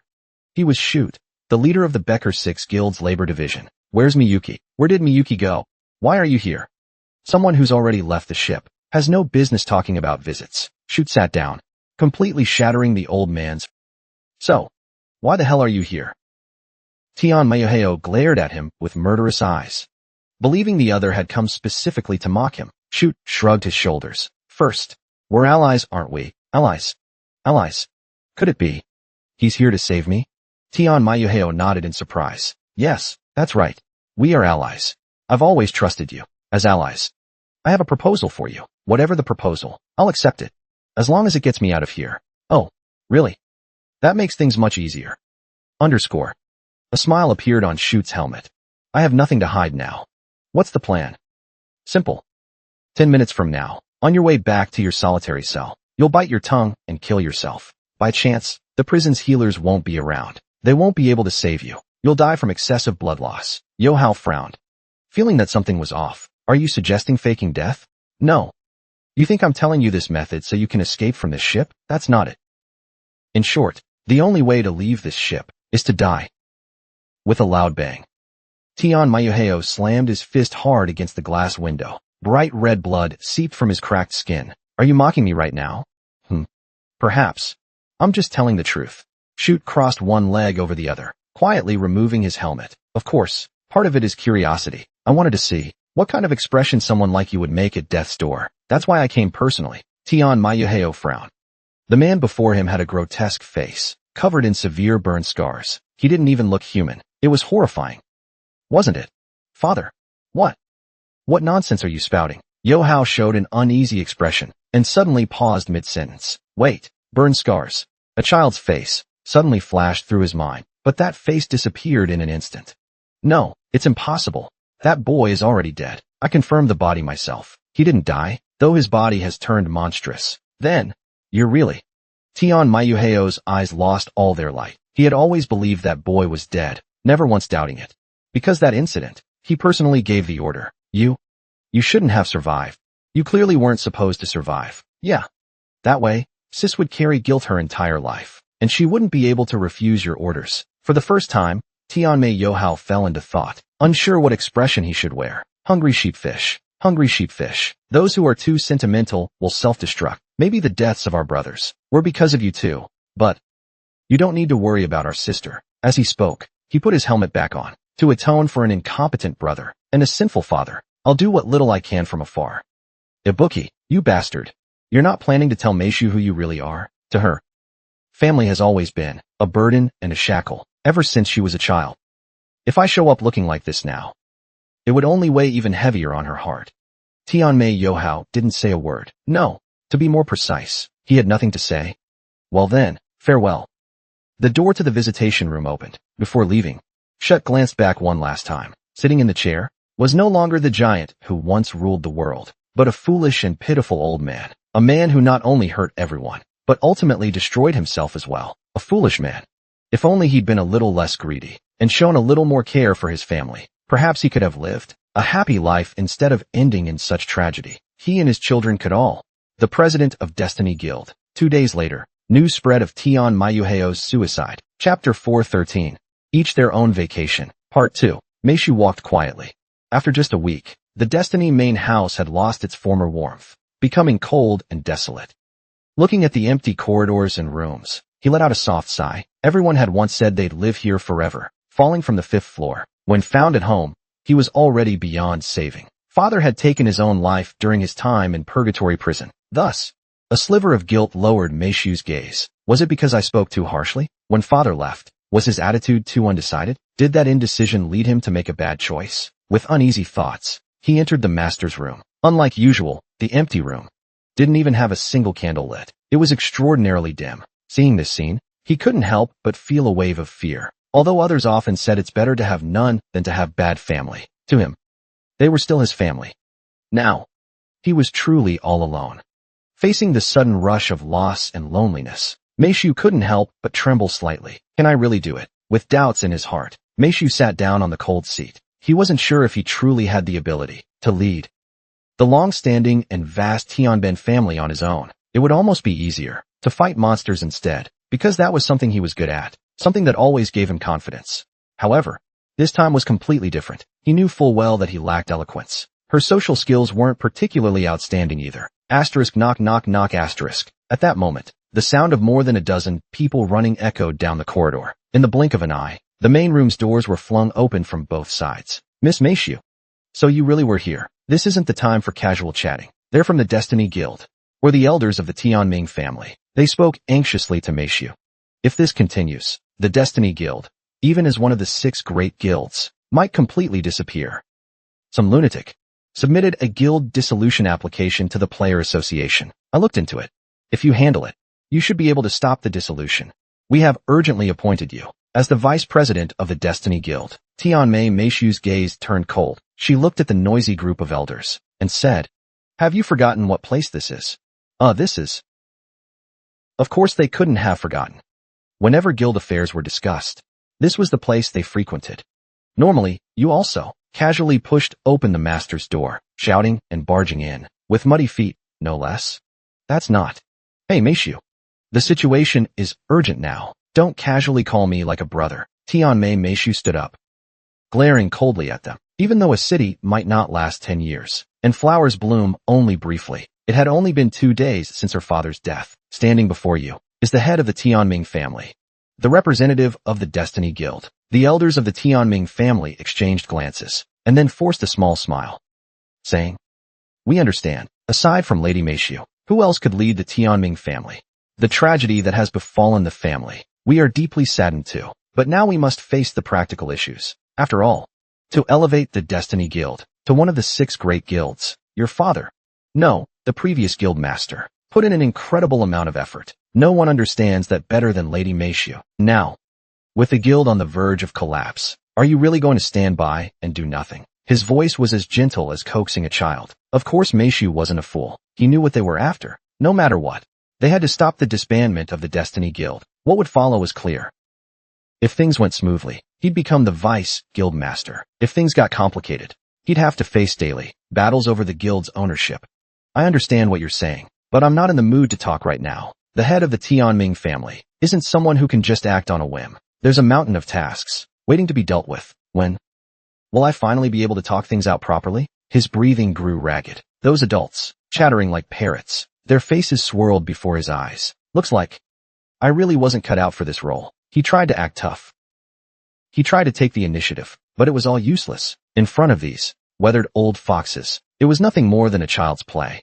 Realizing his own limits, his strength seemed to drain away all at once. His stomach churned. A wave of nausea surged to his throat. "I feel awful. I think I'm going to throw up." Meishu shut his eyes in exhaustion, a look of pain on his face. This? What is this? Those old foxes began to panic collectively, their whole bodies trembling. Hearing their fearful voices, Meishu suddenly opened her eyes, her face full of surprise. That is a wolf. A wolf seemingly forged from darkness, black as ink, an incredibly familiar wolf. These beasts occupied the center of the main hall, threatening the elderly foxes, black liquid dripping from their mouths. This is the Dark Guard. That's right. Phantom. He must be nearby. The elders shouted loudly. The door silently opened, and a man walked in. It was Su Juanhao, expressionless. After confirming his identity, the elders' faces flushed with anger, and they began pointing at him. "You brat! How dare you come here? Do you even know where this is?" "The enemy who cut the young master's throat. Where are the bodyguards? What are the bodyguards doing? Probably sleeping right now. Besides, I already put a few of them to sleep on the way in. More importantly, I'm not here alone. Also, enemies, huh?" Su Juanhao seemed to realize some new truth, and slowly nodded. So we are enemies. So, an iron sword was drawn from his inventory like lightning. "Whenever I encounter an enemy, I show no mercy. Today, all of you will likely die here." The elders of the family and guild fell silent. Whoever dared to speak rashly would likely get a beating first. One of them mustered the courage, and a director of the Tianming Guild shouted loudly, "You brat! Do you think we praised you as a hero?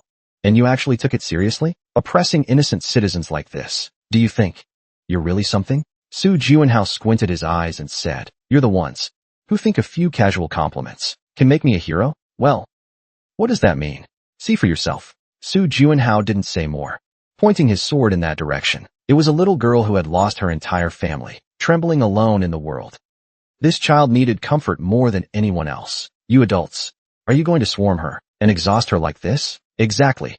If our little sister sheds tears, she must have been hit by me a few times, right? Or perhaps my gun only needs to hit her once." After confirming the person in charge approaching, she lowered her head deeply. She silently shed a few tears, but her words were not of gratitude. "Why did you come so late?" It was a childish complaint. Faced with the little sister's small tantrum, Su Juanhao, Sakaya, Ramadat, and Gilberto couldn't help but laugh. "This kid's crying again. She's crying so much her butt's about to grow legs." Ramadat, "As far as I know, it's laughing after crying. That's the only way to grow legs on your butt." "No. I tried it myself. Doing that won't make legs grow, but if you want, I can stick one on for you." The Frost Queen looked at Su Juanhao with a gaze full of pity. "Are your friends always this stupid? They're not usually like this." "No, wait. Are they? Honestly, it's hard for me to defend them." Su Juanhao sighed as he looked at the elders. "You all should have a bit more self-awareness. Don't expect to gain anything from people younger than your granddaughters. But But the elders were speechless, only able to cough awkwardly, because they were so afraid of losing power. They came running like puppies desperate for the bathroom. Now they felt deeply ashamed. But I'm sorry. Let's end things here today. In a few days, we can find another time. There's no need. Meishu wiped away her tears and looked at them with firm eyes.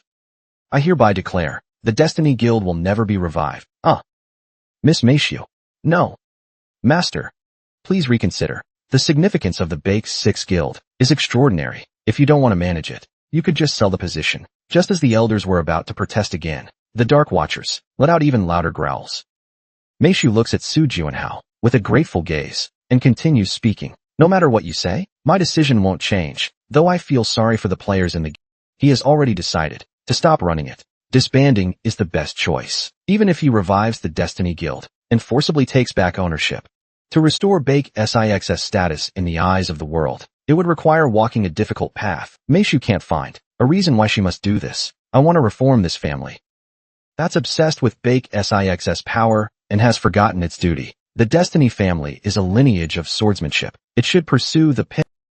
But ever since Tian Mei founded the Destiny Guild and joined Bake 6, everything changed. Now everyone only learns swordsmanship. To climb the ranks within the guild, those who ponder and interpret the sword techniques left by our ancestors have vanished without a trace. Meishu has only one wish. She hopes the family can return to how it was in her childhood, carefree, laughing or crying over a single sword. Faced with Meishu's resolute tone, the directors lose their last shred of hope and leave with dejected steps. If they truly want the Destiny family to regain its glory, they must let go of you and take up the sword again. After the storm of events, Meishu, with her big eyes, looks at her friends and colleagues. No, her family. These are the precious people who always come to her aid in tough times. Meishu's expression startles Sakaya. Hey, Amadat, you idiot. Look at that face. About to cry again. She's not a baby. Besides, even babies smile when they see me. Really? So you do know how to make kids laugh, cry. Meishu finally couldn't hold back her laughter. Everyone's eyes focused on her. See? You look so beautiful when you smile. It reminds me of the old days. Back then, our little demon would even cry because life was too hard. When did I ever? Meishu wiped her swollen eyes and quickly adjusted her expression. Anyway, thank you all for coming today. I'm really happy. Oh, come on. Just saying thank you isn't enough, little demon. Skaya hugged her tightly and asked. Meishu smiled gently. Since it's like this, and you all came to my house, let me show off a little. Too bad the chefs are all on vacation. Meanwhile, everyone started casting resentful glances at the talkative Skaya. Well, by the way, I'm fine without food too. I need to eat chicken breast. Ramatut didn't seem eager to eat Meishu's cooking. That stuff isn't just bad for your health. It tastes absolutely terrible too. I hate you. I'll never cook for you again. Thanks a lot for that. In the end, everyone except Ramatut enjoyed the meal Meishu prepared. Chapter 4:14. Everyone's own vacation. 3. The three heroes stand dejectedly in the courtyard of the Tianming main house. Knowing it tastes bad, why do you still eat it? You're not idiots. Ramadat. The most important thing in cooking is fresh ingredients. Wrong. The most important thing in cooking is flavor. I only use the finest ingredients. Facing the self-righteous younger brother, Sakaya gives an awkward smile. Yeah. I think it's pretty good. The strangely flavored soups Meishu made. That was actually grilled sori, right? Oh, really? Anyway, we should part ways now. Sakaya awkwardly changes the subject, hurriedly preparing to leave. If we stay here tonight, we'll have to eat Meishu's cooking again tomorrow morning. Su Juanhao asks. By the way, there's about a week left of the holiday. What are your plans? In central Paris, I bought a penthouse with a view of the entire city. I plan to study magic there. That's so like you. Gilberto. What about you? I'm going camping with Arthur. A father-son trip. That's nice, isn't it? After all, between father and son, there's sometimes an awkward atmosphere. Gilberto smiles with satisfaction. For this trip, I even bought a book. 100 questions teenage sons always ask. Please, throw that book away. How old is Arthur now? Still talking about puberty? Su Juanhao's gaze turns to Ramadat and Meishu. What about you? You're probably just going to the gym, right? Wanna come with? Just thinking about it, I can already smell the sweat. Arthur, I don't like it. What about Meishu? What about Meishu? I plan to spend the holiday stabilizing family affairs as much as possible. Is that so? Su Juanhao frowned slightly. He originally thought everyone would just be taking it easy. He didn't expect everyone to have their own plans. So what about you? I.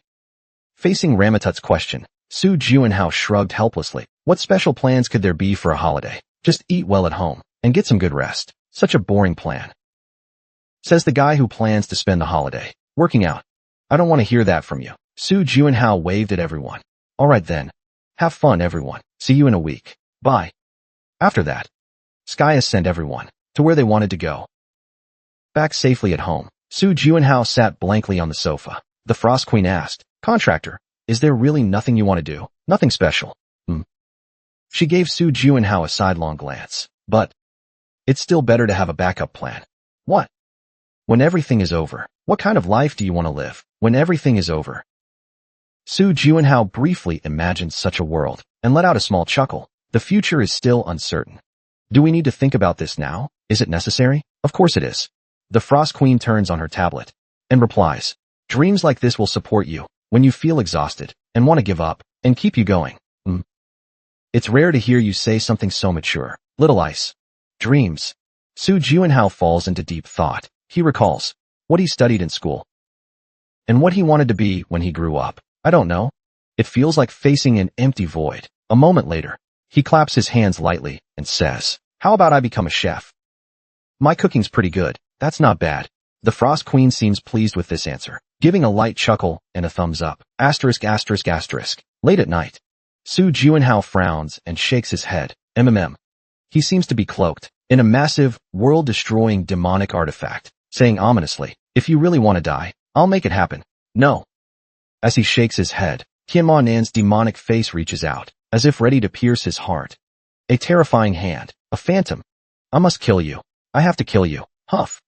Gripped by fear, Su Juanhao bolts upright, like a spring, feeling the cold sweat soaking his back, a filthy sensation mixed with an irritated sigh. Huff. That dream again. Ever since facing the fully unleashed demonic aura of the Demon King in Star City, he would occasionally have this dream. Of course, it was a terrible nightmare. That fear and sense of helplessness surged up again. It was nauseating, trembling. Su Juanhao looked at his own hands, which he had instinctively drawn back, and hugged himself tightly. After a while, his breathing gradually calmed, and his emotions slowly settled. Damn Demon King. Is he haunting me? These past few days, that guy kept appearing in his dreams, constantly waking him up. Huff, yawn. At that moment, the bedroom door creaked open. The Frost Queen rubbed her drowsy eyes, yawning as she walked in. Contractor, are you feeling unwell? Why do you keep making pain noises? Me? I was so worried I couldn't sleep. Yawn. I'm awake now. Even the Frost Queen was starting to worry about him. Su Juanhao scratched his messy hair and shook his head, just a little unsettled from a bad dream. Go back to sleep. If that's the case, then I understand. After the Frost Queen quietly turned and left, Su Juanhao walked to the living room. Outside the window, the dawn over Seoul was silent and still. The Demon King would descend to turn this peaceful city into ruins. To protect this peace, someone had to stop that monster. And that someone was probably my dad. He had a gut feeling about it, as if fate itself were guiding him. Su Juanhao gazes at the city for a moment, then changes into sportswear. As expected, now is not the time to rest. He constantly puts pressure on himself. The Frost Queen stands at the edge of a cliff. The Frost Queen peeks through the door crack. *****. So, Xingdaju carefully arranges expensive, sweet ice cream and asks, How did that kid Juanhao get poisoned? It's battle addiction. The Frost Queen, with a big spoon, takes a huge bite of watermelon ice cream and says in pain, clutching her forehead, Ugh, I'm the Frost Queen. Eating cold stuff makes my head hurt. Of course, eating so much at once would give anyone a headache. Xingdaju, handing over a cup of hot tea, asks again, But battle addiction, isn't that usually something only rookie players experience? As he said, battle addiction is indeed a symptom that rookie players often encounter on life-or-death battlefields when they barely survive. The sense of power gained is hard to surpass with any other thrill. Finding a greater sensation is difficult, but with experience, people naturally learn to control these emotions. Of course, the symptoms contractors experience go far beyond this. The Frost Queen puts down her spoon and replies, It's not just about trading life for thrills, but constantly craving battles with stronger opponents. fighting stronger opponents. Why bring this up suddenly? Because the mountain to climb is so high. She lets out a deep sigh. Under my command, there are many outstanding knights with a sense of mission like this. What happened to them afterward? In the end, they always faced one of two outcomes. Oh. Shin Diju looked on with anticipation. Normally, between the two outcomes, one would be good, and the other bad. However, that expectation was soon shattered. One was collapsing from exhaustion. The other was collapsing before their opponent. What does that mean? It simply means a bad outcome, and an even worse one. Only now did Shin Diju realize how serious the situation was. Is there anything I can do to help?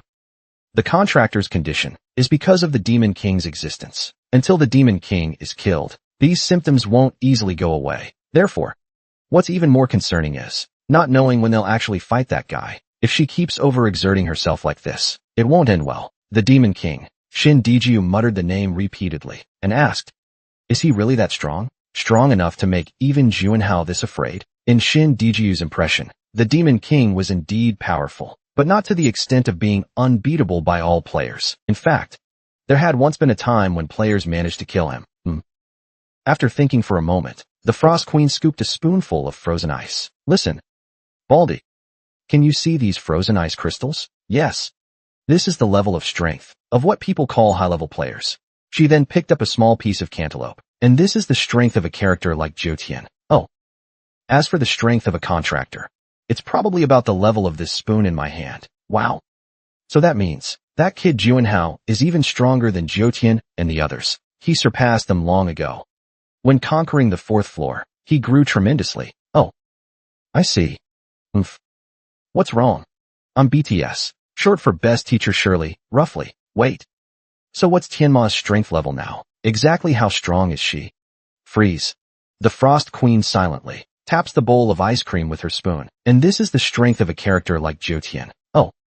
As for the strength of a contractor, it's probably about the level of this spoon in my hand. Wow. So that means that kid Juanhao is even stronger than Zhou Tian and the others. He surpassed them long ago. When conquering the 4th floor, he grew tremendously. Oh. I see. What's wrong? I'm BTS, short for Best Teacher Shirley, roughly. Wait. So what's Tianma's strength level now? Exactly how strong is she? Freeze. The Frost Queen silently taps the bowl of ice cream with her spoon. A massive floating bowl, filled with ice cream granules, melon, and a spoon. Her gaze becomes deep and calm. The last time I saw her on the 5th floor, her strength had reached this level. What? How is that possible? That's simply unbelievable. Xingdiju shows an incredulous expression. After all, what the Frost Queen means is a Demon King's strength has reached a level comparable to the most elite forces in the player faction. Of course, this is only based on the last time I saw her. After that, the contractor dealt her a heavy blow. So, the Frost Queen picks up the remote control on the table. After some recovery, she should return to this level, right? Even so, she's still several times stronger than Juanhao, isn't she? So, that's why the contractor is so eager to improve her strength, because she bears a sense of duty to become stronger as quickly as possible. Xingdiju clenched his fist tightly. What can I do to help her? This matter largely depends on psychological factors. You can only try to help her relax. How about I go on a trip with Juanhao? A trip with a wealthy? Would she be happy? The Frost Queen tilted her head and continued. Though I'm reluctant, the only way to calm the contractor down now is one method. What method? Given the contractor's personality, unless there's a very important reason, she won't easily stop training. But I know she values promises greatly. There happens to be a promise delayed for several years. What promise? Facing Xingdiju's question, the Frost Queen replied with slight displeasure. Contact that fox, Gao Shuxia. Chapter 415. Individual Vacations. Part 4. Su Juanhao stood with his eyes closed, in the center of the training room. However, Zia's body, holding an iron sword, moved ceaselessly. Zia, a virtual Zatnabe, lunged at her. It was a speed she once thought was the fastest in the world. But not anymore. Zia easily followed behind the Zatnabe, carelessly tossing out a flower. With a whoosh, the Zatnabe, struck by the moon's sword, vanished. From the other side of the training room, something else rushed out, only to be pierced and killed by a million thorns. This time, it's the million thorns unleashed by Eribo. Su Juanhao unhesitatingly puts down the iron sword and picks up a serrated sword. Then he stares at the ancient fear flying toward him. Black Moon Dance, second generation, wandering treasure. Su Juanhao's body curves like an arc and shoots forward in an instant, even using overclocking. Before Iribo can fully unleash the million thorns, he has already severed her main body. I am godless. Nangong Jintian directly concedes. Snore, snore. High-intensity simulated training against formidable enemies one after another. But the outcome is always the same. Phantom. When he sees the demonic aura surging and the hand of Tianma lunging at him, Su Juanhao gasps and opens his eyes after the virtual Tianma dissipates like a dream. He lies on the sweat-soaked training ground. No good. The Tianma I faced on the first floor, I could easily defeat, but against the Tianma who absorbed the internal energy chip, after hundreds of battles, I still see no hope of victory. At this moment, she must be repairing her body. Su Juanhao grabs a towel to wipe the sweat from his face. 3 hours, 17 minutes, 54 seconds. That's a lot faster. After all, it's just an image constructed from the data in my memory, and they're all opponents I've defeated before. In a corner nearby, she has set up her tea set, leisurely enjoying herself. Su Juanhao squints and glances at her, asking, "Seeing me train so hard, don't you feel like saying, I should work hard and do something too?" Well, Shuang Er looked up at the ceiling. After thinking for a moment, she chuckled softly. "No such thought at all. All right then. You're impressive." "How impressive I am, the whole world knows. Besides, from the very beginning, I was strong enough without any training." Yes. You're absolutely right. I'm sick of hearing your voice. Even meaningless arguments feel bothersome. However, what do you think? What? If I want to get stronger here, what should I do? Su Juanhao clenched and unclenched his fist and asked. Level up. Absorb elixirs. Change equipment. Learn new skills. That's about it. You make it sound so easy, but you seem too impatient. Shili responded while sipping his tea. In my opinion, even if you work this hard, there won't be any explosive growth. I know that too. Su Juanhao also realized he was a bit impatient, but even so, he still felt he couldn't just stand by and do nothing. All he thought about was fighting stronger opponents as soon as possible to become strong. This has nothing to do with nightmares. It's probably not a psychological issue, but rather a disturbance deep within his heart. This might be the biggest reason why his heroic spirit EX couldn't be activated. However, still, why hasn't that fox shown up yet? What did you say? Su Juanhao blinks and asks. At that moment, his phone vibrates. After confirming a message has arrived, Su Juanhao immediately checks its contents. Even though it's a vacation, this time, will you keep your promise? The sender is Gao Shuxia. Su Juanhao mutters to himself. Oh right. I promised to treat him to a delicious meal, but kept putting it off. It's been almost 2 years already. That was in Las Vegas. A promise made. Even he feels it's a bit too much.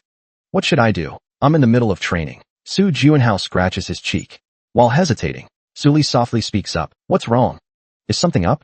Captain Gong says, I need to keep my promise. The one about treating him to a meal. I hate people who don't keep their word. I don't like them either. So what are you hesitating for? Suli stands up from her seat, walks over to him, and holds out her hand. Give me my clothes. By the way, his storage space is often used by Suli as a wardrobe. This has become a common occurrence. Asterisk, asterisk, asterisk. Heart racing. Gao Shuxia's eyes widen, looking into the mirror. There shouldn't be anything strange, right? When he first received the call from guild leader Xingdeju, he thought it was something important. But after hearing the whole story, he gladly nodded in agreement. So it turns out Lord Phantom had gone through so many hardships. He didn't know that, like heroes, he always had to think about the safety of the world and live. However, just reading books or quietly observing from a few steps away was enough to understand all of this. He needed to take a break. It was said that during his precious vacation, he still trained every day. Upon hearing this, Gao Shuxiao immediately sent Su Juanhao a message, inviting him to a meal. Why am I so nervous? It's not even a date. It's just fulfilling an old promise between friends. Wait, are we even friends? Thinking about it carefully, this relationship might be better defined as a star and a fan. Thinking this way, his heart started racing. Being able to have dinner with the Lord Phantom he had always admired. Gao Shuxia's legs started trembling slightly. He used to often Fantasize before sleep about scenes like this. If he could be alone with Lord Phantom, there were so many questions he wanted to ask. For example, he wanted to hear detailed stories about the Moscow terrorist attack, the Egypt annihilation battle, and the operation to reclaim London. His heart pounded like a drum, as if he were already there. During the one-on-one fan meet, other guests arrive. Okay. Hearing the waiter's words, Gao Shuxiao hurriedly stands up. Wait. Other people? He tilts his head in confusion. 3 men and women appear before him. Lord Juanhao's ice spirit, and 2 phantoms. The one-on-one fan meet he had been looking forward to has already vanished like a bubble. What's wrong? Calling me out to a place like this on purpose? Well, we went through a lot on the 5th floor, didn't we? If it weren't for Juanxi, I probably would have rushed at Tianmao without hesitation, completely reckless. Thinking about it, that kid really did save my life once. This guy, the real deal, is finally acting like a normal person. I'll order honey sauce, egg tarts and cake. What? You're eating dessert before the main course, because the cake is delicious. The atmosphere is unusually lively, so lively that he feels unable to join in, and somewhat awkward. Phew. If what he painted was a smiling portrait, then this is an abstract painting. Gao Shuxiao blinks, with a hint of melancholy. At some point, all 3 of them are staring at him. Hey. Why? Aren't you going to order? Su Juanji asked directly. Ordering. Then I'll just get the A-set meal. Are you kidding me? What A-set meal? Su Juanji exploded with rage. Coming to such a fancy restaurant. How could you order something so cheap? Order the most expensive special course. I'm paying anyway. What's the point of acting reserved? But there's no sushi in the set meal. Wouldn't that be a loss? The 2 men who looked exactly alike started arguing. Meanwhile, Shili took advantage of the chaos, focused solely on trying to taste every dessert in the restaurant, busily placing his orders, not eating. Gao Shuxiao found their behavior strangely heartwarming and funny. I know. I've felt it more than once. You really are the same, even as a hero. In private, he's just like him. An ordinary person. Thinking that way, the sense of distance seemed to shrink all at once. Gao Shuxiao, back to normal, raised his hand. Lord Phantom, may I ask you a few questions? Ask whatever you like. You probably know. I've always been a fan of Lord Phantom. There are so many questions I've always wanted to ask. First, back in Moscow. As he started to ask, Phantom seemed to recall the past. He explained in detail what happened that day, stories even Shili didn't know. So he pricked up his ears, listening intently. This is pure bliss. To hear the behind-the-scenes stories of the hero I admire. Gao Shuxiao's face shows a touched expression. These stories, you couldn't hear even if you paid. At that moment, the main dishes are brought to the table. Enjoy your meal. Take your time and savor it. I'll eat well. This meal is absolutely delicious. Just when everyone thought the meal would end smoothly. Snap. Juanhao and Juanxi simultaneously grab the last piece of salmon sushi with their chopsticks. They glare at each other with dissatisfaction. Hey. I grabbed it first. What are you talking about? Your ability stats are only half of mine. How could you be faster than me? Because I'm quicker. Juanxi tries to reason calmly. Why don't you go eat the egg sushi over there? Or just wait to be summoned back? Ugh. So annoying. Faced with absolute authority, Juanxi reluctantly lowers his brows and withdraws his chopsticks. His eyes, filled with obsession, almost transparent, keep staring at the salmon sushi without letting go. If you keep staring, you're going to drool. Stop looking. In the end, Su Juanhao swallowed that piece of sushi. Juanxi's gaze shifted away from the white tablecloth. Seeing this scene, Gao Shuxiao, feeling pity, quietly pointed to his own sushi. Would you like to eat this? Although it's just tuna sushi. Really? Can I? To others. It looked like he was handing over a winning lottery ticket. Juanxi's eyes sparkled as he carefully carried the tuna sushi, like holding a newborn baby. While chewing on his own sushi, Su Juanhao casually said, Miss Shuxiao, you're going to spoil him like this. Shut up. You little rascal. Su Juanhao let out a small laugh. Oh. Telling me to shut up. Calling me a bad boy. Does that mean I should summon you back right now? No. I'm sorry. Afraid of being summoned back at any moment. Juanxi hurriedly stuffed the tuna sushi into his mouth. It's so delicious. Tears welled up in his eyes. Watching Juanxi tear up, Su Juanhao sighed. Come on. Don't cry over sushi in front of me. It's just too delicious. I can't help. That doesn't make sense. What's crying got to do with it tasting good? It's so delicious that it makes you cry. Is it really that good? Su Juanhao slowly chews the sushi, thinking to himself, indeed. The sushi tastes pretty good. Have I become too cold? Have my sense of taste and emotions gone numb? Maybe it's because I went through the long cycle on the 4th floor, leaving some after effects. At this thought, his appetite suddenly vanishes. What's wrong? Juanshi's eyes widen. Because that body, like a mix of dog and demon, the real deal, shares a piece of sushi with him. He instinctively feels afraid. If I eat this, will I be summoned back? No. I just saw you eating so eagerly and wanted you to have more. Thanks. You know, I've always been loyal to you, right? I'm not sure. Juanshi happily eats the sushi. Su Rue and Su Juanhao exchange a knowing smile. Hee hee. Gao Shuxiao watches this scene and shows a gentle smile. Suddenly, he recalls 2 years ago, in Las Vegas. Back then, when they first made plans to eat together, no one could have imagined a scene like this. This isn't bad either. The more people, the merrier, isn't it? He looks at the delighted Juanshi and asks, should we order another plate of sushi? No problem. Treat him well from now on, okay? You should be the one treating him well. I've always been doing that. By the way, can you get me another parfait? What's rare is that Su Juanhao temporarily forgot about the heavenly demon's existence, fully enjoying this meal. Chapter 416, Game Center. Part 1. Please relax. Take it easy. The most stressed man in the world, Su Juanhao thought to himself. What in the world is going on? When the 3 returned home after dinner, someone was waiting for them. It was Che Shuren. Then they were immediately taken to the massage room. Contractor, how do you feel? The Frost Queen stood beside him, hands on her hips, asking confidently. What do you mean? How do I feel? Can my soul be healed and feel relaxed? With you staring at me like that, how can I possibly relax? Though it's only natural, this was still Su Rue's plan. From a joyful meal to proper rest, it was his seamless arrangement. Do you feel uncomfortable? Che Shuren, by the bedside, gently massaged his head, asking with concern. No. Miss Che Shuren, it's fine. It's truly very relaxing, not just polite words.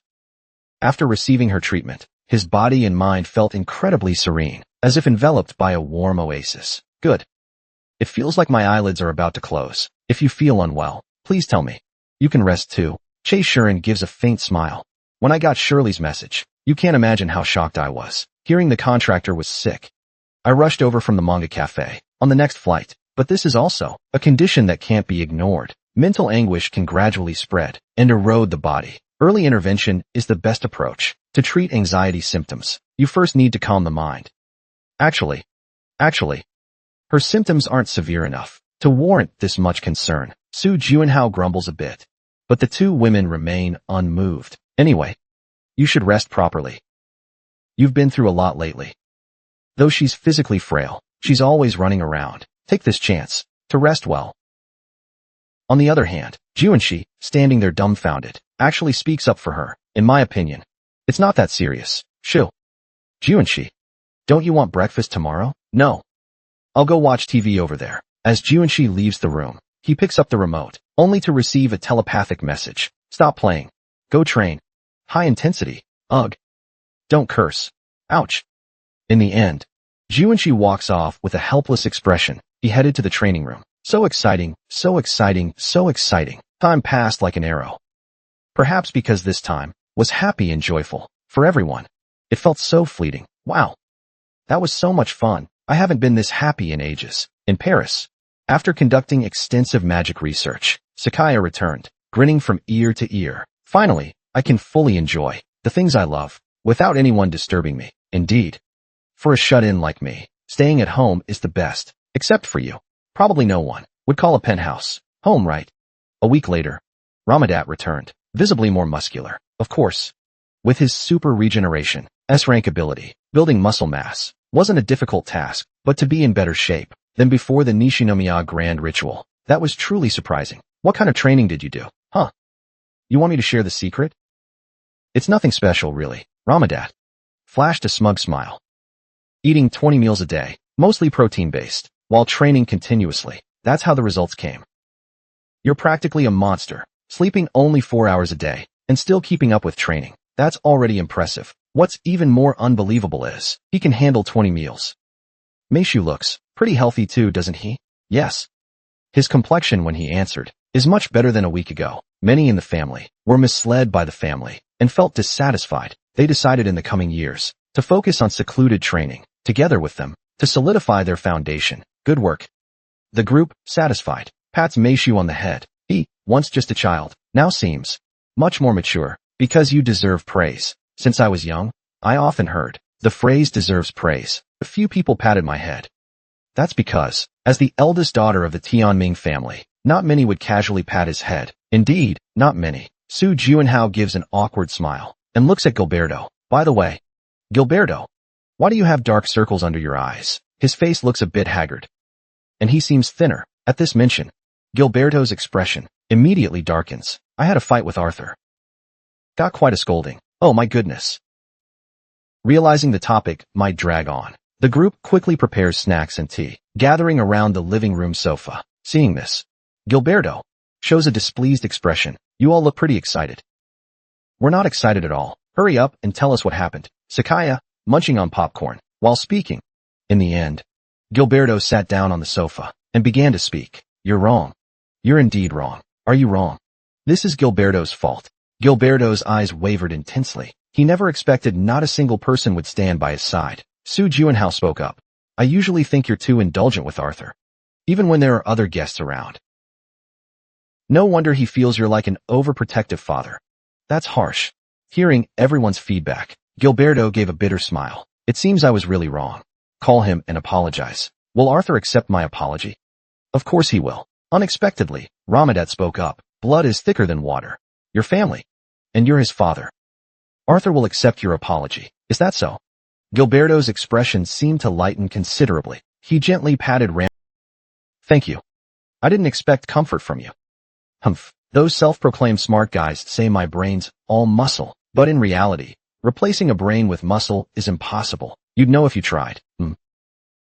All right.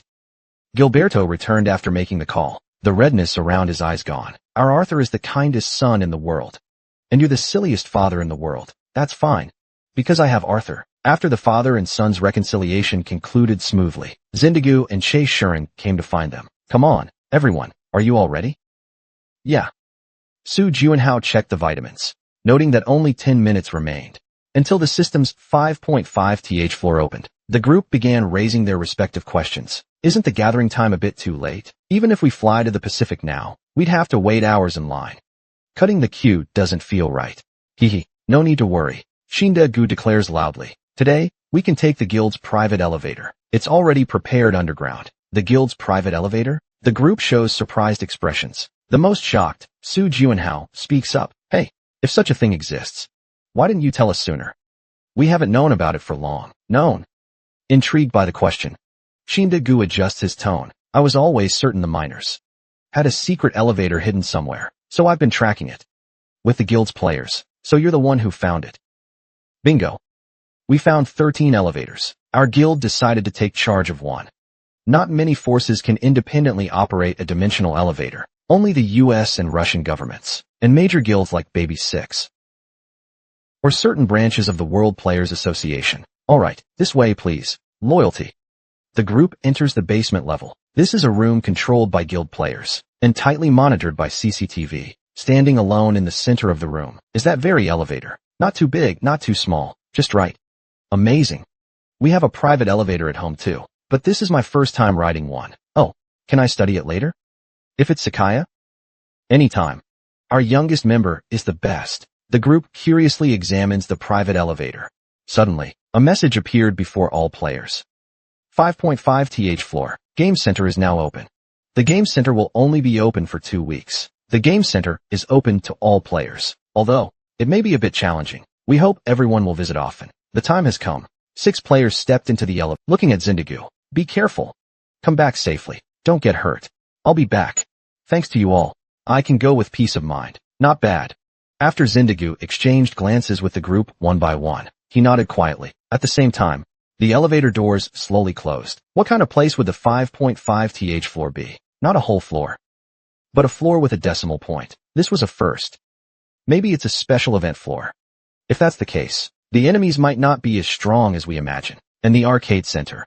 It sounds like a place for playing games and earning corresponding rewards. I agree with Shuren's view. As the group discussed the 5.5th floor with anticipation, a problem arose. Hey, friends over there. Su Juanhao, with a very awkward expression, glanced back. What are you doing? The button hasn't been pressed yet. No. That's the problem. He stepped back, revealing the button panel that had been obscured by him. At the same time, the group's expressions changed. Come to think of it, the dimensional elevator originally only had 10 floor buttons. The floor buttons available are only from the 1st to the 10th floor. Exactly 10. None of these buttons are for floor 5.5. So which button are we supposed to press? Faced with this question, no one could answer. While Su Juanhao and his group stare at each other, the Pacific artificial island is in chaos. Hey, why aren't the people in front moving? The line isn't getting any shorter. What's going on up there? Players unaware of the elevator's situation start complaining. However, this doesn't mean the players inside have any special solutions. Didn't they say it's open? Why can't we get there? It's floor 5.5. How about pressing between the 5th and 6th floor buttons? Ugh, that doesn't work. Let's pry open the floor. Or check if there's a hatch or something on the ceiling. The players try every method to reach floor 5.5, but all end in failure. This issue even causes the community and internet's real-time trending search rankings to shift. 1. How to reach floor 5.5. 2. When the elevator has no button. 3. How to contact the first floor manager. 4. Elevator repair phone number. The scene is utter chaos. A new floor has been opened, yet no one can access it. Facing this unprecedented situation, everyone wears an incredulous expression.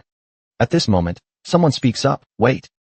So you're saying, it's been 2 weeks, and still no one has reached floor 5.5? This is insane. Now even the system... The players are furious, but the anger quickly subsided, because they realized they needed to calmly assess the situation. There was no time to waste on getting upset. Finding a way to reach the 5.5th floor was the key. No one has likely been there yet, which means the first person to get there can claim rewards on an unpopulated floor. A sudden game of suspicion thus began. The team strategist, Sakaya, finally spoke after deep thought. There are 5 active buttons now, corresponding to floors 1 through 5. Could we combine these buttons to enter a code? Sakaya pressed a few buttons at random, but only the floors changed. The impatient Ramadat even considered dismantling the elevator, prying open the ceiling to check, or the floor, or even the gap between the 5th and 6th floor buttons. Wouldn't that work? You idiot. Are you just trying to wreck the elevator? TCH. Under Sakaya's scolding, Ramadat stepped back, swallowing hard. In truth, everyone shared the same frustration. Only Su Juanhao stared intently at something. And as expected, the arcade center lived up to its name. This name is truly fitting. She wore a very refreshed expression, glancing at the group. Sherlock Holmes once said, when all other possibilities have been eliminated, however improbable, the remaining one must be the truth. So what is... Su Juanhao's lips curled slightly upward, and he answered. Chapter 417. Arcade Center 2. When people are at a dead end, they often carefully inspect the surrounding walls, searching for mechanisms or gaps to open them. They look for devices or holes that might unlock the wall. However, Su Juanhao decisively abandoned such fantasies and returned to the starting point. Floor 5.5 Arcade Center is now open. Arcade Center will be open for only half a month. Arcade Center is open to all players. It might be a bit tough, but we hope everyone will visit, because his intuition tells him so. I think there's a secret hidden in the system's log. Is there really a secret in here? This feeling is getting stronger. At first, I had some doubts, but after checking it a few times, I finally confirmed it. You're right. Your intuition was correct. All the clues are hidden in the system log. Playing these little tricks from the start, it really feels like an arcade. He chuckles lightly. My heart can't help but race. Don't just laugh to yourself. Hurry up and tell us the truth. Hold on, listen to me. Su Juanhao calms the group and asks, what year do you think the first elevator was invented? From a historical perspective, the widely recognized first elevator was Alicia Otis's, installed in the Hawout building in 1857. Exactly. Correct. Juanhao. So what's the truth? Gilberto, curious, urges for the answer. Don't you get it yet? Basically, humans have been using elevators for less than 200 years. Hearing this, the group shows a look of sudden realization. That makes sense. No need to overcomplicate it. This is actually a ridiculous puzzle. So the system. Exactly, Miss Shuren. Su Juanhao nods. The system did say something like that. It might make you feel exhausted. But we hope you'll visit often. Might feel exhausted. That phrase itself is a huge hint. Su Juanhao pressed the elevator's door open button without hesitation. Let's go. It's time to move. Their destination was none other than the staircase. He raced up the spiral building's stairs. And the moment he reached the point between the 5th and 6th floors, as expected, Su Juanhao gave a faint smile, because there, a magical door to an unknown world awaited them. An emergency exit is indispensable in any building worldwide. Once they realized this, the method to access the 5.5th floor was actually quite simple. No matter the building, just take the stairs to the 5.5th floor. That was the entire process. Let's go. The group crossed through the door without hesitation. At the same time, a message appeared before them. Congratulations, you are the first to visit the arcade center. As a reward for the first visit, you have earned 3,000 points. First visit reward, points. This alone was enough to make them happy. But another message appeared on Su Juanhao's screen. The effect of the Herald of Spring title has been triggered. All attribute values increased by 30 points. Oh, even without using the dimensional elevator. Ascending from the 5th to the 5.5th floor was an undeniable fact. Because of this, the Herald of Spring title's effect was activated, boosting all attribute values. This place is truly a real arcade hall. The group looked around, their faces brimming with curiosity and excitement. The 5.5th floor's arcade center wasn't a metaphor. It was a genuine, massive arcade hall. So, we just wander around and play whatever we want. That's hard to say. Usually, at this point, the system would provide some guiding information. Frost Valley. Just in time. This information has arrived. We will now introduce how to use the arcade center. You can play various games here.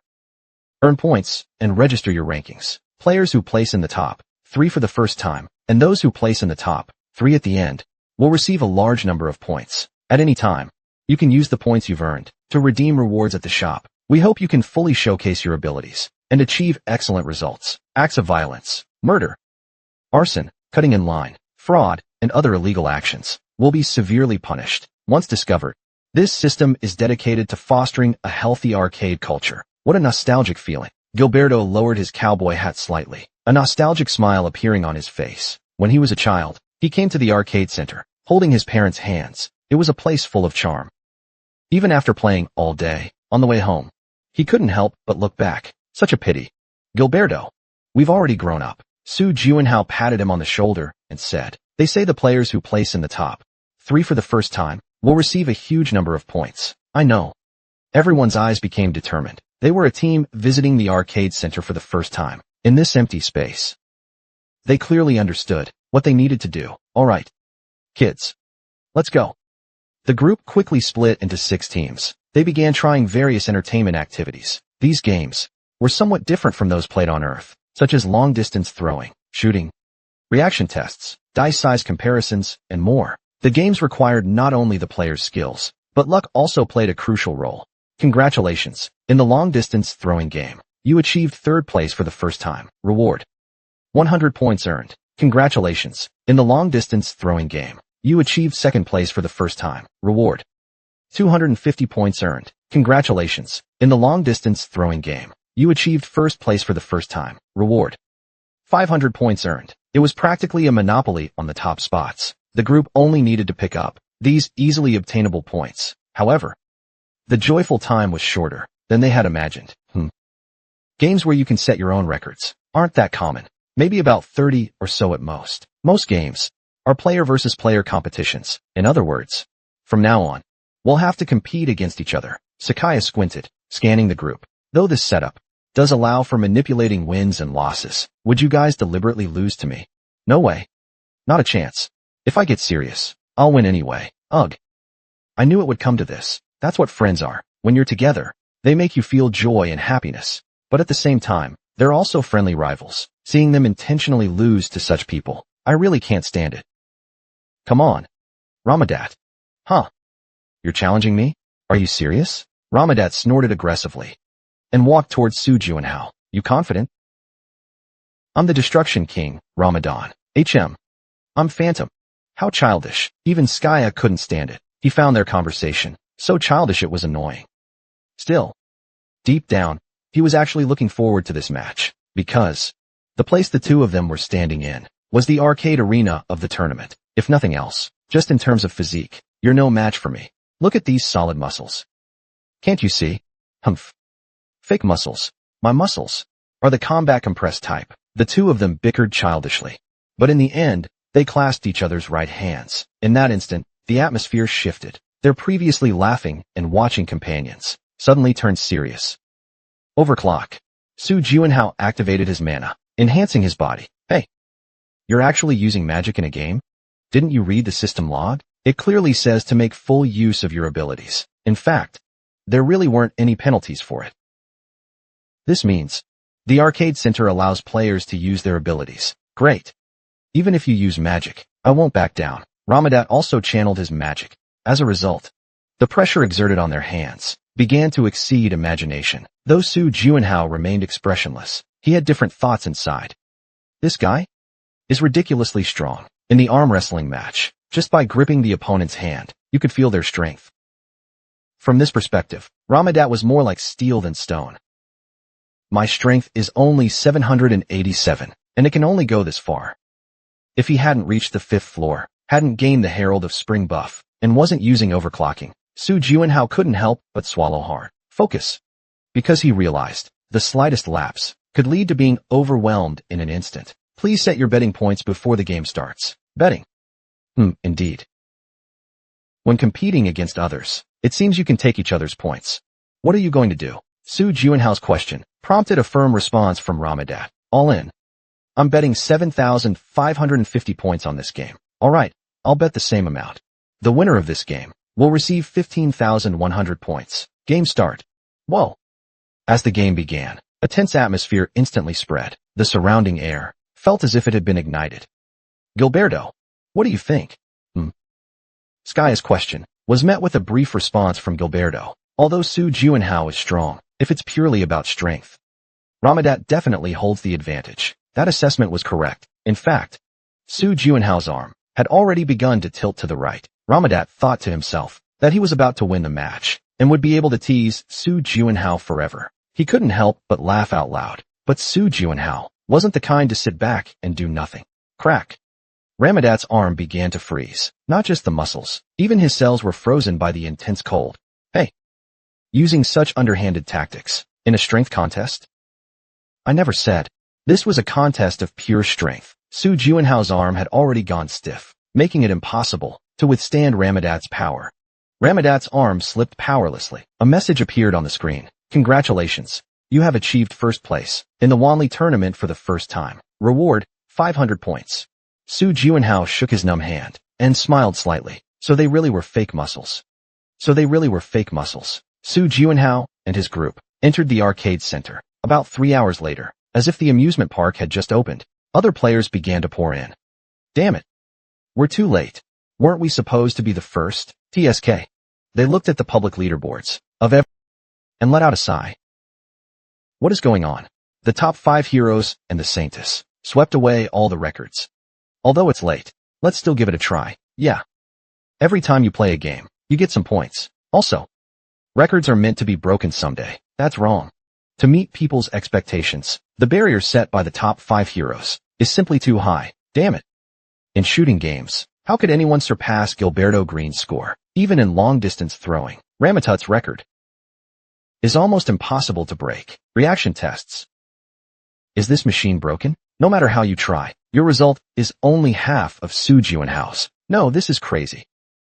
Healing ability test. People without healing skills aren't even qualified to participate. In the end, ordinary players can only participate in games and earn a small amount of points. Not all players come to the 5.5th floor just to earn points. Wow.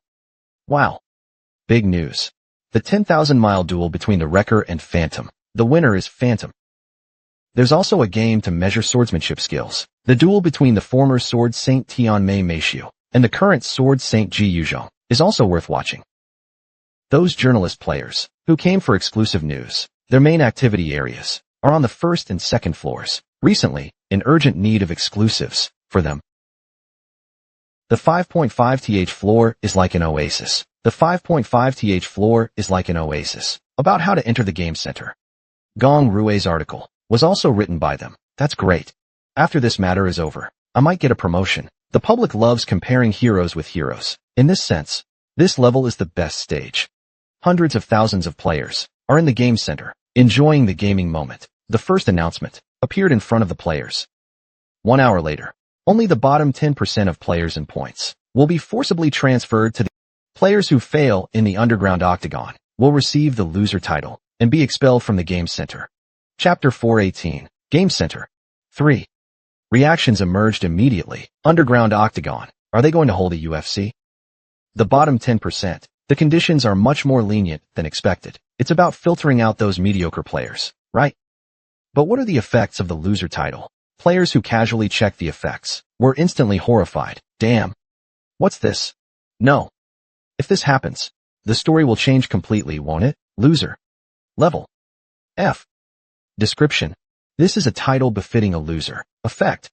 Upon receiving, all stats are reduced by 10% for 365 days. This is a devastating penalty title. It actually reduces all stats for an entire year by 10%. Of course, the players treaded carefully, as if the ground beneath them was on fire. At this moment, a message bringing hope appeared. From now on, you can set up your own games in open areas. Feel free to create interesting matches. I can set up my own game. What does that even mean? As the players were talking, they suddenly realized this was an opportunity. The system did not restrict players from using their abilities in games. On the contrary, it was encouraging them. Anyway, only players could enter here. If under such circumstances, they could set up their own games. The players who realized this rushed toward the open areas. Everyone is busy. Indeed. Su Juanhao and Skya silently watched this scene. Although others might not know, these two had no need to bother setting up their own games. We will never fall into that bottom 10%. Su Juanhao checked his points. He had 31,700 points. These were accumulated from winning the duel against Ramatut and placing first, second, and third in various games.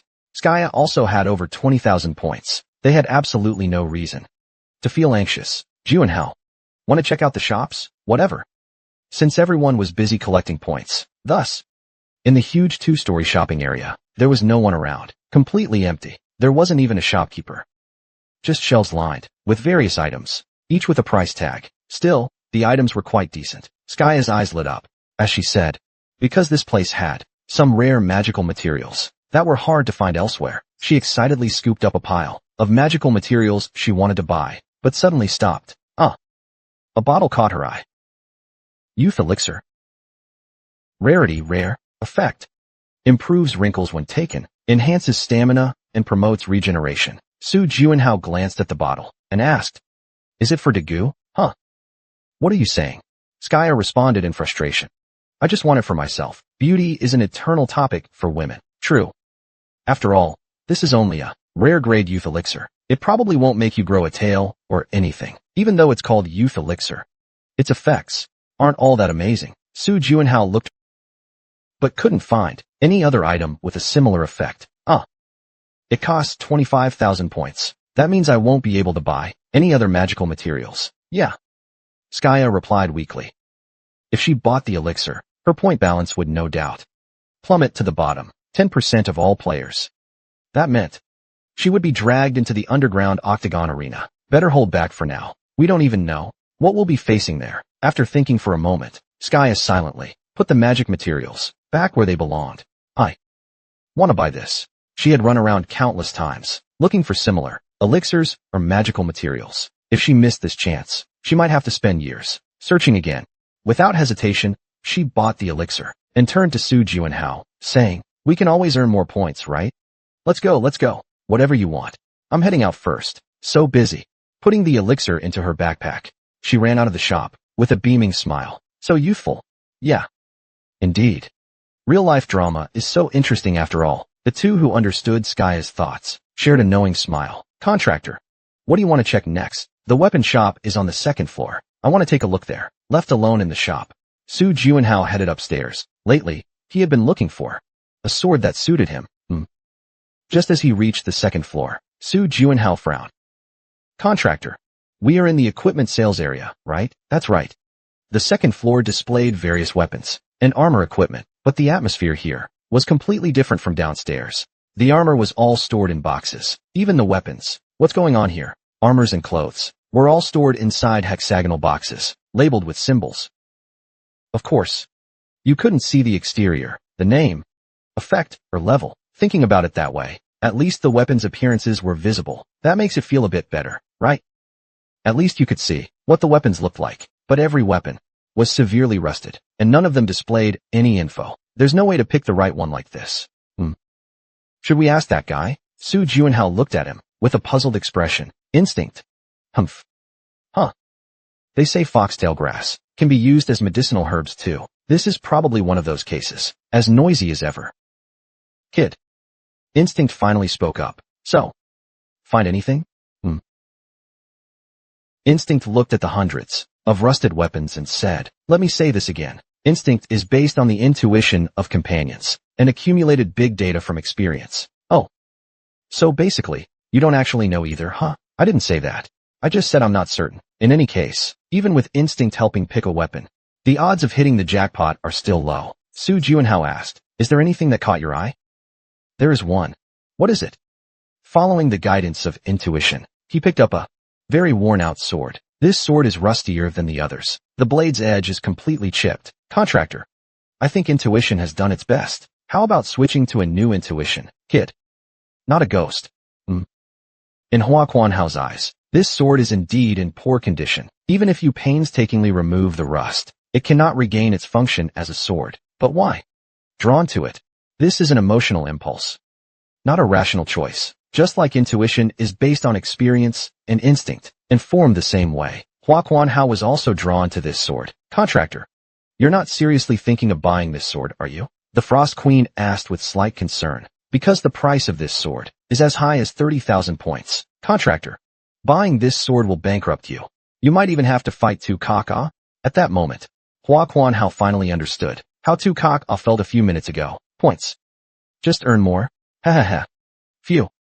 I told you not to buy it. The Frost Queen, holding a white flag, turned away, arms crossed, purchase completed, points drained away like a tide. In his hand was a rusty, spotted sword. Hua Quanhao said in a voice both excited and uneasy. Item information. Xiao Shi sword. Number 317. Grade. Unique. Description. A famous sword crafted by Pavna, one of the wild craftsmen of the cosmic era. A renowned blade. Asterisk magic. Qingha. This weapon can hold infinite magical power. Asterisk custom setting. The weapon adapts its grip to the shape of the user's hand. Asterisk tetanus. This weapon is rusted. Targets cut by it will be infected with tetanus. Asterisk anonymous. The name of this weapon is currently hidden. Asterisk non-weapon. This weapon is currently unusable as a weapon. What is this? Usually, unique grade weapons only have 3 effects, but this sword has 5. However, the last 3 effects are really embarrassing. Moreover, the first 2 effects are written in past tense. In reality, when he tried to inject a bit of magic, the sword seemed about to break at any moment, and the grip didn't reshape. Su Juanhao blinked. Did I get scammed? I told you not to buy it. He also felt it. His intuition said the same. In fact, the sword was indeed forged by a master-level wild craftsman from the cosmic era, but it's currently unusable as a weapon. Su Juanhao calmed himself and sheathed the sword. You don't look that anxious. All the weapons here are rusted. There must be some way to remove the rust. After all, this place is managed by the system. It's impossible that only rusted weapons are sold here. Something must be off. But even if there is a way, there's definitely something wrong. But even if there is such a method, it also requires spending points. Points can be earned from now on. Hua Quanhao strode out of the shop, heading toward the players again. But he overlooked one thing. He had already played most of the record-breaking games to earn enough points. He could only rely on competitive games against others. The problem lies here. Sorry. Competing against Mr. Phantom might be a bit. You'll lose anyway. Why bother? I don't want to play. Stop causing trouble here. Can you go play somewhere else? Rejection. Players who know they'll lose against him openly avoid challenging him. Then where can I earn points? To make matters worse, a message pops up every 10 minutes. In 30 minutes, the bottom 10% of players with the lowest points will be forcibly teleported to the underground octagon. Failing in the underground octagon will earn the loser title and be expelled from the reception center. Only 30 minutes left. Around this time, Hua Quanhao's face stiffened. If the worst happens, he might earn the loser title. The effect of the loser title is a 10% reduction in all attributes for 1 year. This is simply unbelievable. For someone who must suppress the heavenly demon, this news was like a bolt from the blue. I can't lose 10% of my stats for such a foolish reason.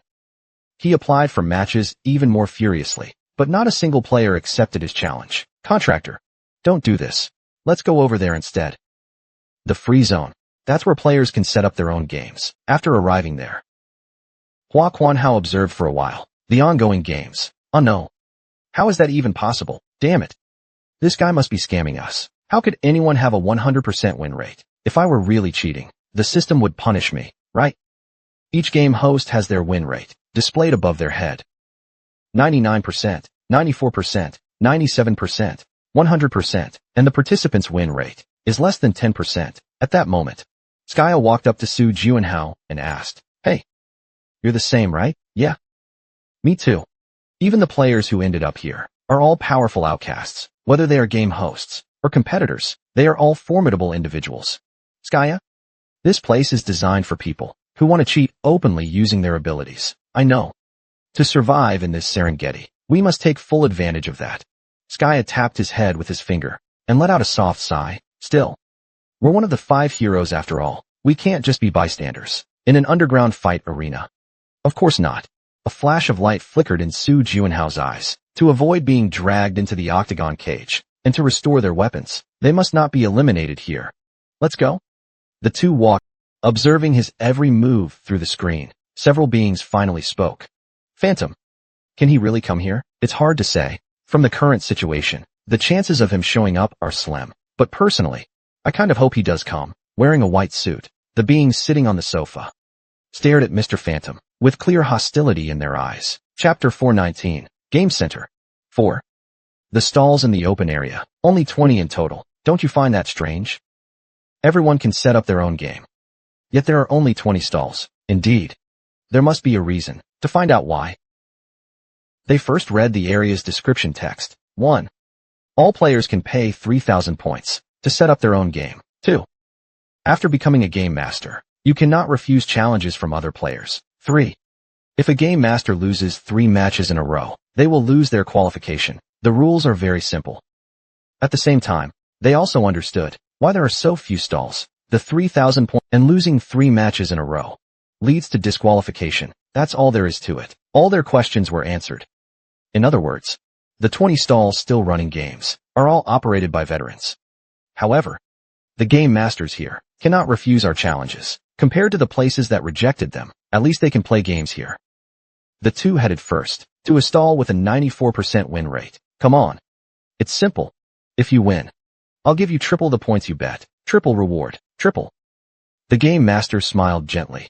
While shuffling the cards, he explained the rules to the surrounding crowd. Each player draws 1 card and sticks it to their forehead. Only the opponent can see it. Then, by observing the opponent's card value, if a player believes their own card is higher, they can place a bet. The game ends there. Simple, right? This is Indian poker. Skya muttered quietly. Su Juanhao asked, "You know this game?" "I played it a few times as a kid. It's not that hard. Each person holds a stack of cards. As the number of cards decreases for both players, you memorize the cards and deduce the remaining ones. Then it's easy to win." True. You need a good memory. Although he didn't deny he had decent memory compared to Skya, he was still a notch below. "So, will you play?" "No." To his surprise, Skya shook his head. "I meant normal Indian poker." That game master, there's no way he relies purely on memory to win matches. If that were true, there's no way he'd have a 94% win rate. That's true. So, I actually think you should be the one to play this game. You should be the one to play this. Because, after looking around, Tukok gave a slight smile. "Isn't our lovely queen right beside us? I've never been as obsessed as you are." As he said, currently, apart from Hua Quanhao, no one else could see his figure. Speaking of which, if Song Tuet could watch my opponent's cards and give me advice, I could never lose. This is exactly Phil's strategy. Moreover, this method has already been proven in the casino mentioned earlier. Alright. Then I'll give it a try. Need to borrow some points? If I win, I'll pay back double. Deal?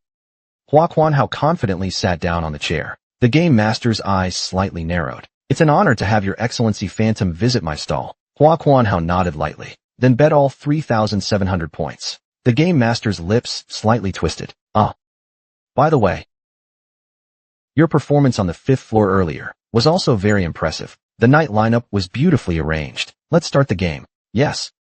Yes.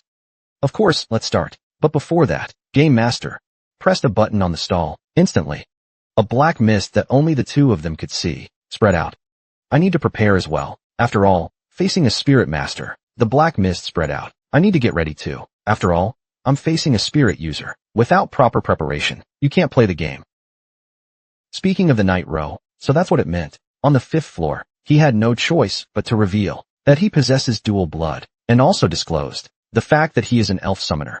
Game masters can use points to strengthen their booths, to preemptively counter challengers' strategies. Indeed, since they can't refuse challenges from any player, then maintaining fairness in a place like this is only natural. Su Juanhao only then realized he had thought too simply about this game.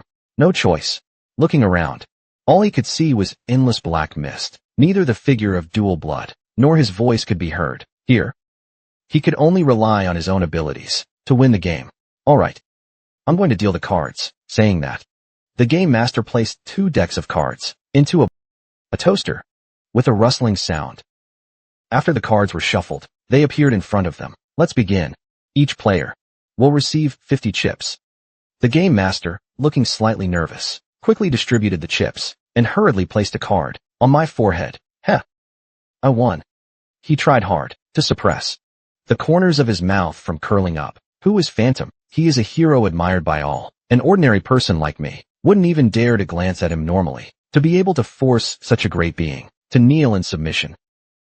The game master, from this fact, felt a strange sense of power and excitement. If I can defeat Phantom, I too can become a knight and be interviewed by countless media outlets. This means that I, a third-rate nobody, scraping by in back alley, illegal gambling dens, could have my life completely transformed. The reason he could be so confidently certain of victory came from 2 reasons. So, Lord Phantom, please check your card as soon as possible. It has 2 abilities. One is Mirror Reflection F. The other is Mind Reading C. Mirror Reflection can temporarily steal the opponent's vision. In other words, in this game, it can not only see its own card, but also the opponent's card. This is a game where even if you want to lose, you can't.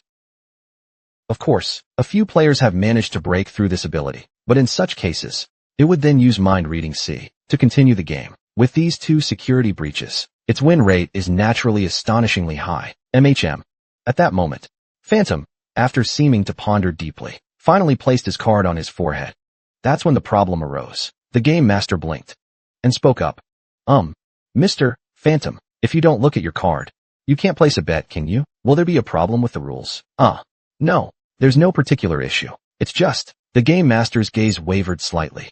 Where on earth would you find a lunatic who plays hard-ground poker with his eyes closed? Although surprised by the opponent's bizarre behavior, he quickly calmed down. No, this is even better.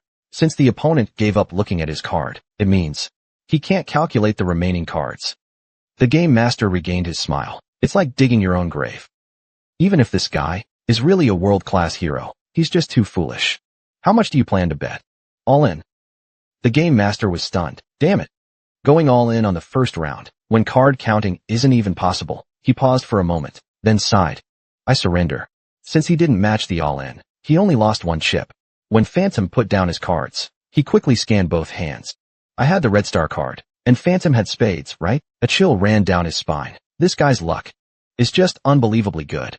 If I had followed blindly and matched the all-in, I might have lost without even putting up a fight. The game master exhaled in relief and nodded. Letting the first round go isn't so bad. After all, only I can count cards. As time goes on, the odds will eventually tilt in, at least theoretically. Good game. The dark veil surrounding them dissipated like a dream. That meant the game was over. Snapping back to reality, he realized he had lost all 50 of his chips. What just happened? The game master asked. It was pure curiosity. How could he calculate so precisely, without ever looking at his own cards even once? Phantom scratched his head lightly and shrugged. Just intuition, I guess. The game masters in the plaza area are certainly strong. However, they don't have a 100% win rate. Because in this world, there's no such thing as a perfect player. As expected, veterans are really impressive. You truly live up to your reputation, of course. And these 5 heroes are also the ones who have faced the most player challenges in the world. In other words, it's no easy task to deceive Su Juanhao and Skya with abilities. The two of them took only 30 minutes to earn more points than before. We awarded them triple rewards all at once, so the points piled up quickly, right? Yeah. However, the problem was, after 30 minutes, all the game administrators stopped operating. They were worried these two might challenge them again. In the end, the once bustling plaza area became completely empty. 5 seconds later, players ranking in the bottom 10% of the scoreboard would be forcibly teleported to the underground octagon. The long-awaited elimination round officially began. Almost all players stopped playing simultaneously and began moving underground. After all, even if you had to pay, it was rare to witness player battles. It was truly exciting. However, the more people looked forward to it, the more sarcasm they heard. Even if they showed up, they were just the bottom 10% players anyway. Probably just a bunch of nobodies. They weren't even worth watching.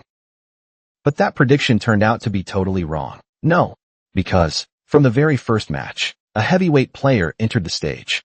It was clearly grid number 3, and there was a boss there. I saw it with my own eyes. Huh. Didn't I already warn you?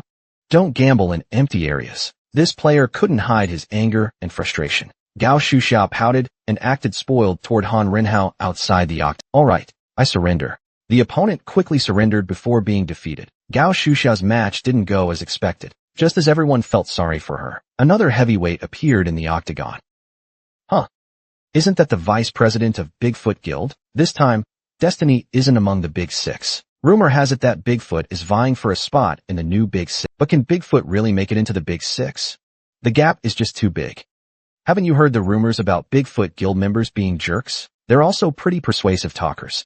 Didn't expect to see so many big names show up here. Bigfoot Guild's vice president, Daika. Never understood games since he was a kid. He was annoyed to be dragged here in the first place. Damn it. How did I end up stuck in the bottom 10% with these losers? Even though Gao Shuxiao, her mood didn't improve.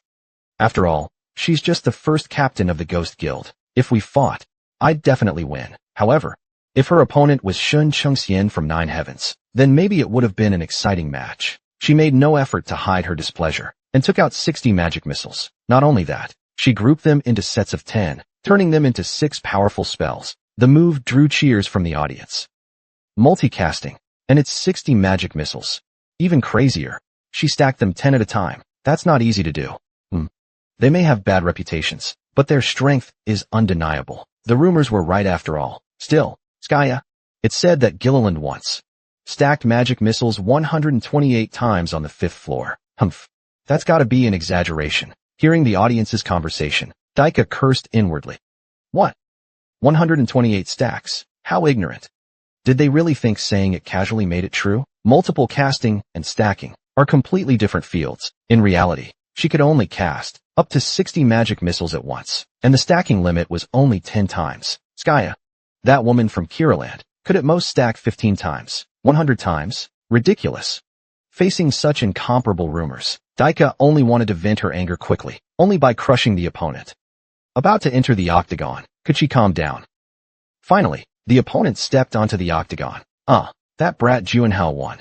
I didn't even get to play a single match. A giant man, who looked even more frustrated than herself, Ramatut, glanced at her magic and frowned. Oh, is that stacking? 1, 2, 3, 4, 5, 6. Are you a 6th grader or something? What? Compared to real geniuses, this is nothing. They've already surpassed 10th grade levels. Snap, snap. She clenched her fists and asked, I'm in a very bad mood right now, so hitting you might hurt a little. Are you crazy? Can't you see all these things around me? You can't even get close to me. That's just what you think. Just as the 10 sets of stacked magic missiles were about to be released in the Ramadat community, Ramadat had already appeared in front of Daika, clenching her teeth. A fist as big as a pot lid struck her chest. Daika's body collapsed instantly. Like a frog, she lay twitching on the ground, with eyes full of resentment. She glared at Ramadat. Why the chest? And why? Make me clench my teeth. If you don't clench your teeth, you'll drool when your chest gets hit. It's gross. Ramadat, king of destruction, Carrie, is actually quite a hygiene-conscious man. You have won in the underground octagon tournament. Reward, 500 points. Ramadat, Carrie nodded in satisfaction. After losing to that trumpet girl, who used shameless and androgynous tactics, this was her first time earning points. Wait a second, she just got 500 points in one go. That's the same as the first place reward in the game center. She rubbed her thick chin. Maybe it's because she can earn the title loser, so the reward is higher? Her thoughts were brief, but her decision was swift. Anyway, the games upstairs are mentally exhausting, too tiring. Fighting down here might not be a bad option. With that thought, the underground octagon started to feel like home to her. Compared to sitting idle upstairs, this place actually saved more energy.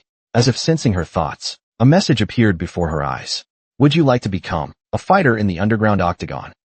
After registering as a fighter, you can keep fighting until you are satisfied. After registering as a fighter, even if you lose, you won't receive the loser's title. Once you accept a challenge, you cannot refuse. You must continue until you collapse from exhaustion. You cannot leave the octagon. For someone who loves fighting like her, this was simply an irresistible offer. Ramatut nodded without hesitation. She was ready. Asterisk, asterisk, asterisk. While Su Juanhao and Skya were organizing things in the empty area, Ramatut was reigning as the king of the octagon. Gilberto, Che Shuren, and Meishu were having a serious conversation. There's no exit? That's right. I've double-checked many times. Me too. I inspected every area, but still couldn't find an exit. Gilberto immediately looked up. Shadow vision. His field of view expanded like an expensive lens, scanning the entire ceiling. Too many. Far too many. He canceled the ability and sighed lightly. The situation was getting worse. Why? There are too many surveillance cameras, at least several hundred. The cameras were densely packed, leaving no blind spots. It was as if they wanted to make absolutely sure there were no gaps. Looks like I need to meet with Juanhao and Skya. The last time I saw them was in the Sky Zone. According to the info from Cha Sharun, they moved toward the Sky Zone. At that moment, some players who just left the shop started. Hey, what's with the poor quality of these shop items? Yeah, seriously. I thought it would be like the floor 2, full of great stuff. But this is just disappointing. Even the weapons and armor are completely useless junk. Other than the rare magic materials, everything else is worthless. Hearing all that, Gilberto's suspicions grew even deeper. Is this place really made for players? It's still too early to draw conclusions. Before the other players got suspicious, Gilberto acted quickly. Oh, who's that? Whoa, Miss Sharun is here too. Oh wow. Now that's a surprising combo. My score is. Upon spotting Su Juanhao and Skya, Gilberto spoke up immediately. Juanhao, Skya, let's have a talk. Seeing the serious look on his face, the two followed him to the corner, puzzled. Meanwhile, Skya cast several spells. No one will see or hear what we talk about now. What happened? That made you so serious? There's no exit. Hearing those blunt words, the two blinked in shock. You say there's no exit? Did you really check carefully? At least we can confirm that there's no ordinary. Wait. Realizing the gravity of the situation, Skya drew a rune in the air. Detection. Detect. Stairs. Doors. Elevators. His magic spread outward. Moments later, the magic returned. He sighed heavily. There really isn't a detectable exit. Only doors leading to the basement and the shops. In other words, there really is no way out. Su Juanhao frowned. Gilberto continued. Juanhao, I think this might be a huge trap. What? What do you mean? Think about it carefully. What benefits have players gained here? Well, for himself. Because of the Messenger of Spring, he improved his stats. But for other players, they only received a single point. And that point wasn't very useful either. Because in the shops, there wasn't much worth buying. But obviously, we also suffered losses. The bottom 10%. Out of the hundreds of thousands of players who visited here, the bottom 10% means tens of thousands of people. They were expelled from here after suffering a 10% reduction in all stats for a year and being driven out of this place. Come to think of it, this is no joke. It feels like this entire floor was designed to weaken the players on purpose. Now that you mention it, I can sense a lot of hostility here. Juanhao, who do you think is behind this? It's obvious. Who else but the demons would go this far to make things hard for players? That's the real issue. I didn't expect the demons to be able to interfere with the system. If floor 5.5 is one massive trap, then they must have started setting it up the moment players cleared floor 5, tempting them in with bait, delaying the opening of floor 6, and unlocking floor 5.5 first, forcing players to come here. So then, what is their real goal? Is it really just to lower everyone's stats by 10%? No. That's just a side effect. Su Juanhao's eyes changed. Even monsters don't pull pranks this boring. Compared to them, The demons are clearly more cunning and far more ruthless. Something's not right. He had a gut feeling that they needed to leave this place quickly because he sensed this wasn't the end. It was just the beginning of something big. The problem is the other players. Cha Shirun spoke up. Just as he said earlier, the players were still desperately fighting for points. So naturally, no one was in a hurry to leave. But things are different now. The players are getting tired of it because they've realized, even if they earn points, there's nothing worthwhile to spend them on in the shops. SRT. So next, their reactions are quite clear. They'll want to go back to their homes or hunting grounds. But if they realize they can't leave this place, Hua Quanhao just rubbed his aching forehead, and chaos began to erupt everywhere. Hey, let's call it a day. Let's go back. Wait a second, but how do we get out? There must be a door or an elevator, right? I haven't seen one. Have you? No. Me neither. The players fell into chaos in just a moment, and Hua Quanhao's gaze turned icy. To Kaka. You're now a member of the demon clan. The group showed puzzled expressions. Hua Quanhao asked, so, think as a member of the demon clan, if the players fall into chaos, what would you do? Tukak closed their eyes, sinking into thought. If they were a demon, able to oppose players, and to some extent, interfere with the system, the answer came quickly. I would find ways to incite them, to make the players kill each other. As expected, Hua Quanhao lightly bit his lip, starting to prepare for the impending massive upheaval. So, preventing fights between players is what we should do. Quanhao, to be frank, a battle involving hundreds of thousands of us is unavoidable. So we need to find allies. Having high combat power alone isn't enough. We need those who can, with just a word, create a massive impact. Fortunately, there are quite a few individuals here who can offer that kind of help. *****. Welcome. In a dark, sealed-off cave, pained groans echoed constantly. Our poor master. He must be in great pain. Isaac. DeWall murmured sympathetically, his voice low. Something fell nearby. Isaac glanced toward the source of the sound, and a look of delight crossed his face. You caught a pig today, I see. I'll handle the prep and cooking. The chef cheerfully dragged the pig away. Valencia quietly watched Isaac. Isaac, when you brought the inner power chip, you could have also brought the system chip, right? How many times have I told you? Unfortunately, our master never gave such an order. Though what he said was true, the frustration inside her still wouldn't subside. If only Isaac had brought the system chip back then, their master wouldn't be suffering like this. He might have even been able to kill Phantom by now. Seems you've built up quite a bit of anger toward me. Miss Xia. Sensing the murderous intent, Isaac said with a smile, you never consider the team. You always put your own enjoyment first. I really dislike that about you. So that's why you want me dead? But, when the Lord finishes the Xinjiang ceremony and comes out, if he sees his subordinate already dead, wouldn't he be unhappy? I know. That's why I spared your life. Thank you. Won't you eat something? You should eat more. Foolish magician. After Valencia left his seat, Isaac let out a soft chuckle. He looked up at the sky and murmured to himself, it seems, the Grand Lord and King Shur are about to act as well. This operation of theirs is different from the usual, periodic acts of terror. Because the demonic cult, following the demon's orders, will act secretly in the border areas. It's part of the plan. What a pity. I can't participate in that historic moment that will fill the first page of history books. Isaac. Dever truly felt regretful. *****. I give up. Giving up again? Ramatut. Carrie felt dissatisfied. He had become a fighter in the underground octagon to relax his body. But no one could give him a proper fight. Everyone was too weak. Back when he was active, there were always hot-blooded people charging at him without regard for their lives. You have won again in the underground octagon, achieving 32 consecutive victories. Reward, 800 points. However, even without thinking much, he realized that even with so many points accumulated, there was nowhere to spend them. Because he registered as a fighter in the octagon, he couldn't leave the place. It was seriously frustrating. Every time he tried to walk out of the octagon, a system message would pop up. You are a registered fighter in the underground octagon. Unless you're exhausted, you may not leave the octagon. What a joke. What? Are we supposed to relieve ourselves in here too? Sleep inside the ring as well? Ramadat sneered coldly and shook his head. Take all of my points if you want. Do whatever with them. I'm getting out of here. I'm starving. Just as he forcefully tried to rip open the octagon gate. Sorry. I'm afraid I can't let you do that. Please return and continue your match. A gentle voice, paired with an aura that felt anything but soft. Well then. Finally, Someone worth. Grinning, Ramadat slowly turned around.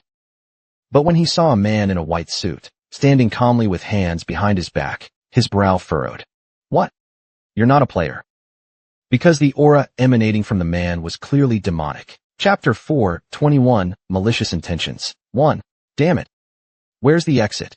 Get the admin out here. There's gotta be an admin, right? Hey, are you blind or what? What? This guy's hilarious. You wanna fight? As chaos stirred, the players started showing signs of violence. All it takes is one person, and the situation could spiral out of control like a riot. Heavy foot. Asterisk clank asterisk clank. More than a dozen players began gathering in the open area. Hey, look over there. Look at what? I'm busy looking for an exit right now. Busy to death. Ugh. Are you planning to hold a world summit here, or what? Just as sparrows can't fly over a granary, the surviving reporters also couldn't ignore this situation. Click, click. The sound of camera shutters echoed everywhere. Insane. The presidents of the 5 major guilds and the large guilds have all gathered together. Except for Yuri and Alexiev.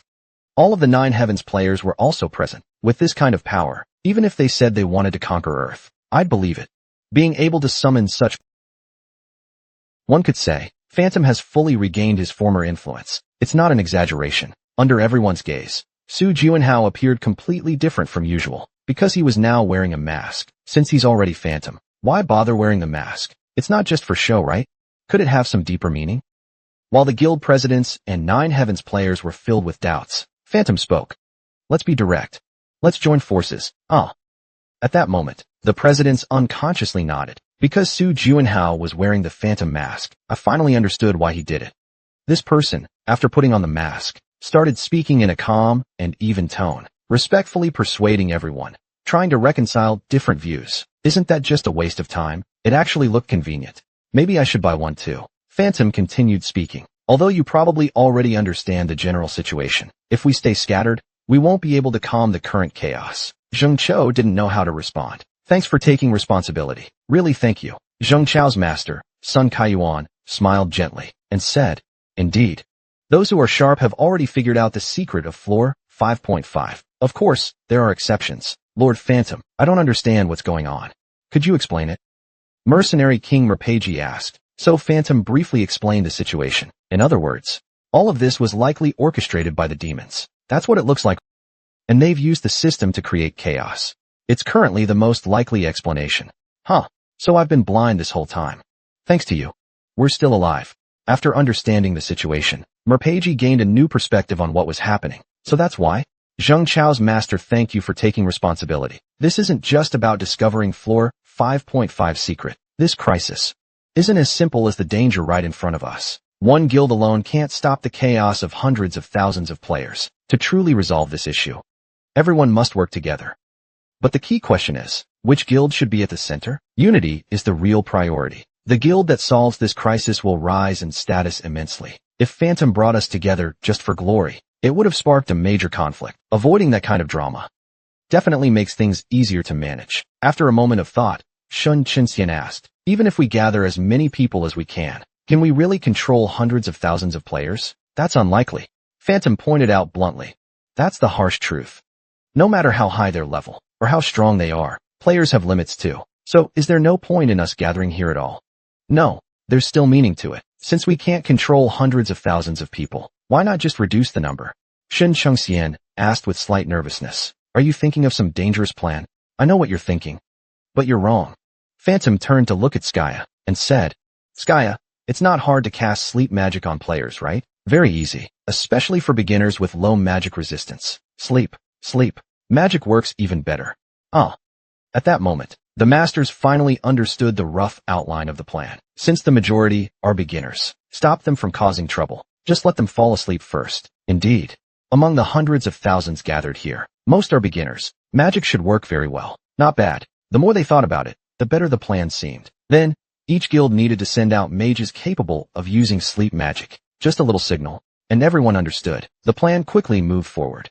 Soon, the entire amusement center was filled with the sound of snoring. Of course, it wasn't just mages taking action. Many other players also had abilities that could put people to sleep. Hey, my vision just got blurry for a second, and I saw something like mist. You felt it too? I thought it was just my eyes playing tricks. Yawn. I'm suddenly so sleepy. Everyone, get some good rest. While you're dreaming, we'll find the exit. Especially Gasman from the Missile Ghost Guild performed outstandingly. The hypnotic gas he released easily put the players to sleep.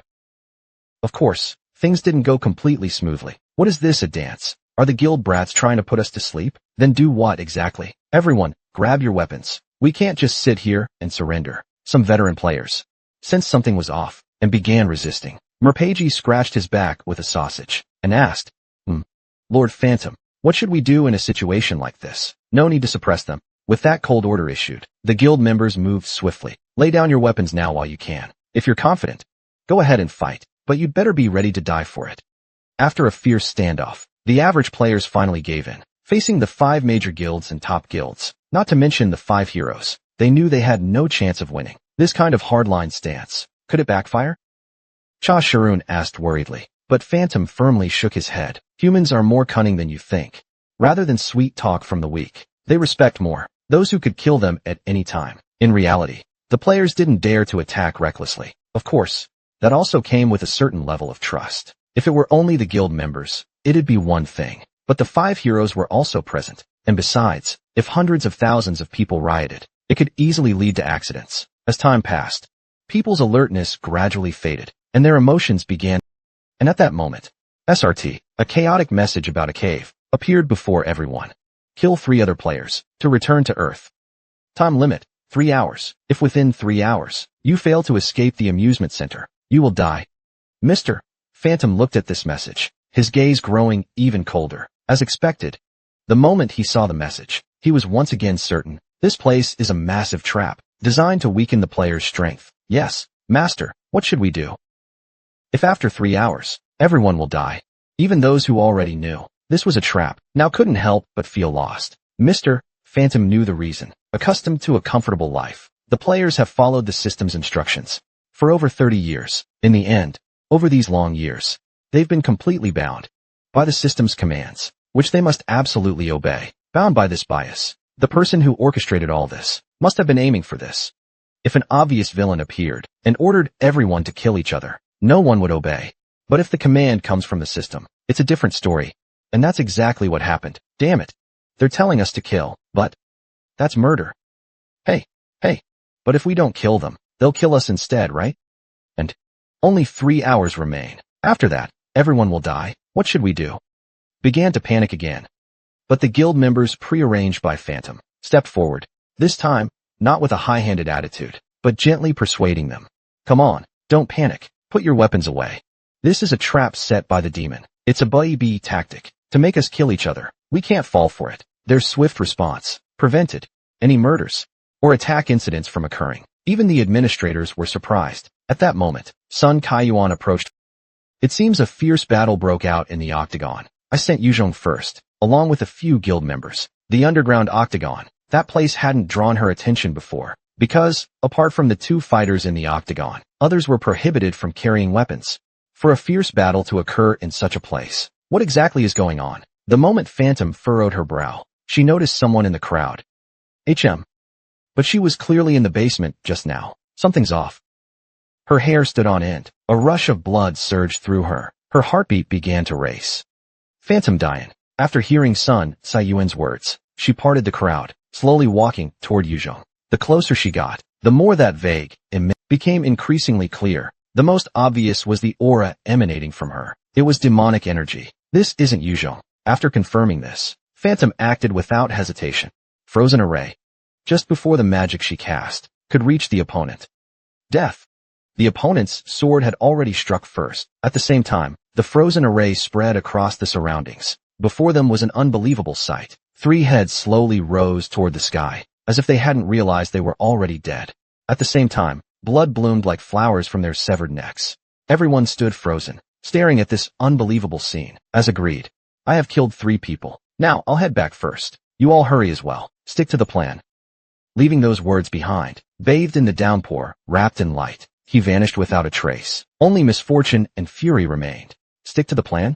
The guild and the 5 heroes have deceived us. The Sword Saint, Ji Yuzhong, killed 3 people in the rain. They're using us as sacrifices, just to return to Earth. Phantom bit his lip hard. The cracks he had barely suppressed began to uncontrollably spread. Wait. That guy isn't Ji Yuzhou. He should still be at the underground octagon arena. Shut up. You think we'll be fooled again? I want to return to Earth too. I want to see my family. As the sound of weapons being drawn echoed from all around, chaos erupted. Chapter 4:22. Direction of Malice. Part 2. Ramatut stared intently, staring at the man before her. His scent was clear, and the aura she sensed was even more distinct. Strange. Junho would never let someone like you live. With her power, she should have been able to track down and wipe out the last of the demon beasts. Then that would leave only the heavenly demon and a few of her followers. Unless the demons have created new monsters? The man in the white suit smiled with his eyes. Ramadat frowned. What are you smiling at? Smiling? What's that supposed to mean? Why are you laughing? You're reeking of filth from head to toe. Ramadat growled lowly. The man smiled again. It's because I just couldn't help but laugh. When you have the real deal right in front of you, and you still call her a cheap knockoff, the real thing, she should at least understand. A metaphor that simple. Ramadat's gaze grew even sharper. So what you're saying is, you're a demon? Nice to meet you. Ultimate demon, George. It was Ramadat's first time meeting a demon, and probably none of her friends had experienced this either. That's why she had a question. Why would a demon be wandering around a place like this? How ridiculous. George wiped away a tear from the corner of his eye and continued speaking. Your friends already noticed it long ago, and yet you, so slow. Stop beating around the bush. Speak clearly, or you'll regret it. In short, the entire floor design was made by us demons. What? It took quite an effort. Interfering with the system itself was difficult enough, not to mention that damned elevator security. We had no choice but to invite you through a complicated method. The stairs. That's right. If we could bypass the elevator security, we could have invited more players easily. George showed deep regret. Humph. You're telling me all this because you're about to die and seek repentance? Quite the opposite. George chuckled lightly. Murderous intent flickered in his blood-red eyes. Think of it as a parting gift for the soon-to-be extinct grain. Humph. I've heard many rumors. Red demonic energy gathered around George's fists, forming something like gloves. Rumors? Yes. Ramatut heard a voice coming from the left and turned his head. Boom. George's fist struck him squarely in the ribs, shattering all his ribs. You said I was the toughest Satan who wouldn't easily break. Seems the rumor was wrong. Even though Ramatut's ribs and internal organs were ripped apart miserably, his voice remained calm. At the same time, all his wounds regenerated rapidly. His body completely restored itself, faster than what I saw in the reports. George muttered in a dissatisfied tone. The actual regeneration speed far exceeded expectations. According to the Miners Association report, for injuries of this level, it should take at least 10 seconds to fully regenerate. Let me ask you, when did you receive that report?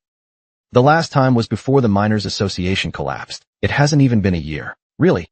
Did that report only mention things about Shodan? What else needs to be written? Well, Ramadat grinned, showing his teeth. Tell me, you're a mid-tier demon, right? Yes, but so there must be beings stronger than you, right? Like high-tier demons and top-tier demons. Starting from top-tier demons, they have the right to challenge demon nobles. Interesting. How strong are those guys? George furrowed his brow. Why is this guy so calm? He's so slow to react. Weak enough that he can't even dodge my attacks. Why is he so excited? When talking about being stronger than me, let me tell you, forget demon nobles. You won't even meet a high-tier demon, because you're about to die here. I have a different opinion. Asterisk crack asterisk. Asterisk crack asterisk. Ramadat slowly turned his neck. I've heard enough. Now let's fight. Heh. George sneered mockingly. Aside from recovering stamina, he doesn't have anything special. Why is he so confident? He instantly moved behind Ramadat, landing a punch on his exposed neck. Asterisk crack asterisk. With the sound of a breaking neck, Ramadat's head slumped forward. Got the situation clear now? George spun around sharply, leaning his face close to his, then stopped. This lunatic. Why are you still laughing? Hee. Ramatut showed an inscrutable smile, adjusted his neck, then stared directly at George. You're pretty fast. Is that all you want to say? If I wanted to, I could make it so you wouldn't even see my shadow. Really? Then I guess I'll have to get serious too. Ramatut grinned widely and started bouncing in place. His movements were part boxer's footwork practice, part dancer stretching out his body. George asked, stunned. Dancing all of a sudden? Are you crazy? Human. I'm perfectly sane. However, I'm just so excited I could go crazy. Ramatut countered. Let me ask again. In the report, aside from calling me a sandbag, was there really nothing else? Something else? There was. But in recent years, the reports submitted by the Miners Association didn't mention it. Rather, in a report from 27 years ago, left by the old Miners Association, there was a very special note. Recalling this, George couldn't help but chuckle. This guy is an incarnation of Shiva. Those lunatics. Shiva, along with Brahma and Vishnu, is known as one of the three major gods of Hinduism, a true transcendent being. Thus, the moment George saw that line, he couldn't help but curse. No matter how powerful they thought he was, there's no way it's that exaggerated. Shiva would be X. She is a transcendent being fitting the title of Destroyer God. Her power was truly beyond belief, far beyond what ordinary humans can compare to. Before I became a player, I lived in Varanasi, Ramatut said. At the same time, her body continued to sway up and down.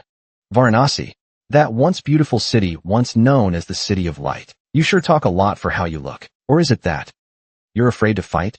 Ramatut grinned widely. It was a sacred city dedicated to Shiva since ancient times. Up and down. Up and down. George frowned. The rhythm was completely offbeat. A series of chaotic movements that instantly threw off his sense of timing. Just simple movements, and they already disrupt my balance. Sensing something strange, George dashed forward like lightning to stop her movements. The training I did since childhood. This was the first time she used this ability after returning, because I learned Tandava, Death, Shiva's favorite dance of destruction. It is also known as the Dance of Death. It's been passed down among the pilgrims in Varanasi to this day. However, the one who went beyond just performing the dance and turned it into an actual ability was only Ramatut. Chatter chatter. You sure talk a lot for a punching bag. George was already annoyed. He didn't even bother using formalities anymore. His fist, clad in crimson aura,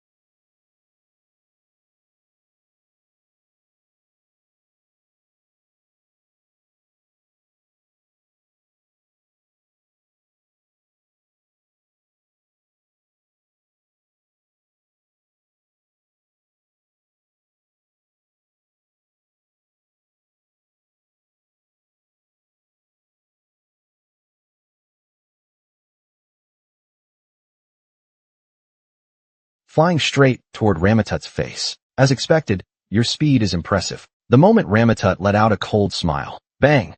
His body moved like lightning, delivering a punch to George's chest. George was sent flying into the opposite octagon fence, panting heavily. Cough, cough, ugh. He stared at Ramatut in disbelief. The opponent could actually keep up with his speed. Was he stronger than expected? No, not that. That lunatic. As an ultimate demon, he immediately recognized the secret of Ramatut's Tandab, the secret of 10 death. Damn bastard. That's not a technique humans should possess. I know. Ramatut, who had collapsed on the ground at some point, stood up, panting heavily. Just as he said, such a transcendent was never meant for human use. Lunatic, lunatic. George's pupils trembled violently. This cripple in front of him, every time he used Tandab, his entire body would be destroyed. Not just the bones. Even the muscles and cells would die once, completely vanish. In other words, every time he used this skill, he had to endure the agony of death. A mere mortal could actually withstand such pain. It wasn't just about enduring pain. Shiva is not merely a god of destruction. Shiva's belief is simple and pure. Destruction only paves the way for new creation. So too was her practitioner, Ramatut. Even if my body is destroyed, I will be reborn again. It's this belief that sustains me, allowing me to endure everything. Lunatic. You're a total lunatic. A complete lunatic. Every time he uses this skill, he goes through hellish pain. Enduring such pain, just to gain the power of a god's technique? George slowly shook his head. How could a mere mortal comprehend a god's technique on his own, unless it was Shiva who personally passed it on to him? George swallowed hard, his mind racing. If that really is Tandava, even in a simplified form, there's no way I can beat her. No. Wait. At that moment, something clicked in his mind. If she could use that skill infinitely, she wouldn't have sent out a phantom in the fight with the Ice Queen on the first floor. George was struck with inspiration. So the number of times she can use Tandava is limited. A spark flashed in his eyes. He spat out a mouthful of bloody phlegm and stood up. Honestly, I'm surprised. A mortal actually managed to fight on par with an ultimate demon. It was beyond his imagination. But if this is only temporary power, then there's no need to fear it. Let's see how many more times you can perform that dance. George sneered coldly and charged at Ramatut. Based on his calculations, basic regeneration S could only withstand 3 uses. He could endure 3 Tandava dances. With a loud crash, George was once again blasted away, and Ramatut collapsed to the ground too. The moment they got back up, George lunged like a zombie. Ramatut, having used Tandava, was pale as a sheet. Asterisk boom. Even though his organs were torn and destroyed, George laughed like a madman. Ha! He was convinced he had won. Looking at Ramatut's decaying face, he couldn't stop thinking that way. Is your limit 3 times? Initial regeneration is indeed a good ability, but it's not enough to fully withstand the divine technique, Tandab. After a long silence, Ramatut finally spoke. So this is how it feels. What? Unlike that despicable Su Juanhao, this is a real man's fight, as if the rotting expression just now was fake. Ramatut let out a cold laugh. His body began to twist again. Listen, when you get to hell, remember to add this to the report. Ramatut carries initial regeneration, upgraded to EX rank after the 5th layer. Hearing this, George panicked and reached out his hand. What? What did you say? Wait. I just want to surrender. Eradicate evil. Eradicate evil. I will not let the evil before me go unpunished. Ramatut's fist tore through space, striking George straight in the abdomen, with a loud bang. Followed by the sound of a balloon popping. George's body really burst like a balloon. Lord Ramatut. What happened? We heard there was fierce fighting here, so we rushed over. A step too late. The members of Ji Yuzhong's guild arrived at the underground octagon arena. They asked cautiously, after confirming the stunned expressions of the spectators. Ji Yuzhong asked, what exactly happened here? Nothing much. Just crack, crack. Ramatut twisted his neck as usual, sneered coldly, took out a filthy dog. Chapter 4:23. In the direction of chaos. 3. When Ramadan blasted a demon into pieces, the entire game center above plunged into chaos. The guild's brats drew their weapons. As expected, that was their true intention. I knew it. A day like this would come. Trash who only care about money and profit. No, you drew your weapons. We had no choice but to defend ourselves. You're all being deceived. Idiots. Endless curses heated the air. Shalu, disguised as Yuzhong, became the spark. Due to a lack of trust, normal conversation was no longer possible. Damn it. Feeling utterly powerless to prevent this situation, they had gone to great lengths, yet it still came to this. The guild leader's mood was hardly any better. This trash who only care about money and profit. We created plenty of benefits for the player ecosystem. We really did a lot. Though it feels awkward to say this, in front of the 5 heroes, the current order was established by us, but people will only see what they want to see. Honestly, I'm deeply disappointed. Both sides feel profound disappointment in each other. How can this situation be resolved? Just as he was pondering various methods. Wait, something feels off. Skya spoke up. His voice was calm, as if observing the whole situation from a distance. What's wrong? The guy imitating the sword just now, he was a demon, right? Most likely. If not a demon, there's no reason to put on such a lousy act in this situation. That's exactly what puzzled Skya. Why would he do that? What are you talking about? Clearly, he's trying to incite chaos. Don't you remember reading the Butcher's memories? You mentioned it yourself. You said the demons were strong. Back then, he had witnessed the power of lower, middle, and upper-ranked demons. Of course, he also shared those memories with his other companions. Given our strength and the 9 heavens' strength, fighting mid-level demons would have been extremely difficult. At that time, it really was. If what you said is true, that demons are that strong, then why go through the trouble of putting on a show? Thinking carefully, it really doesn't make sense. If a trap was set up, wouldn't it be simpler and faster to just kill all the players by force? Just send a few high-ranking demons, and the players wouldn't stand a chance. But they didn't do that. So what's the reason? Phantom and Skya's eyes met in midair. When an easier path is available, yet they chose a complicated one, there's usually only one reason. It's not that they didn't do it. They probably couldn't do it. At that moment, the word "are," what the second floor administrator said, suddenly resurfaced in his mind. Sorry. Administrators don't interfere in players' affairs. Or rather, they can't interfere.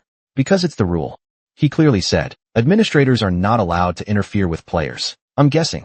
The demons who sided with the administrators are probably in the same boat. However, the figure who killed 3 people. Oh, I see. Just as the conversation hit a dead end, Sun Kaiyuan, who had been silently listening, suddenly spoke up. At first, I was still doubtful, but now I remember. Among the ones killed by the fake Yuzhong, one of them was someone I knew. He quickly operated Vita and pulled up a news report from a few years ago. The report mentioned several players were killed by Ma-ing. Photos were included too. Oliver Finn, a player who was killed by Ma-ing on the front lines. I once considered recruiting him into the guild. Next to him, Merpeji and Shin Sung-yoon also joined the conversation. Look, the other 2 who died just now were also victims of that same incident, right? In other words, they were already dead. They were just pretending to be dead. In fact, in this place, not a single player had actually died. That was the conclusion they reached, and it was very close to the truth. Gilberto, who had been quietly listening, finally spoke. The demons are truly everywhere. Then let me fill in the final piece of the puzzle. The final piece? Under everyone's gaze, he nodded slightly. There are demons hiding among the players now, and not just 1 or 2. There's quite a number of them. What? No way. How do you know that? When the fake sword saint began the slaughter, those guys acted as if they had been waiting for it, immediately stirring up emotions. They didn't allow the other players any time to think. Not only did they pressure the 5 heroes in the guilds, they even drew their weapons first, cutting off any chance for conversation. What kind of people would do that? They've already been dealt with. After Gilberto shared the magic vision mode, they concentrated magic at the corners of their eyes. Soon, some players' bodies began to glow green. Don't do this. We should attack first. Are we just going to sit and wait to die, waiting for the guild people to kill us? Rather than sitting here doing nothing, we should at least swing our swords once. I heard it clearly. Those guild people are plotting. They're planning to abandon us. We don't have to kill everyone. We only need to take, then we can go home. Those disgusting voices kept whispering temptations into the players' ears. Disgusting. More like cunning. But how do we inform the other players about this? Clearly, the entire situation was already being manipulated by the demons. The problem is, there's no way to have any dialogue anymore. So then, first, I need to create a situation where we can talk. Muttering under his breath, Lord Phantom casually walked forward, leaving his guild members behind, as both sides filled the view with players holding weapons. Lord Phantom. It's Lord Phantom. After confirming it was him, the players' eyes trembled slightly, because in their hearts, Phantom's presence always symbolized justice, goodness, and righteousness. Footsteps. Step by step, Phantom slowly approached them. Someone from the opposing side stepped forward too. That's far enough. Don't come any closer. Jade, known as the Red Spear of Otima, a solo player, grew up using the border city of Otima as his base. He rose to prominence as an elder renowned for his political insight. Please, don't make us attack you, the old man pleaded.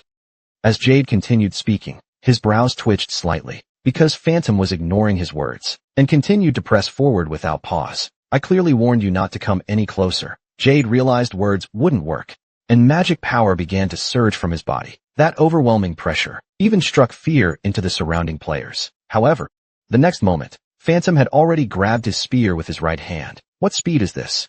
Jade clenched his teeth, but no matter how hard he tried, he couldn't budge the spear gripped in both hands. He was restrained. Am I going to die just like this? Countless thoughts flashed through his mind. His pupils suddenly dilated. What are you doing right now? If it pierces here, even I would die. After all, I'm still human. The tip of the spear precisely pressed against my heart. A voice came from beneath Phantom's mask. Even in such a situation, his voice remained calm, as if it had weathered countless storms, without a trace of excitement or fear. If you truly believe, I would betray you. As one of the 5 heroes, as a member of the Big Five, as one of the 9 fists, Phantom's gaze swept coldly over the crowd. Then do it. Rather than carry such a disgrace, I would rather end my life right here and now. His firm attitude shook Jed's resolve. Precisely because he was closer to him than anyone else, he could be sure of it. He wasn't protecting himself with magic, which meant, if the spear pierced him, he would truly die. Why? Why would he do this? No matter how he thought about it, there was only one answer. Because he was upright. That's why he could be so open and fearless. Jed bit his lip hard, his face twisting with emotion. Really?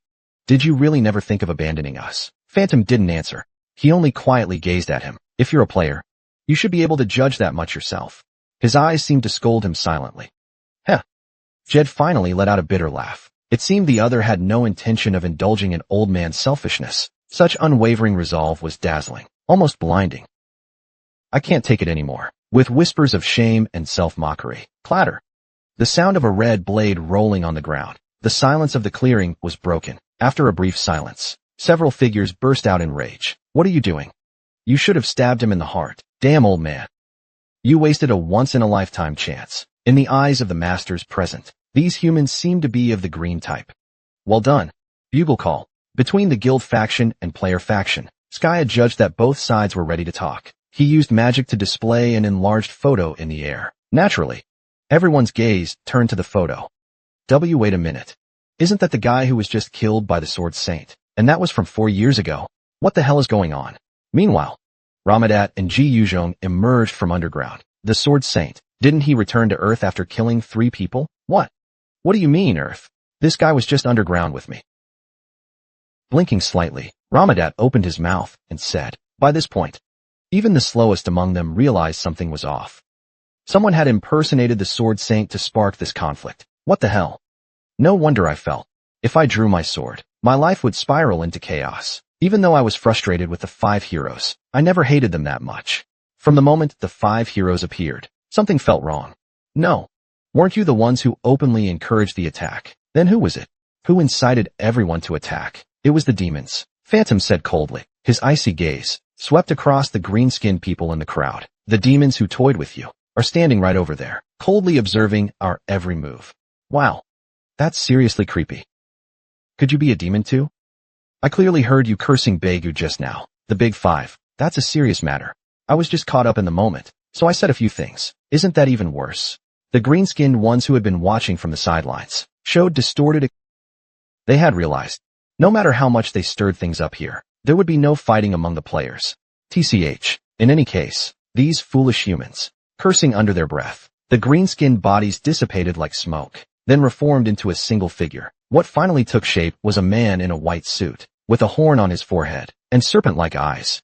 He looked at Phantom with a displeased gaze. You're really lucky. Otherwise, there would have been a spectacular fight here. Lucky. What else could it be but luck? If that old fool had pierced your heart, everything would have ended. Humph. Phantom sneered disdainfully. The reason he could act like that was because he was certain he wouldn't be attacked, and that certainty came from the trust and reputation he had built up among people over the years. Your despicable tricks are not enough to shake that. Although he wanted to retort, the undeniable fact of his failure left him speechless. He had split into thousands of copies, doing everything he could to stir the crowd, yet no one had. Enough, let's end this here. At that moment, a beam of light appeared beside the serpent-eyed man. 3 men in white suits appeared. Phantom's gaze wavered. One of them had 2 legs. According to the butcher's memory, this was a symbol of a high-ranking demon. It meant a powerful opponent, one he currently couldn't be sure he could defeat. He said flatly to the snake-eyed boy, Boros, George is dead. What? Who did it? He was killed by Ramadan in the Octagon arena. What a disgrace. A mid-tier demon relying on a human? Boros felt ashamed to be in the same rank as such garbage. He sighed and asked, so what now? Lord Maris. Indeed, the plan to provoke a civil war among players has failed. They can't directly kill players either. So now, there's only one option left. We go back. Huh. How thorough. Let's hurry and rank up. That way, we can kill you all without restraint. Still, we did achieve part of our goal. A spatial rift opened. As the 4 demons prepared to leave, who said you could leave? Phantom's voice stopped them. Chapter 424. The Direction of Malice. Part 4. Demons have immense pride. They consider all other races to be nothing more than insects. Especially from the mid-tier upward, they are viewed as warriors in the brutal world of demons. For a human to provoke them, there's no way they'd just walk away. Listen, is there some new law? That now, we have to ask ants for permission to leave? If anyone ever made such a law, I would have slit their throat already. Humph. These small fries, who wouldn't even earn a glance in the demon realm, acting so arrogant just because they trust the system. Enough. Malice gently raised a hand, calming the enraged mid-level demons and warning. Player. Phantom. If you still wish to preserve your lowly life and reputation, then do not cross this line. You were the ones who crossed it first. A line drawn by rabbits. Would a lion even care? Those were eyes filled with extreme arrogance, as if certain that, no matter how ants like you struggle, you could never hurt them. In response, Phantom spoke calmly. Ramatut. What? Suddenly being called out, he slightly lifted his chin, as if asking why. That guy said you killed a demon named George. Ah, yes. He himself claimed to be a mid-level demon. You struck first, right? As far as they know. Demons aren't supposed to attack players first. No. It's because they kept ignoring the system's warning, not to leave the octagonal area. So I appeared to teach them a lesson. If players violate their rules, demons are allowed to punish them. This behavior pattern is very similar to that of administrators. Then, what level was that mid-level demon? As for his level. After thinking for a moment, he nodded. They were definitely tougher than ordinary demons. In the end, it took 4 Tanda steps to finish the job. 4 times. The companions familiar with the power of the Tanda step grew slightly tense. That muscle-brained idiot actually danced that ridiculous move 4 times. He's a monster. We've never seen such a powerful enemy. Souvenir. Blessings. This is a Chinese phrase from the original text. Looks like we need to tread carefully. Yeah. 3 mid-tier demons and 1 high-tier demon. After a quick calculation in his mind, he concluded, with their current strength, it was worth a try. According to the butcher's memory, he was on par with a high-tier demon. As for the 3 mid-tier ones, with Jiutian and the others, they should be manageable. Their side might even have the upper hand, but surely, the enemy thinks the same, that if they fought, they'd win overwhelmingly. That's exactly why. They were glaring at him with bloodshot eyes, killing intent radiating from them. And with that, he seemed to understand what he needed to do. All it needed was a little more fuel. Resolute, Phantom scoffed in disdain. He muttered contemptuously. Humph. If your comrade's with that guy who got wrecked so badly, then I don't even need to check to know that the water bottle's lodged deep in his skull. He waved his hand like he was shooing away flies. Better get lost while I'm still letting you go, before I change my mind. Get out of here. These self-important demons, filled with pride and arrogance, could they endure this kind of insult? If they could, then I'd eat 100 billion coins. As expected, the demons didn't leave. Instead, they glared at him like they wanted to rip him apart. Even their leader, the high-ranking demon Malice, narrowed his eyes and asked, what if you change your mind? What would be different then? You would regret not running when I gave you the chance. Do you have that kind of strength? Strength isn't something you hear about. It's something you see with your eye. That's true enough. With a smile full of killing intent, Malice spoke. All right. Since you're so confident in your strength, how about we play a little game? He snapped his fingers, and a message appeared in front of them. The demon Malice has issued you a dual game invitation. Warning.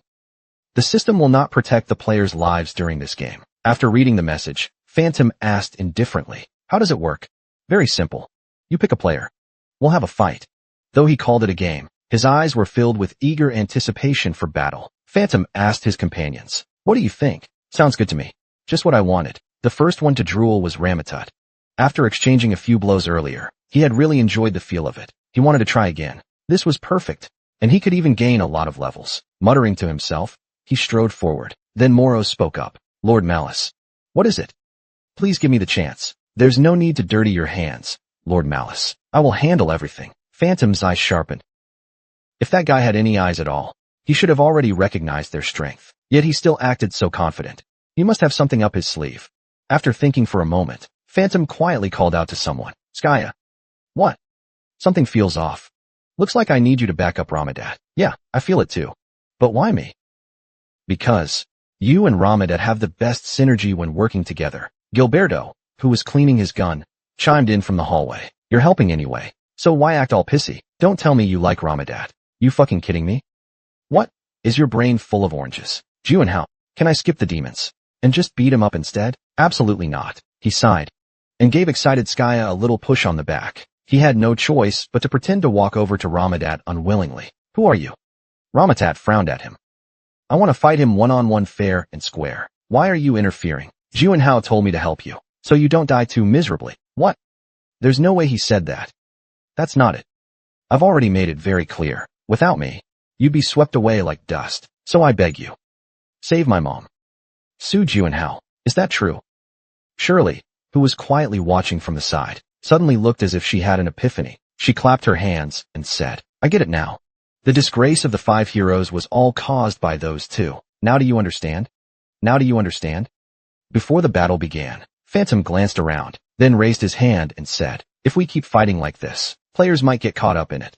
That's not something you want to see either, is it? The game center was still filled with players hypnotized by magicians and gasmen. They looked more like ordinary people than actual players. These newbies could barely protect themselves on a battlefield. You're right. Malice nodded and snapped his fingers. Hundreds of thousands of players vanished instantly. Is that good enough? I've only kept those capable of fighting.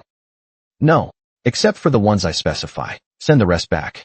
The ones he designated to stay were only the 5 heroes including himself, the Saintess Che Shuren, and 3 Jutian members. A total of 9 people. Of course, some of the players not selected felt dissatisfied. Hey, Lord Yudu. This isn't right. We can fight just fine too. Mir Page and Gao Shuxiao ran over and spoke seriously. I know you're strong enough, but Earth needs people to guard it too. I'm counting on you, even if it might be an unnecessary worry. He still remembered what those guys said when they left. However, their objective had already been achieved. There was no reason to keep hundreds of thousands of players here. The first thing Phantom thought of was Nazard, Halo, and Charbak. With the players gone, they might launch some kind of terrorist attack. Hearing the explanation, the 2 nodded. Yeah, now that you mention it, it makes sense. Earth needs strong people too. Got it. No choice then. I'll go back and protect it properly. Just like that. The game center that once held hundreds of thousands of players now had only 9 left. Just 9 people. Insane. But still, I admire your courage. Boros chuckled lightly, then turned to Ramadat and Skya. I won't force an attack either. After all, it's not exactly appropriate to strike humans. Oh, really? Skya's expression shifted, and he excitedly began casting magic. Hey, Musclehead, if you mess this up, I won't forgive you. Just cast it right, like you always do. Several spells wrapped themselves around Ramadat. Haste. Iron Skin. Hellfire. Touch Explosion. Toxic Smoke. His movements sped up. His skin turned as hard as steel, and his fists ignited with fire. 2 magic circles rotated behind him like gears. It's starting. Things like bugs don't need a signal to attack. Boros sneered coldly. Suddenly, Ramadat, who had been actively moving, vanished. Caught off guard by the sudden disappearance, Boros's eyes almost couldn't believe what they saw. Even earlier, a flaming steel fist had already slammed into his skull. So fast, I didn't even see his move. Insane. That huge guy, moving that fast. It was a move that defied human limits. Even their ally Tianma felt a chill down his spine. Boros's face was instantly smashed into a bloody mess. And that wasn't the end. Touch Explosion. Poisonous Smoke. Boom.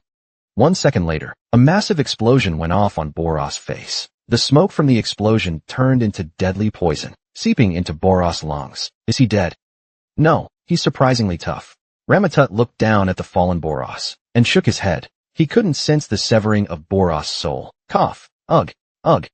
Boros, lying on the ground, gasped raggedly, his body trembling uncontrollably. In his vision, he could only see the ground. The ceiling? No. Was this really the ground? Why am I lying on the floor? Did I fall asleep just now? The sheer destructive force had left him unable to think properly. Just one attack had pushed him into a near-death state. He shook his head hard a few times, regaining some awareness. Then he pulled away from the 2. Boros kept checking his own condition. Damn it. He was already at death's door, and judging from his blackened skin, the poison was still eating away at his life. There's no way such a devastating attack could be used infinitely. Based on overall combat strength, he should far outmatch that guy. Yet, at the moment of the strike, the explosive pressure he felt was overwhelming. Damn it. Boros hurriedly hid his trembling fists, because he couldn't let it show that he was actually afraid of something he once considered an insect. Damn it. Damn it. In the end, I have no choice but to use it. The demon trait I had been saving for the final moment. Shah. His body split into 2 within the smoke. Huh. Is that a split? Ramatat tilted his head slightly. Usually, split forms are weaker than the original body. Asterisk shhhhhh. Asterisk. As the smoke cleared, a man and a woman appeared with completely different faces. At the same time, blood vessels filled Phantom's eyes. One of them was someone he knew better than anyone. Asterisk crackle. Asterisk. Asterisk crackle, asterisk. Every time sparks flew from those wrinkled fingertips, his heart seemed to tremble with them. That is Lord Thunder. Even just now, this ability is truly disturbing. To insult the dead like that. Even Shin Sung-yoon and Wei Tianxue couldn't hide their unease, let alone his disciple, Phantom. He struggled to suppress the rising sand aura and rage within him. So that's Juinhao's master, the old man? I think I saw him once at the Knight's Order. Ramatat rolled his shoulders and coldly stared ahead. Close your eyes. I don't want this to traumatize you. Skya fixed his gaze on the split versions of Lord Thunder and the unknown woman. I'm not sure about that woman, but I have some intel on Lord Thunder. He briefly summarized what he knew as efficiently as possible. They say, even in that old man's body, his reaction speed surpasses all other players. Reaction speed? Like someone in Juinhao's category. Exactly. And since he controls lightning, he can fully unleash that frightening reaction speed. Just hearing that gives me chills. But that guy might be different too. Their enemy wasn't the real Lord Thunder, but a fake imitating him. This time, Ramatat turned his gaze to the woman. What is that? I told you. I don't know. I've never seen him before. He knelt down the moment he appeared. He clasped his hands together and began to pray. Around him formed what looked like a very solid magic shield. Bluffing. What do you think? I'm betting on the fake lady. I thought so. Everyone agreed the fake lady was more dangerous. As for the woman who posed no immediate threat, they decided to deal with her later. It was a rational decision. The fake lady let out a faint cold smile. It was a smile completely unlike the friendly one he used to have when he was alive. This woman's ability is just what you see here. Dong dong. He knocked on the woman's protective shield. All she's doing is concentrating to maintain that shield. Judging from his confident explanation of her abilities, he seemed very sure of himself. Of course he was sure. Boros, playing as Lady, couldn't help but chuckle. This human's talent and ability were exceptional. Even for insects, it would have been a waste. So you chose to imitate his form? The word imitate sounds unpleasant. He continued expressionlessly. I'm faster and stronger than he was in life, and I can use his powers even better. In short, I've already surpassed the original. No need to waste words with something like that. Ramatut. Skya cast multiple enhancement spells on Ramatut once more. In fact, buff spells weren't always beneficial, turning skin into steel, making the body faster, burning and exploding. The after effects and burdens caused by these were unimaginable. The only reason it was bearable was because the target was Ramatut, Lord Carry, right? Charging with all these magic enhancements. It would be terrifying to face him as an enemy. When Shin Chengxian and Wei Tianxue imagined facing the two as enemies, they couldn't help but shudder. Move out.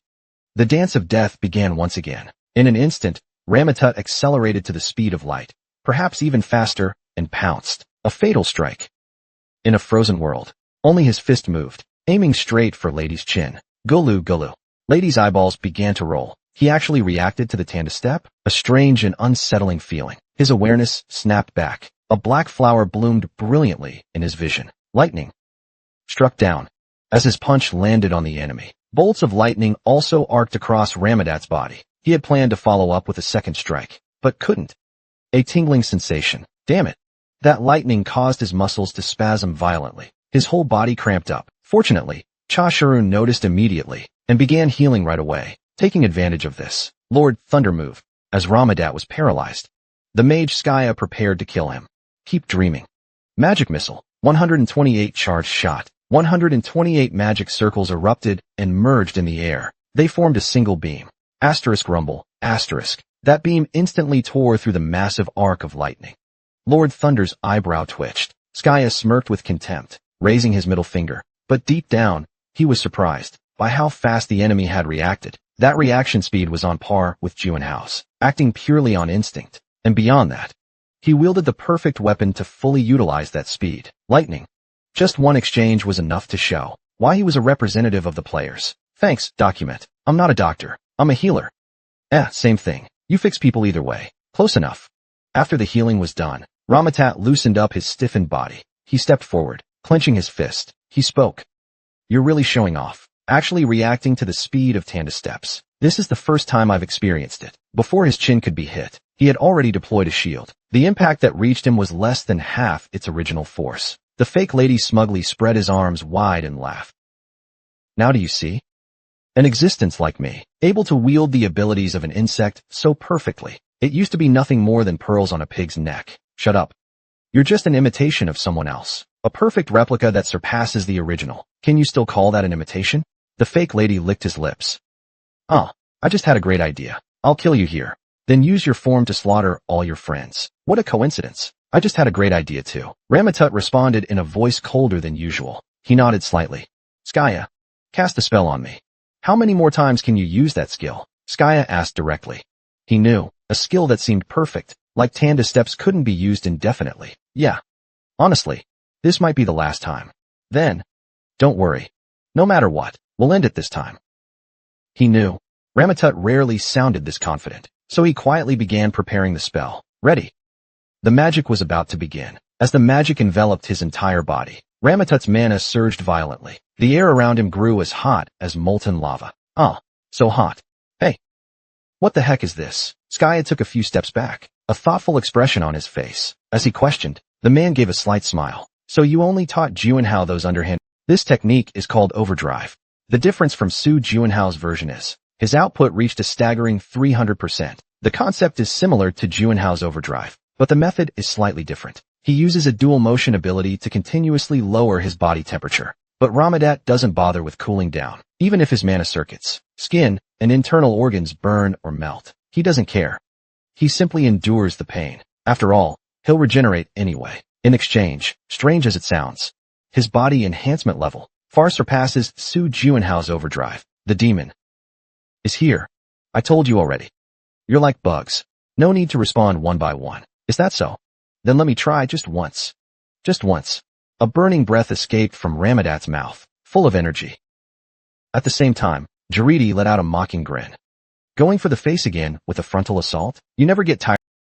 He had already spread magnetic fields throughout the space. The fields connected with one another, forming a new signal network. In other words, he could predict the direction and timing of all incoming attacks. Lowly humans can only dream of technology like this. Only demons, as a superior race, can achieve this. Boros casually waved his hand and summoned a defensive barrier in front. No matter how much these insects struggle, they'll still end up in the palm of my... His thoughts were suddenly cut off. At the same time, an excruciating, soul-ripping pain exploded across his face. Why is there pain? Isn't there a protective barrier? Boom. The fake lady's body slammed into the wall, but there was no sound of thunder. Ramatut exhaled a breath of hot air, enduring the searing pain as if his whole body were shattering. He struck the fake lady's face again. Boom. Stronger. Faster. Another boom. Ramatut's skin began to crack.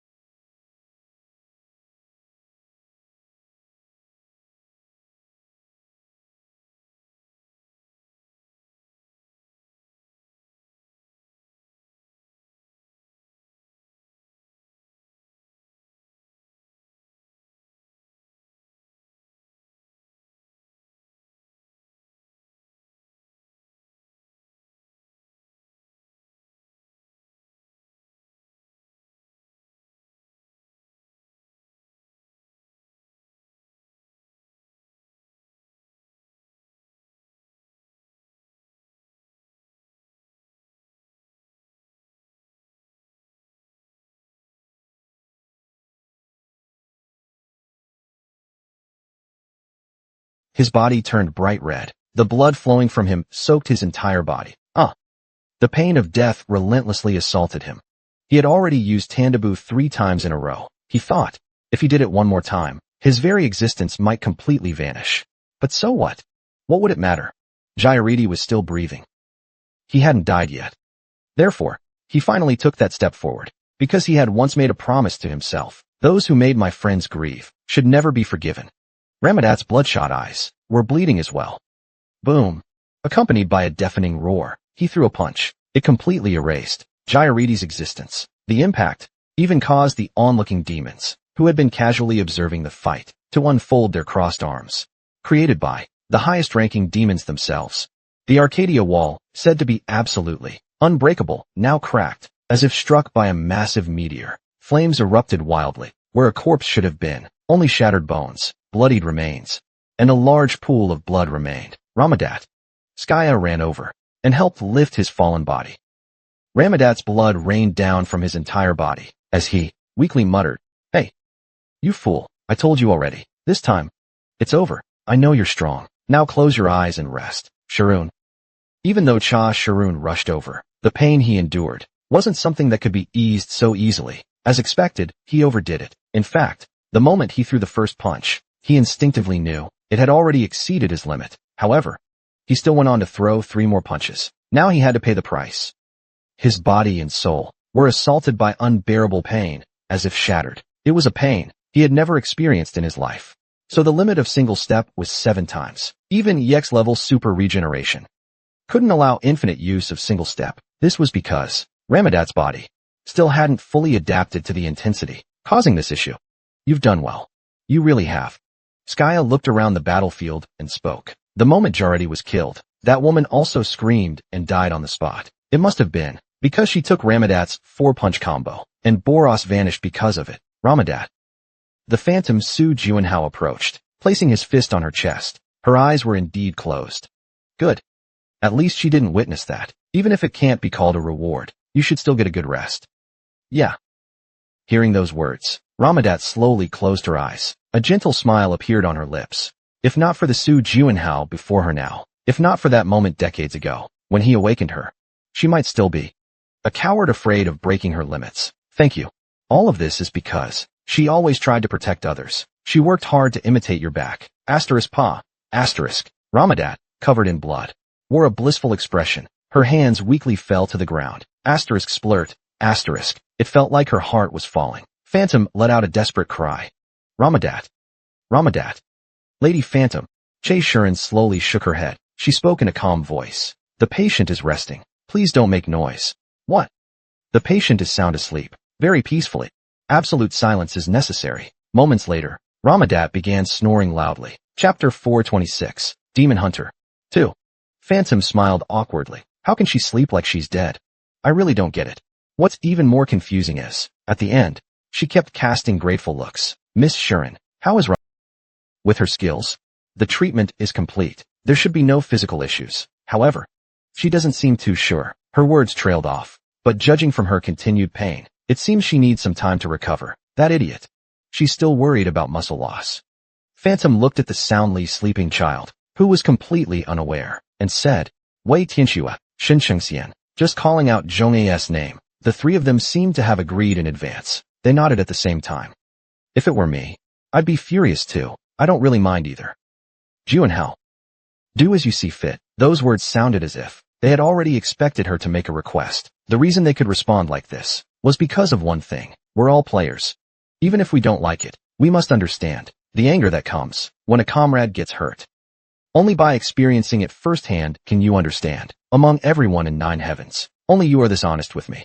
The phantom nodded with gratitude, then looked at her friends. Skaya, Gilberto, Meishu. If any of you tell me to withdraw, I'll kick your butt. I don't want to see 2 friends fall in a single day. When Ramadat wakes up, we need to prepare something nutritious for her. The anger over that girl collapsing wasn't just phantoms alone. Even though they often argued and joked around, not a single one of her friends truly disliked her. If she found out, she'd probably feel embarrassed. Once again, she realized, having friends who get angry for her sake was such a comforting thing. There's no way I'd let any of you quit. Knew it. Then, Juanhao, get some rest for now. Leave those 2 vagrants to us. Hearing that, Phantom shook his head. No, I want to fight together with you. Prioritize according to importance. Sort important matters by priority. The 3 turned their eyes to Maris. What they felt from her was an ominous aura and vile malice. Even though she hadn't fully released her demonic energy, the overwhelming pressure already made their hair stand on end. To be honest, because of my pride, I don't really want to say this, but fighting her might be quite tough. We should conserve our strength. Among us, the only one who can fight her evenly is probably you, Juanhao. Conserve your strength. Phantom stared at Maris and slowly nodded. Thank you for your trust, but are you really sure about this? Even though Ramadat just defeated 2 mid-level demons, she does look a bit tired.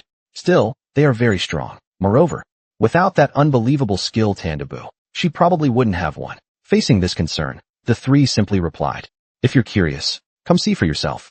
Seeing is believing. Though their words seemed casual, they were extremely reassuring. Asterisk asterisk asterisk. That bastard Boros. So arrogant. And he still ended up dead.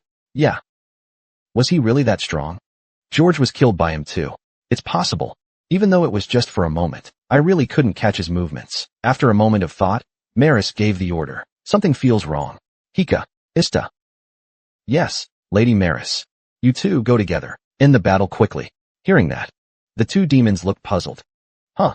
But Lord Maris, deploying 2 ultimate demons, just to deal with these insignificant humans, isn't that a bit? Wait. George and Boros, weren't they just as arrogant as you? And look how miserably they ended up. His cold gaze swept across the 2 demons. Excessive confidence leads to recklessness, and when recklessness solidifies, it turns into arrogance. I don't have the patience to tolerate those who lack the ability, but are that arrogant. We're sorry. We were careless.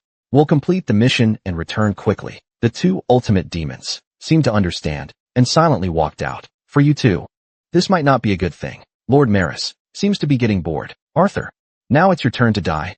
Asterisk gurgling noises asterisk. As soon as the voice fell, the demon known as Sika, his body began to swell uncontrollably. If you had to compare, his size was equivalent to a 4-story building. However, this massive creature didn't look agile. Instead, it was bloated. Its limbs were fat, and it moved sluggishly. Ha ha ha. Die by my hand. You fat monster. A giant hand reached out toward the 3. They quickly scattered in all directions. Oh dear, is it my turn again? The hand was chasing after Skya. Kiraland. Wearing a sly smile stained with blood, she cast her magic. With such clumsy hands, can you really catch a pretty lady like me? Power of wind.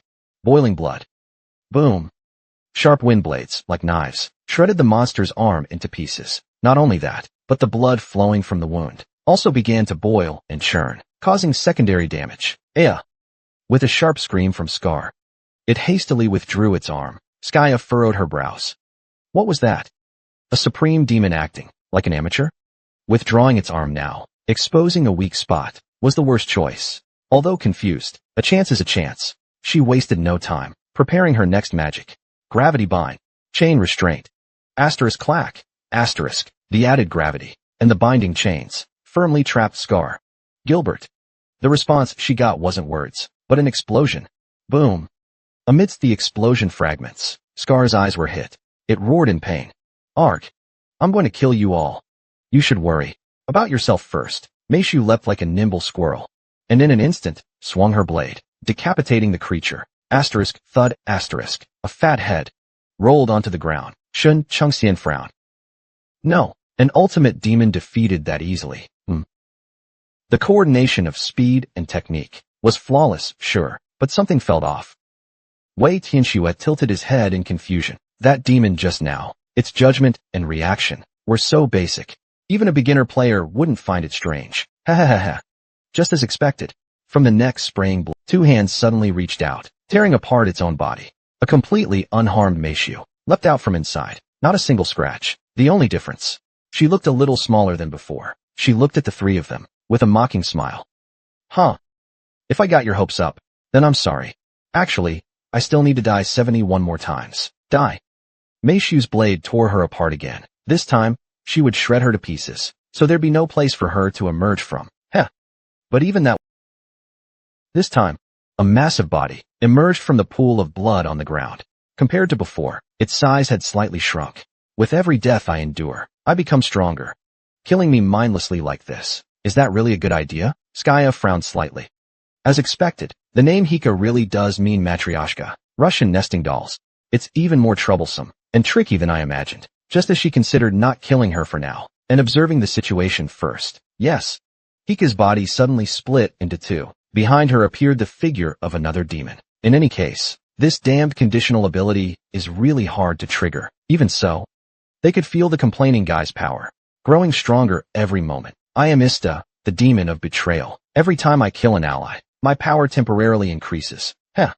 A cycle of death and slaughter, making us infinitely stronger. This unreasonable ability synergy. The 3 exchanged glances. First, they had to eliminate the demon called Ista. They would temporarily ignore Hika. Noticing their silent communication, Hika sneered coldly. You're planning to ignore me and take down Ista first, aren't you? Isn't it obvious? The moment she spoke, Ista chopped off Hika's head again. Stop letting me die already. Stop him. Restrain me. You worms. Ista sneered coldly, and silently caught the flying bullet. Quite surprising. An attack with no sound, and no warning. But too slow. That completely cancels out your advantage. Playing with the bullet. He reached toward Gilbert. Here, take your toy back. Gilberto was struck by a bullet flicked from his fingers. His left shoulder instantly exploded. He frowned and looked at his shoulder, unconsciously showing an expression of pain. Looks like it hurts. Focusing on your wound, instead of the enemy. How careless. Ista's voice rang out right in front of him. Die. You insect. Denied. Responding calmly, Gilberto drew his revolver and aimed it at the man's face. Bang. Bang bang. At the same time, the magic circle carved on the ground lit up. Lightning trap. Emergency escape. His vision wavered. And suddenly he saw Skaya appear beside him. Since I saved you once, buy me a magic book next time. I'd be more grateful if you didn't say that. He turned his head and saw Ista brushing off. The electricity on his body, unfazed, so troublesome. Maybe once I grow stronger, I can wipe out nuisances like this in one go. Unacceptable. I won't let you grow any further. Why would I, an insect, need permission? Ista growled. As he was about to attack Meishu, he ignored the strike and quietly stared at Ska. His lips trembled slightly. I'm going on an assassination mission. At that moment, Ista was suddenly blasted backward by an unknown force. He hurried to his feet and looked toward where Meishu and Ska were. A giant sphere of darkness had formed there. Contractor. This looks a lot like the dark curtain you often use. I had no choice. Phantom, gazing at the black sphere, slowly nodded. This is just a simple version that I created by imitating that technique. As a supreme demon, Scar quietly looked around. It was a forest. A misty and mysterious nighttime forest under the moonlight, suddenly appearing inside the forest. This must be illusion magic, or a dreamlike illusion barrier. If that's the case, exerting enough power should shatter the space. However, no matter how many methods he tried, there were no signs of space collapse. It was all useless effort. This was just draining his strength. Is that so? It seems. This is a reality marble.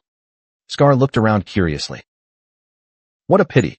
Such power would be wasted on bugs. A reality marble is a mighty ability to construct your own world under any conditions. This kind of ability cannot be acquired through practice or hard work. Usually, the reality marble reflects the user's unique traits, but that didn't matter now, because he still had 68 lives left to use. As long as he could find the weakness of the barrier, he could defeat it. Alright then, what's the secret of this barrier? Sasha. At that moment, strange sounds came from deep within the dense forest. From behind the thick trees, Scar let out a soft chuckle. As expected, are they your reinforcements? No, they are the ghosts of this region. Ghosts. They would never help anyone. Sasha. Red eyes. Watch them from behind a tree. What's that? Ska furrowed her brows, having noticed something. The necklaces around their necks weren't made of gems or anything like that. Why would they hang peach garlands around their necks? You don't need to know the details. Meishu calmly cut her off and drew her blade. There's only one rule in this forest. Only the victor of the fight can leave. Can you handle it?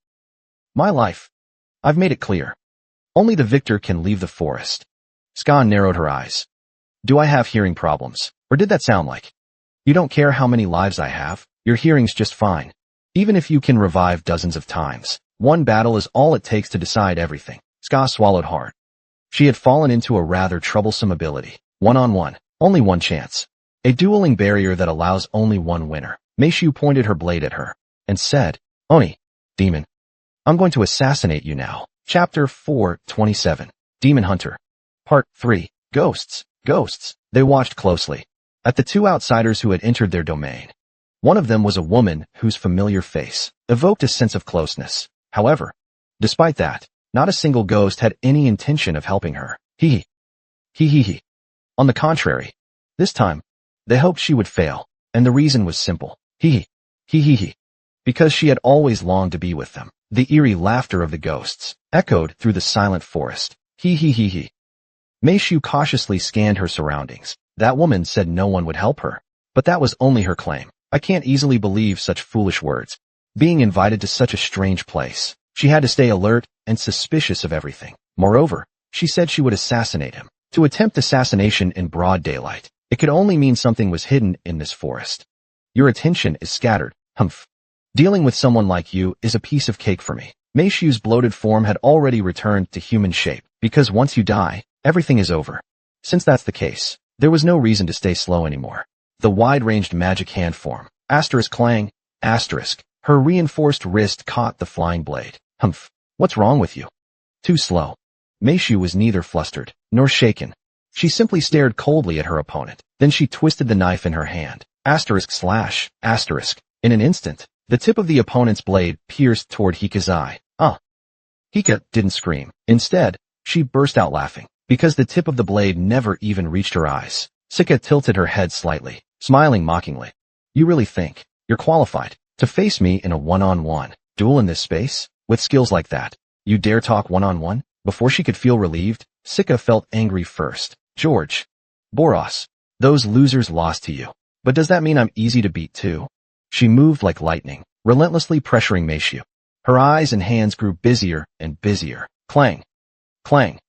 Clang. Meishu could only retreat, barely blocking the attacks. Unless you get help from those friends in the forest, you won't beat me. Sika's sharp claws came down as they split her blade. Asterisk crack asterisk. That unimaginable force caused Meishu's body to violently shake. Sika seized the opportunity and kicked hard. Asterisk crack. Asterisk. There it is. That kick landed squarely in her chest. Die. Sika fired off magical long hairs toward Meishu's exposed neck as she flew through the air. Asterisk whoosh. Asterisk. But the long hairs only pierced into the soil. At the same time, she tapped her forehead with her finger, staring at the coughing Meishu with red eyes. I knew you'd say that. You said those guys wouldn't help. Humph. Meishu spat out the blood and saliva in her mouth and replied coldly. I've never accepted anyone's help. Nonsense. Hika roared. Even if you're lying, there should be a limit. Now her vision was beginning to blur. Was it magic? Or an ability? Or a curse? Whatever it was. As long as she adapted to the blood resonance feeling. Asterisk pat pat asterisk. Meishu patted the dirt off her clothes and gripped her knife again. The Oni clan generally hates humans who invade their territory. Don't lump me in with lowly humans. Then, they must hate demons even more. That's the reason. The Oni clan kept cursing the two of them relentlessly. You both got cursed? As the blood resonance grew stronger, Hika staggered like a drunk. Nonsense. She must be lying. She couldn't believe it, because she was standing there, straight as a bamboo, staring directly at her. How could someone who was cursed stand so calmly and steadily? Lowly human. I have talent. You're insane. What are you babbling about, you worm? Meishu blinked, then looked down at her hand. Amazing. Maybe because it's been so long, the curse is stronger this time. Seems like they're happy. It had been a long time since the Oni had laid such a strong curse. Maybe it meant they wanted to play with her. Of course, she had no intention of playing with them. It's a natural talent. Everyone has one. From a young age, she had a knack for keeping her body in optimal condition at all times. Because of that, even when her level rose or stats increased, she never experienced any imbalance. The same applied to this kind of curse. Ghost curses came in many forms. Sometimes they would boost strength. Sometimes they'd slow movement to a crawl. Sometimes they caused dizziness. There were hundreds of types, but she could adapt. It was a unique talent she had. Even before becoming a player, she calmly pointed the tip of her blade at Sika. Looks like my human talent is better than a demon's. Nonsense. How dare a human claim to be stronger than the noble ultimate demon, Matenu Sika, even though her body staggered. Sika, in her dizziness, still saw a glowing flash rushing toward her. So slow. Asterisk crack. Asterisk. Even in her dizzy state, she felt it clearly. Because it was her right shoulder, a part of her she'd known all her life, that got stabbed. TCH. Sika quickly tensed the muscles in her shoulder, stopping the bleeding, and grabbed the blade. But Meishu let go of the hilt without hesitation, backing away. 2. Abandon one's weapon as a swordsman. I'm a swordsman, but I'm also an assassin, killing the enemy. That is her mission. It's what she's always done. Here, in this place, she had assassinated countless enemies, threatening her friends. They were always the same. The enemies she couldn't deal with outside, and brought here, had one thing in common. They were faster than her, stronger than her, yet she always won. The same goes for you. Dodging the flying claws, Meishu leapt backward, and brushed her hand over her calf. Then, 4 throwing darts appeared in her hand. So. You think these little toys can kill me? Die. This is a battlefield where only one life is allowed. The one who makes no mistakes wins. The one who doesn't give up wins. And the winner is always Meishu. Things will only get worse from here. What? Hika couldn't even voice her question. Sense of direction. A new curse was layered over the blood resonance. Left became right. Right became left. Up became down. Down became up. It was a complete reversal. Those crazy little Oni. At the moment when Hika couldn't even stand properly, filled with hatred toward the Oni. So. The darts pierced her heart and philtrum. So stubborn. Why aren't you dead yet? Normally, you'd be dead by now. Hika stared emotionlessly at the woman who threw the darts. Are you adapting? Enduring the blood resonance is one thing, but acting normal, even she herself couldn't do it. Completely impossible. It was almost as if the other person didn't even seem like a being inferior to her. Her opponent looked like someone far superior. Hika's pupils trembled slightly. Even in this difficult situation, even her demon pride was mercilessly trampled. Don't joke with me. Don't joke with me. Enraged, Sika's body erupted with an unbelievable surge of demonic energy. It poured out endlessly. There was no need for reason. If she couldn't move freely, she'd just destroy the entire area. She gathered demonic energy in both hands and began releasing it in all directions. Asterisk boom asterisk. Asterisk rumble rumble asterisk. She tried to overwhelm her opponent with sheer force and Weishu's body shuddered uncontrollably. There was no way through. The sword techniques she had learned for defense couldn't pierce through. Was this the kind of enemy Ramatut had fought and defeated? Suddenly, a moment from the past flashed in her mind. Under a starry night sky, Gilberto once told her, "Your talents shine like these stars. I'm afraid one day, you'll all fly away." Now she finally understood a little. Back then, she thought he was overthinking. She replied, "Then we'll just work harder and fly together." She had been too cold back then. Now she finally understood. In order to continue walking on the same path as her true friends, she had to become stronger. She pulled a blade from her pack. A blade she had yet to learn, one that only the heir of the Destiny family could pass on. The light sky violet blade. But I know other spells too. She gripped the hilt tightly, her knuckles white. Since ancient times, the Destiny family has upheld a tradition, teaching the red sunblade. And for girls who would later marry into other, they taught a self-defense, the blue moon blade. It was a family tradition. In ancient times, according to the customs of that era, perhaps it made sense. However, even after hundreds of years, the Qin family still clung to these outdated traditions. In the name of preserving their heritage, Tianmei Meishu realized it was time to break this tradition. I must become stronger, to move forward with my precious friends, to not become a burden that drags them down. Asterisk clatter, asterisk. The blade was dyed red, and the surrounding air began to heat up. Red-clad blade. I'm going to use it. She had never truly studied it, but she had seen it countless times. For her, that was enough. Where is it? Along with the dizziness came the loss of direction. To make matters worse, the Oni girls had also stolen their strength. Hika rampaged through the darkness, turning the area into scorched earth. Dead? No, she could still feel the presence of life. They weren't dead yet. In that case, she had to increase her destructive power even more. The demonic energy in her hands condensed, growing stronger and stronger. This strike, even if it only grazed them, would cause fatal damage. How could such small, weak humans possibly withstand this overwhelming destructive force, especially against her swordsmanship? It was obvious at a glance. A self-defense sword style honed purely for survival. With demonic energy that destructive, there's no way it could break through that defense. Die. Die. Die. Sika launched relentless attacks in the darkness. Just then, a light slowly approached her. The light was intense yet warm. She could feel it even with her eyes closed.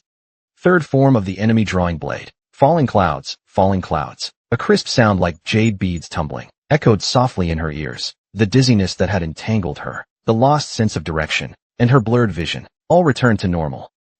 It's lifted. The curse is lifted. Now, there's nothing left that can stop her. Or so she thought. Until the figure before her sheathed their weapon. Yes, because the battle was already over. What? Escaping? Did they try to run away? Because the curse had lifted, and they couldn't handle her anymore? Humph. What nerve? Sika's eyes glinted with shimmering fury as she stepped forward. The world suddenly tilted, and as she collapsed to the ground, it took her a few seconds to realize her body had been sliced diagonally in half. In no way. Her barrage of attacks, like falling rain, should have been impossible to completely avoid, which meant the opponent had countered every one of them. The approaching lie. If such talent truly existed, then why would it appear in a mere mortal? Tailfin swept his cold gaze over her scattered upper and lower body on the ground. Humans are far greater than you imagine. Nonsense. Scar stretched out his arms, picked up his lower half, and said, "Shut up. Just wait. The battle isn't over yet." The vitality of the Luo clan was unbelievably tenacious. If he simply reattached his upper and lower body, it wouldn't take long before it healed again. Judging that arrogant human would have to wait until later. This so-called greatness, it was exactly such a being. Scar was amazed at his own rapidly recovering body. He turned his head. He. From the dark forest, the ghostly beings that had been watching them began stepping out one after another. Once he lost the ability to fight, the outcome was already decided. What? Pray that your legs heal quickly. Because, he. Huge Oni letting out eerie laughter, holding clubs, wearing necklaces made of peach pit beads, were staggering toward him. The game of hide and seek has begun. What? What does that even mean? Scar, whose lower half had not fully recovered. In the end, his body was seized by a ghost. Ah. No. He clawed desperately at the ground with his nails, trying to resist. But as more ghostly hands joined in, he was instantly dragged deep into the dark forest. Next time he shows up, there might just be a peach garland around his neck. The ghosts love to place the heads of the defeated into peach garlands and hang them around their necks. Eowa. As his screams grew faint. Clack asterisk. It sounded like a lock snapping shut. Reality marble. The forest of ghosts vanished without a trace. Chapter 488. Demon Hunter 4. As the black sphere dispersed, Tenmei Meishu reappeared on the battlefield. She stood tall and reported. Assassination complete. What did you say? The assassination is complete. Asterisk whack. Asterisk. Ow. Meishu got smacked hard on the head by Skaya. She rubbed the spot with both hands. Hey.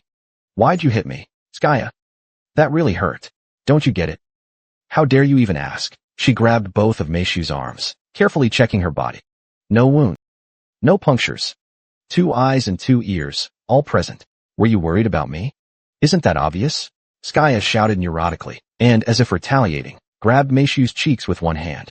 Meishu's face puffed up like a goldfish as she resisted. I checked everything too, and no problems. I know. That's why I had to double check. The reason she was so emotional was simple, because Meishu's reality marble was a space that would only close when one of the 2 people died. Facing a supreme demon, she had used such a skill without hesitation. I really thought you were going to disappear. If, after the darkness faded, only the demon was left standing, just imagining it made her shudder with fear. It meant that her precious companion might disappear without a sound alone. Don't ever use that ability on your own again. Okay. Skaya finally let go of Meishu's cheeks and hugged her tightly. Welcome back, you silly little sister. Skaya. Meishu showed a joyful smile, because she could truly feel how deeply the other worried for her. However, after looking around, Meishu asked, where did the other demons go? I don't see them. Oh, those guys. I already killed them. The demonista, who grew stronger by betraying allies, had not only conditional limits, but also a very short duration. Thus, he quickly weakened. The weakened demons couldn't withstand Skaya and Gilberto's fierce attacks. Oh. Then, there's only one demon left. The 2 turned their gaze toward Maris. Even though all her companions had fallen, she showed no sign of panic. Those worthless fools, to think they were this useless. She simply summarized the situation and complained about the incompetence of the ultimate demons. A red dot appeared on her forehead. A gun.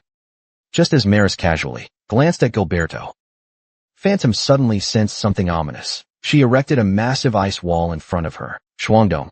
Leave it to me. The ice wall was layered with blocking magic. Asterisk rumble. Asterisk. Immediately after, the massive demonic energy strike vanished upon impact. Everyone witnessing the scene couldn't help but gulp.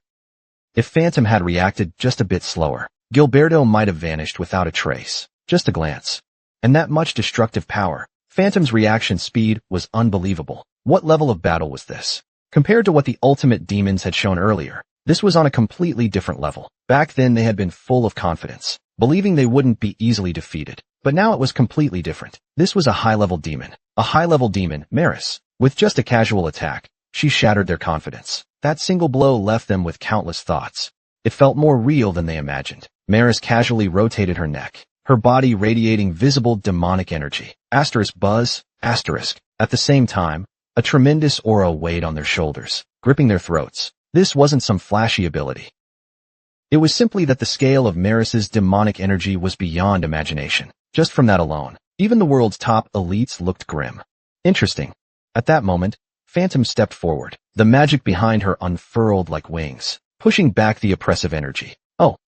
A flicker of interest flashed in Maris's eyes. She hadn't expected the other side to disperse her energy. So the rumors weren't baseless after all. There was a rumor back when the Demon King entered the demon realm, the hope among humans. Phantom.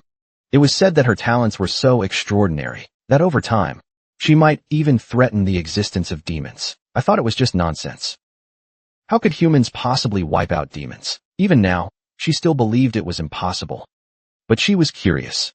Just how special must someone be in the eyes of the heavenly demon for such rumors to spread? Fall back. Hearing Phantom's warning, everyone obediently retreated. They realized that in the upcoming battle, they would only be a burden. After confirming her companions had retreated, Phantom spoke. I want to ask you. At the same time, the gentle magic she had used to protect her companions instantly transformed. The air filled with a ferocious aura ready to tear her enemy apart. How many demons are stronger than you? You really want to know?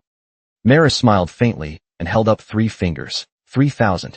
In the demon realm, there are at least 3,000 demons stronger than me. I'm ranked 3,015th.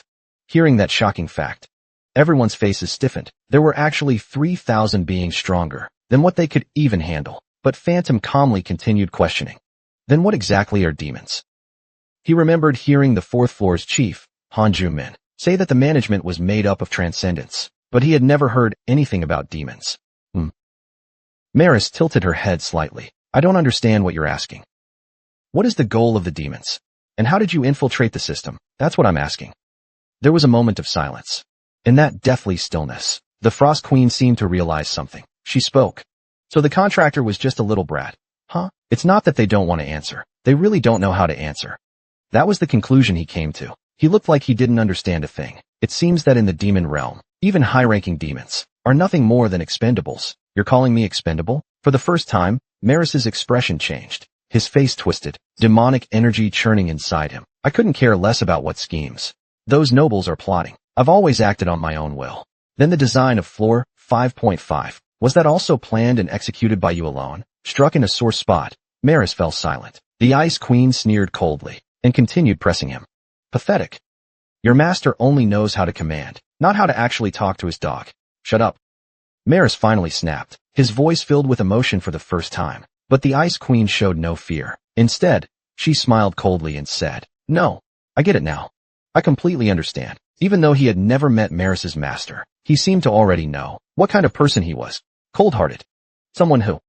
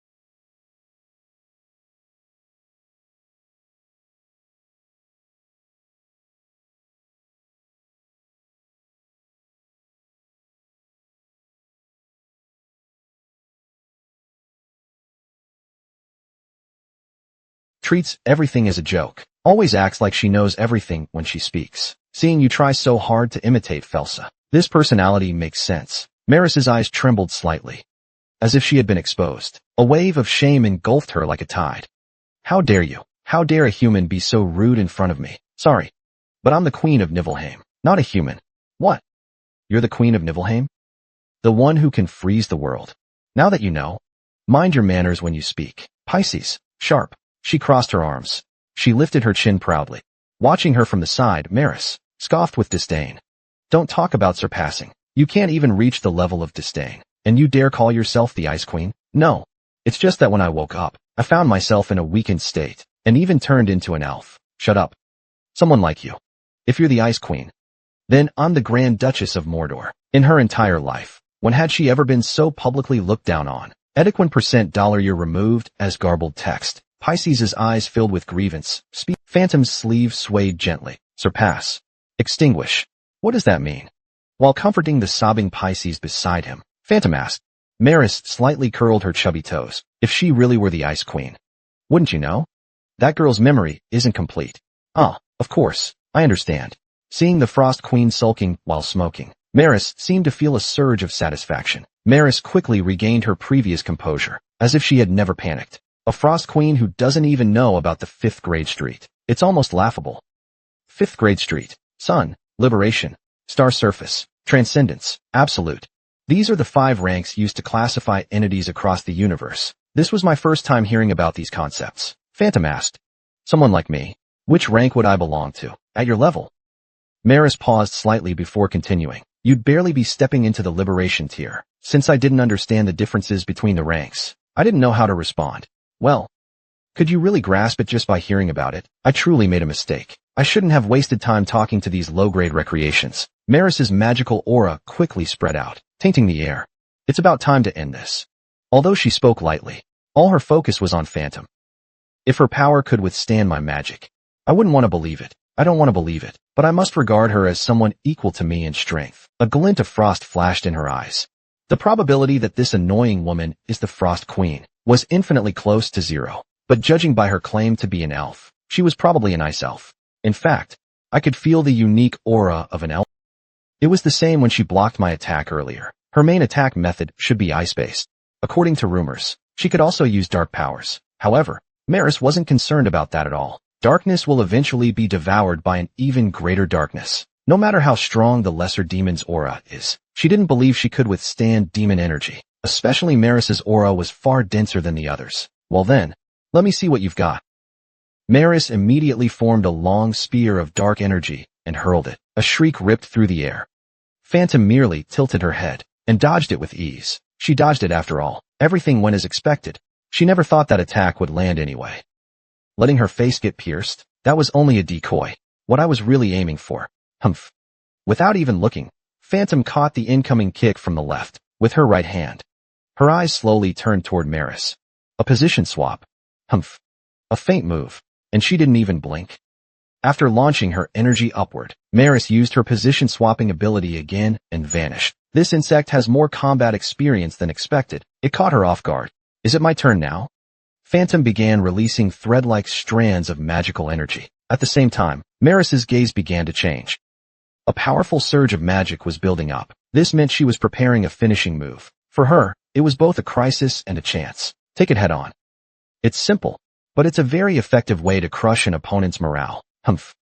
As Phantom's energy converged, a massive darkness formed before Maris's eyes. It looked like a being born from the deepest, darkest place in the world. At the same time, Maris's eyes slowly looked upward. A serpent made of pure darkness. The more she stared, the more massive it seemed. At that moment, an alarm went off in Maris's mind. If she kept watching, it might become dangerous. A primal instinct warned her to stop. This attack is very dangerous. Do not resist it. Don't even look at it. Just dodge immediately. Damn it. Pride can be discarded. It's still better than getting hit.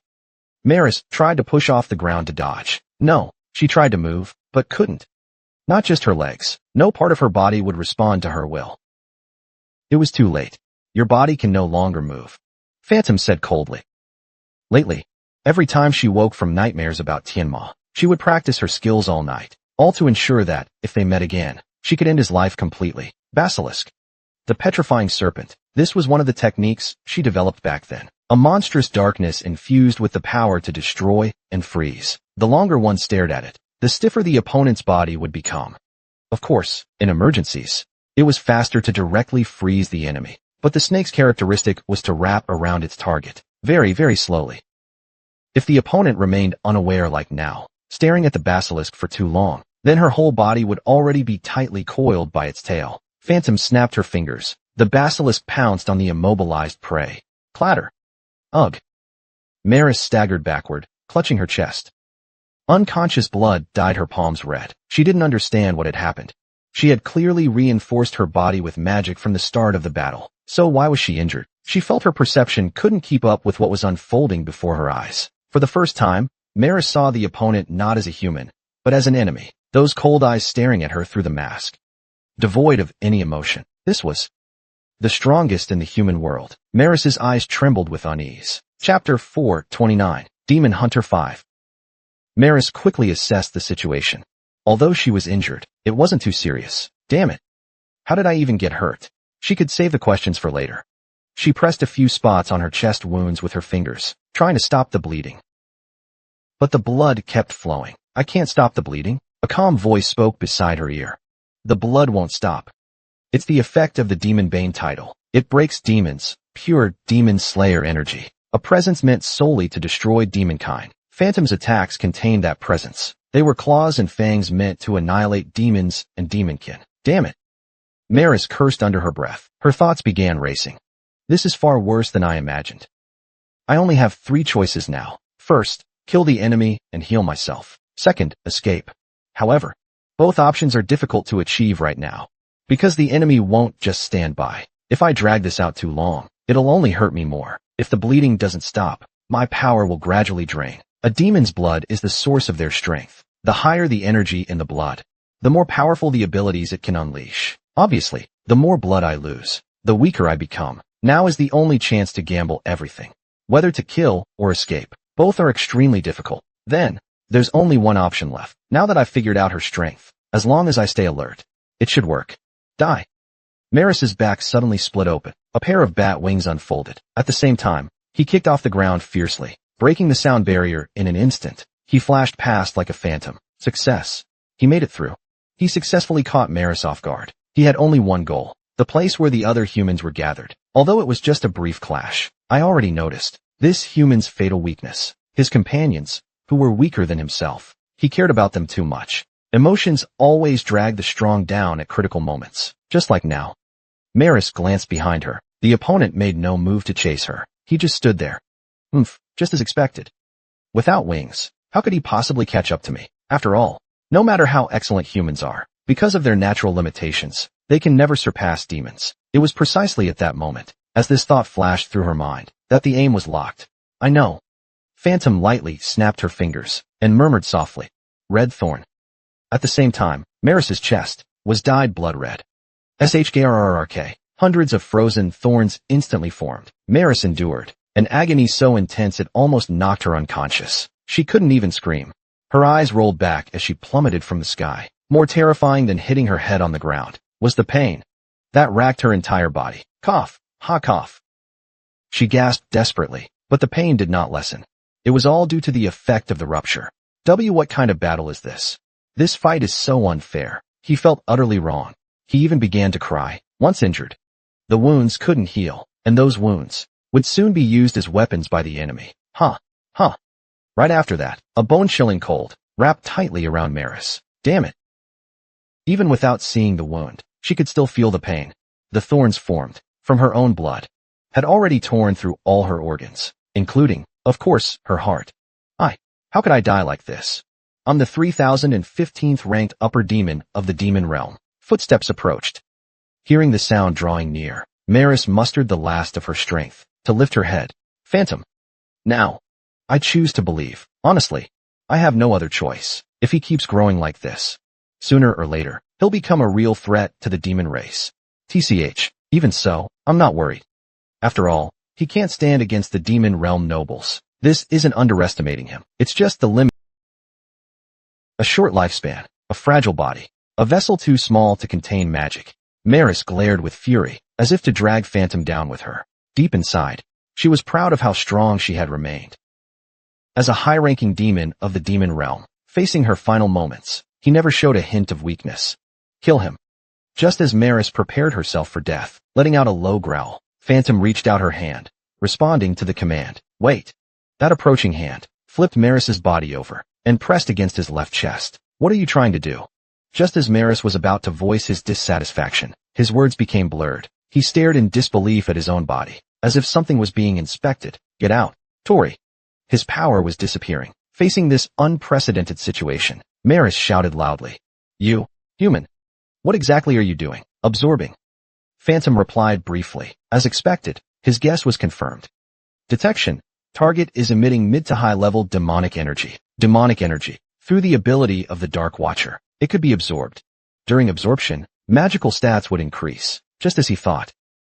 At this moment, his long-standing hypothesis was finally verified. Sharp nodded approvingly from the side. Oh, human demonic energy mixed with impurities couldn't be absorbed, but demon demonic energy could, because demons possess 100% pure magical energy. Ever since absorbing the magical energy from children in the paradise, I had started to think so. They were merely injecting mana into those children, who had no magical talent, while allowing themselves to absorb that mana. No, that's impossible, Maris cried out in shock. That feeling of all strength leaving her body. It felt like watching the tower she built with all her life's work collapse, completely crumbled. I've seen countless demons. Some of them could even absorb the power of others. But someone who directly absorbs demon energy, I've never seen that before. What kind of ability is this? Normally, demons strengthen themselves by absorbing blood. Of course, no matter how strong your digestion is, you'd be lucky to extract 2 parts of power from 10 parts of blood. But this guy is different. He completely absorbs all the demon energy without waste. That sensation is especially clear when you're being drained. His frugality almost makes me want to applaud. Wait. You're saying he can directly absorb demon energy? A thought suddenly flashed through the mind of the frozen Maris. Manipulating darkness, effortlessly bypassing defenses, and absorbing demon energy. Coincidentally, he knew of a power that was incredibly similar to this. But that was a power known as the bane of all demonkind. Maris asked with a trembling voice. Are you a wielder of the Watcher of Darkness? What? This time, it was Phantom who was shocked. He immediately frowned and asked back. How do you know about that? Did you hear it from the heavenly demon? Damn. I've lost count of how many times I've been shocked today. Why would such a powerful force descend upon such a lowly worm? But that wasn't the important part now. At that moment, he realized the power invading him was called Night Watcher. Maris tightly gripped the shadowy hand pressing against her chest. No. Ugh. Take your hand off. Don't take away my magic. She was calm just a moment ago, and now suddenly started struggling. Thump. Thump. Phantom easily subdued Maris. She continued the absorption. Thus, the previously screaming Maris started gasping for breath. Please, don't take it away. Give me back my magic power. I'm begging you. Please. Bear with it. It'll be over soon. Magic stat increased by 10 points. Not bad. For a high-ranking demon. This was an overly generous reward. At that moment, Phantom frowned as she looked at the motionless Maris, playing dead. No, it didn't seem to be that. Because a faint light was shining from his forehead. That indicated he could activate Confession of the Dead. Moreover, level up. Level up. Level up. All attributes increased by 12 points, since even her level had risen. It must mean his death was certain. What happened? Was it due to excessive blood loss? This was the proper punishment for a bad demon who dared to disrespect me. For a high-ranking demon, it was indeed a hollow end. Since he was dead anyway, Phantom no longer cared, and shifted her thoughts to other matters. This ability still hadn't activated this time. Soul Collector Rack. Grade A. Effect. Collect souls. This was an ability purchased with points from the 4th layer guidebook co-written with Manhwa. However, she had never used it even once since then. She had no idea how to actually use it. Abilities didn't come with user manuals like home appliances. Of course, how to use this ability is something the player must figure out themselves. However, an ability shrouded in so much mystery like this, even someone who's fought countless battles had never encountered it before. At first, I thought it was a power that collected souls by killing enemies, but not once did it actually activate. Then, it must mean souls have to be collected in another way.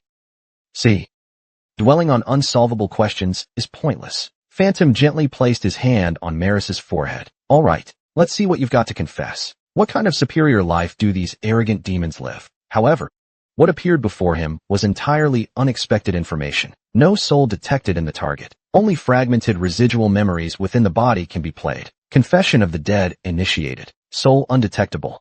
What the hell is going on? Before he could clear his confusion, his field of vision was filled with holographic windows. A video began to play. Asterisk, asterisk, asterisk, a blood-red land. Tens of thousands, no, hundreds of thousands of demons prostrated themselves on the ground. Just watching this video alone, the overwhelming demonic aura filling the world made his body tremble uncontrollably. What exactly were these demons worshipping? Usually, the object of worship would be standing, easily visible. But in the video, aside from the bowing demons, no one else appeared. Then the camera suddenly panned upward. At the same time, a strong sense of unease surged through him. This didn't feel like Maris's memory, because he was clearly lying face down, looking at the red land. Just as that thought struck him, the view from the sky zoomed in at a terrifying speed. In an instant, the image jumped from the surface of the planet to space, and stopped at a throne atop a small asteroid. The man sitting lazily there slowly opened his closed eyes. A human? Phantom held his breath. So scared he didn't dare to exhale. Far more terrifying than the hundreds of thousands of demons before. At that moment, he felt an even greater force, and was enveloped by a primal fear. Was that directed at me? No. Impossible. It was just an image displayed by Confession of the Dead. Since it was something that happened in the past, there was no reason to be afraid. And yet, even though he understood that, as expected, this is what I am. The demon who had been watching him with lowered eyes suddenly reached out a hand. Whoosh. Phantom instinctively drew her weapon. The holographic window forcibly closed. For player protection, Confession of the Dead was forcibly terminated. Heroic willpower EX resisted the fear effect. Heroic willpower EX resisted the oppression effect. Huff, huff. Finally, he gasped heavily for air. His hand gripping the white dragon's sword and his back were drenched in sweat. This time, he had glimpsed the true nature of heroic willpower, just as his instincts had warned. If his heroic willpower had only been S rank instead of EX rank, he would have likely mentally collapsed. What exactly was that thing? The demon Lord Noble that Maris praised so highly. Although he didn't know their identity, they were stronger than anyone he had ever encountered. Just one glance through a screen was enough to see, to feel, that they were stronger than anyone he had ever seen. Just one look through the screen made him feel as if his soul was being torn apart. Even now, he still felt nauseous. Me? Will I eventually have to fight against someone like that? He trembled uncontrollably as the human Su Juanhao's hands shook like trembling willow branches. The 5.5th floor game center was about to close. In 60 seconds, all players would return to their original places, whether they liked it or not. The fruitful time spent on the 5.5th floor was about to end. In the giant room, a square corner table was placed in the center. The corner table felt so desolate it sent a chill. Between the man and woman sitting there, a subtle tension filled the air. Recently, at my farm, a few small rats have snuck in, said a tall man. He had two large goat-like. Useless. Can't even manage properly, and you still boast about it. A woman covered in mysterious tattoos, her skin a shade of purple, chuckled. The tall man cast a heavy gaze at her. What are you looking at? Open your eyes. No matter how you think about it, someone like you, besides you, no one else would have the guts to be this bold. Stop talking nonsense. Open your eyes. I've warned you. I say it 3 times, then no more. Got it? Though the tension felt like the air might explode, the expressionless man quietly closed his eyes. If you're unwilling, what should we do? Hey, simple as nice. The tattooed woman grinned. The moment she stood up from her seat, bang! The door was pushed open. A tall, thin man walked in, muttering, a demon swamped with work. Why rush in and out? If it's for something trivial. Oh, what's going on here?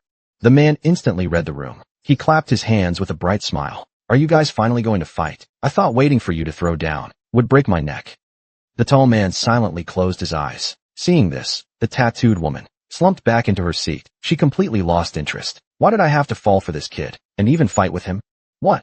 Not fighting anymore? The man looked disappointed, and sat back down. What a pity. I was hoping you two would fight to the death, so I could take over both your territories. If I'm going to fight, the first one I'll fight is you, brat. How did this flame suddenly jump to me? Why are you taking it out on me? When you got slapped by that guy, isn't it because you were the one stirring things up in the first place? Sigh, forget it. The man waved his hand, and asked the other two, so, why exactly did you call me here? It was the tall man who spoke. Maris has been killed. Really? The man scratched his head anxiously. But who's Maris? He was the one assigned to act as the supervisor of the 5.5th floor. Oh, I see. Why would they assign a piece of trash like a high-ranking demon to supervise? It was to evaluate the player's strength. Humph. Even though it had been discussed before, the man had completely forgotten. He simply nodded. To defeat a high-ranking demon. It seems the players are stronger than we thought. It wasn't the players. What do you mean?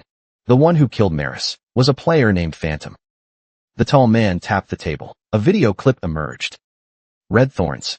The blood on Malice's chest froze instantly. His body was pierced by tree-like thorny roots. The video ended there.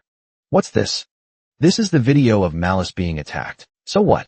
If you're going to show it, you should play it in full from start to finish. Why only 2 seconds? All the camera data on floor 5.5 vanished, and the summoned beasts were recalled. What? Why? Why else? Use your brain. Is that a coat hanger around your neck? The woman muttered, arms crossed. The administrator intervened. Probably thought it was dragging on too long. Wait. In theory, floor 5.5 doesn't allow administrator interference, right? Yes. But this time, the opponent was too strong. They broke through all defenses. Who was this formidable enemy? He silently watched the sunlight spill across the table. Seeing this, the seemingly relaxed man nodded silently.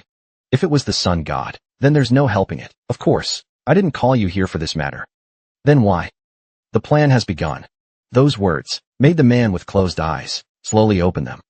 Floor 5.5 wasn't just built to restrict player actions. It was also created to advance a long-prepared plan, a place constructed for that purpose. The plan's activation means they're one step closer to their grand dream. Another step forward. Does His Highness know? Although it wasn't explicitly mentioned, he must have known. Yeah. If he wanted to. Oga could be standing here right now, and it wouldn't seem strange at all. The long-legged man found it hard to speak, and this guy called Phantom makes me feel very uncomfortable. I need to take precautions early. Is it necessary? He just defeated a high-ranking demon. That's all. It doesn't feel right. I'll admit your intuition is usually spot on, but the tall, thin man shook his head and stood up from his seat. I'm leaving. There's nothing more to see here. Same here. After the tattooed woman also left, the emotionless man disappeared like smoke. The long-legged man who remained quietly closed his eyes. Foolish fools. Do they really think the sun god deleted that man's records for no reason? To think that he was classified among the 4 earls along with them. The long-legged man thought for a long time, and finally stood up, having made up his mind. ****. Breaking news.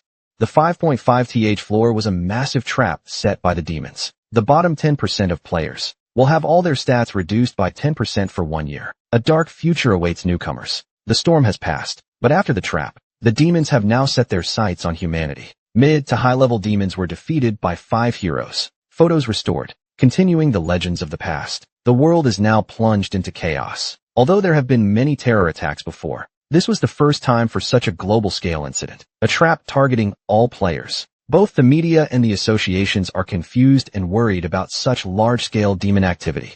Good thing. I thought something even bigger had happened to Earth. It really did happen. Contrary to the claims that they had achieved their goals, in the days after his return, nothing had changed on Earth. So Su Juanhao let out a sigh of relief. At least for now, there was no need to enter another battle. Treatment is finished. Thank you. Over the past few days, time had flown by like light. Su Juanhao had been undergoing intensive treatment from Cha Shirun. Sorry. My ability still isn't enough. No, it's not like that. His trembling voice. Both of them were staring at his constantly shaking hands. Su Juanhao clenched his fists and forced himself to speak. How could I possibly blame Miss Shirun? The problem is with me. Cha Shun's healing technique is world-renowned. It's outstanding. And on top of that, the hero's mental strength is ranked EX. The chances of mental illness are very low, which means there's only one conclusion. It's a psychological issue. When he saw that man in the video, the one without legs, so relaxed, that image took root deep in his heart. That overwhelming feeling of not wanting to fight, such a being.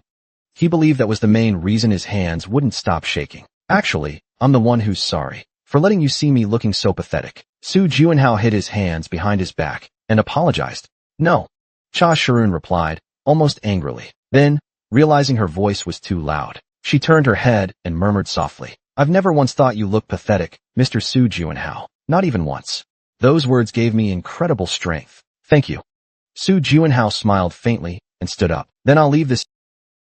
Mr. Su Juanhao. Cha Shirun regained her usual formal demeanor and stood up to say, I've discussed your condition with the chairman. Have you considered receiving treatment from someone else? Someone else? Yes. It seems that my healing spells aren't very helpful to you right now. Are you saying there are players who specialize in treating mental issues? He nodded. Let another player handle the treatment. Su Juanhao thought for a moment and then asked, is that person trustworthy? If news about his condition got out, the consequences would be disastrous. People are already shocked by the demon's strength. In this situation, they are placing high hopes on the hero who defeated a high-ranking demon. You don't have to worry about that. More importantly, you know this person too. Someone I know? Who could it be? Su Juanhao pondered the possibilities and asked, who exactly is it? This person is, sigh. The Frost Queen let out a heavy sigh as she paced around the room. Sigh. She sighed again shortly after, her face full of worry. It was all because her only contractor was having issues again. Why is our contractor always so fragile? The men of Nibelheim could chop wood bare-chested even in winter. How can a man get sick and injured so easily? Humph. The Frost Queen pondered how she could help her and finally made up her mind. I saw it on TV once. When Koreans are in this kind of situation, they drink tonics. She rummaged through her pockets, checking both left and right carefully. Just dust. She blinked. Then even opened the piggy bank hidden between socks in the wardrobe. 5,701. Could she even buy a tonic with this amount? She thought about it. In this world, a tonic would probably be similar to an elixir. If that's the case, it should cost more than a cake. Sigh.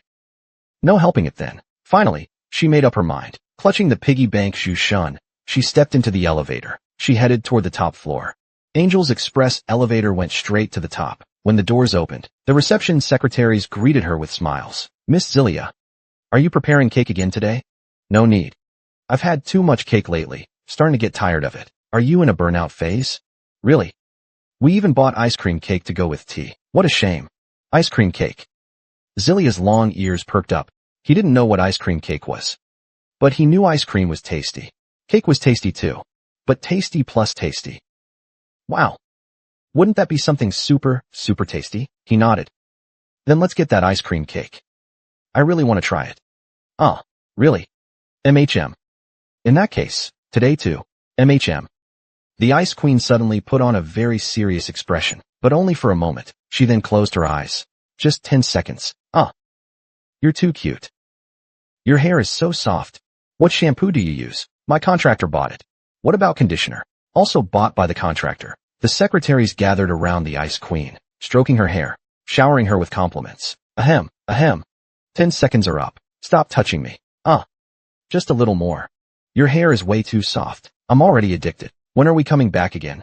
I'm not planning to come back. You guys are so strange. The Frost Queen walked into the president's office like she was running away, and let out a sigh. You're here, Your Majesty. Shin Dijiu, who was organizing documents, stood up and smiled, inviting her to sit down. Phew, Baldy. Your secretaries, aren't they a bit strange? Why do you say that? They keep touching my hair and saying I'm cute. Well, isn't that a pretty normal reaction? No. When I was in Nibelheim, I was full of dignity. No one dared to speak to me. Although Shin Dijiu found that hard to believe, he didn't say it out loud. Why did you come find me today? Well, I want to kill Zhu Saving Piggy. The Frost Queen answered in a low voice, as she handed over Zhu Saving Piggy. Zhu Saving Piggy? Its name is Zhu Shun. I see. But why do you suddenly want to kill it? I want to save money to buy tonic for my contractor. Tonic. Hearing this touching reason, Shin Dijiu showed a pleased smile. He finally understood how Gilbert must have felt about his silly son. That little money won't be enough to buy expensive tonic. Why don't I take care of it for you? No. The Frost Queen shook her head firmly. This time, I want to use my own power to help my contractor. All right. Shin Dijiu glanced at Zhu Saving Piggy. The money inside didn't seem to exceed 100,000 won. Then you should consider getting a part-time job. What's that? A job where you hold grudges over small things. So it's just working part-time. The Ice Queen, who knew a bit about the modern world, nodded thoughtfully.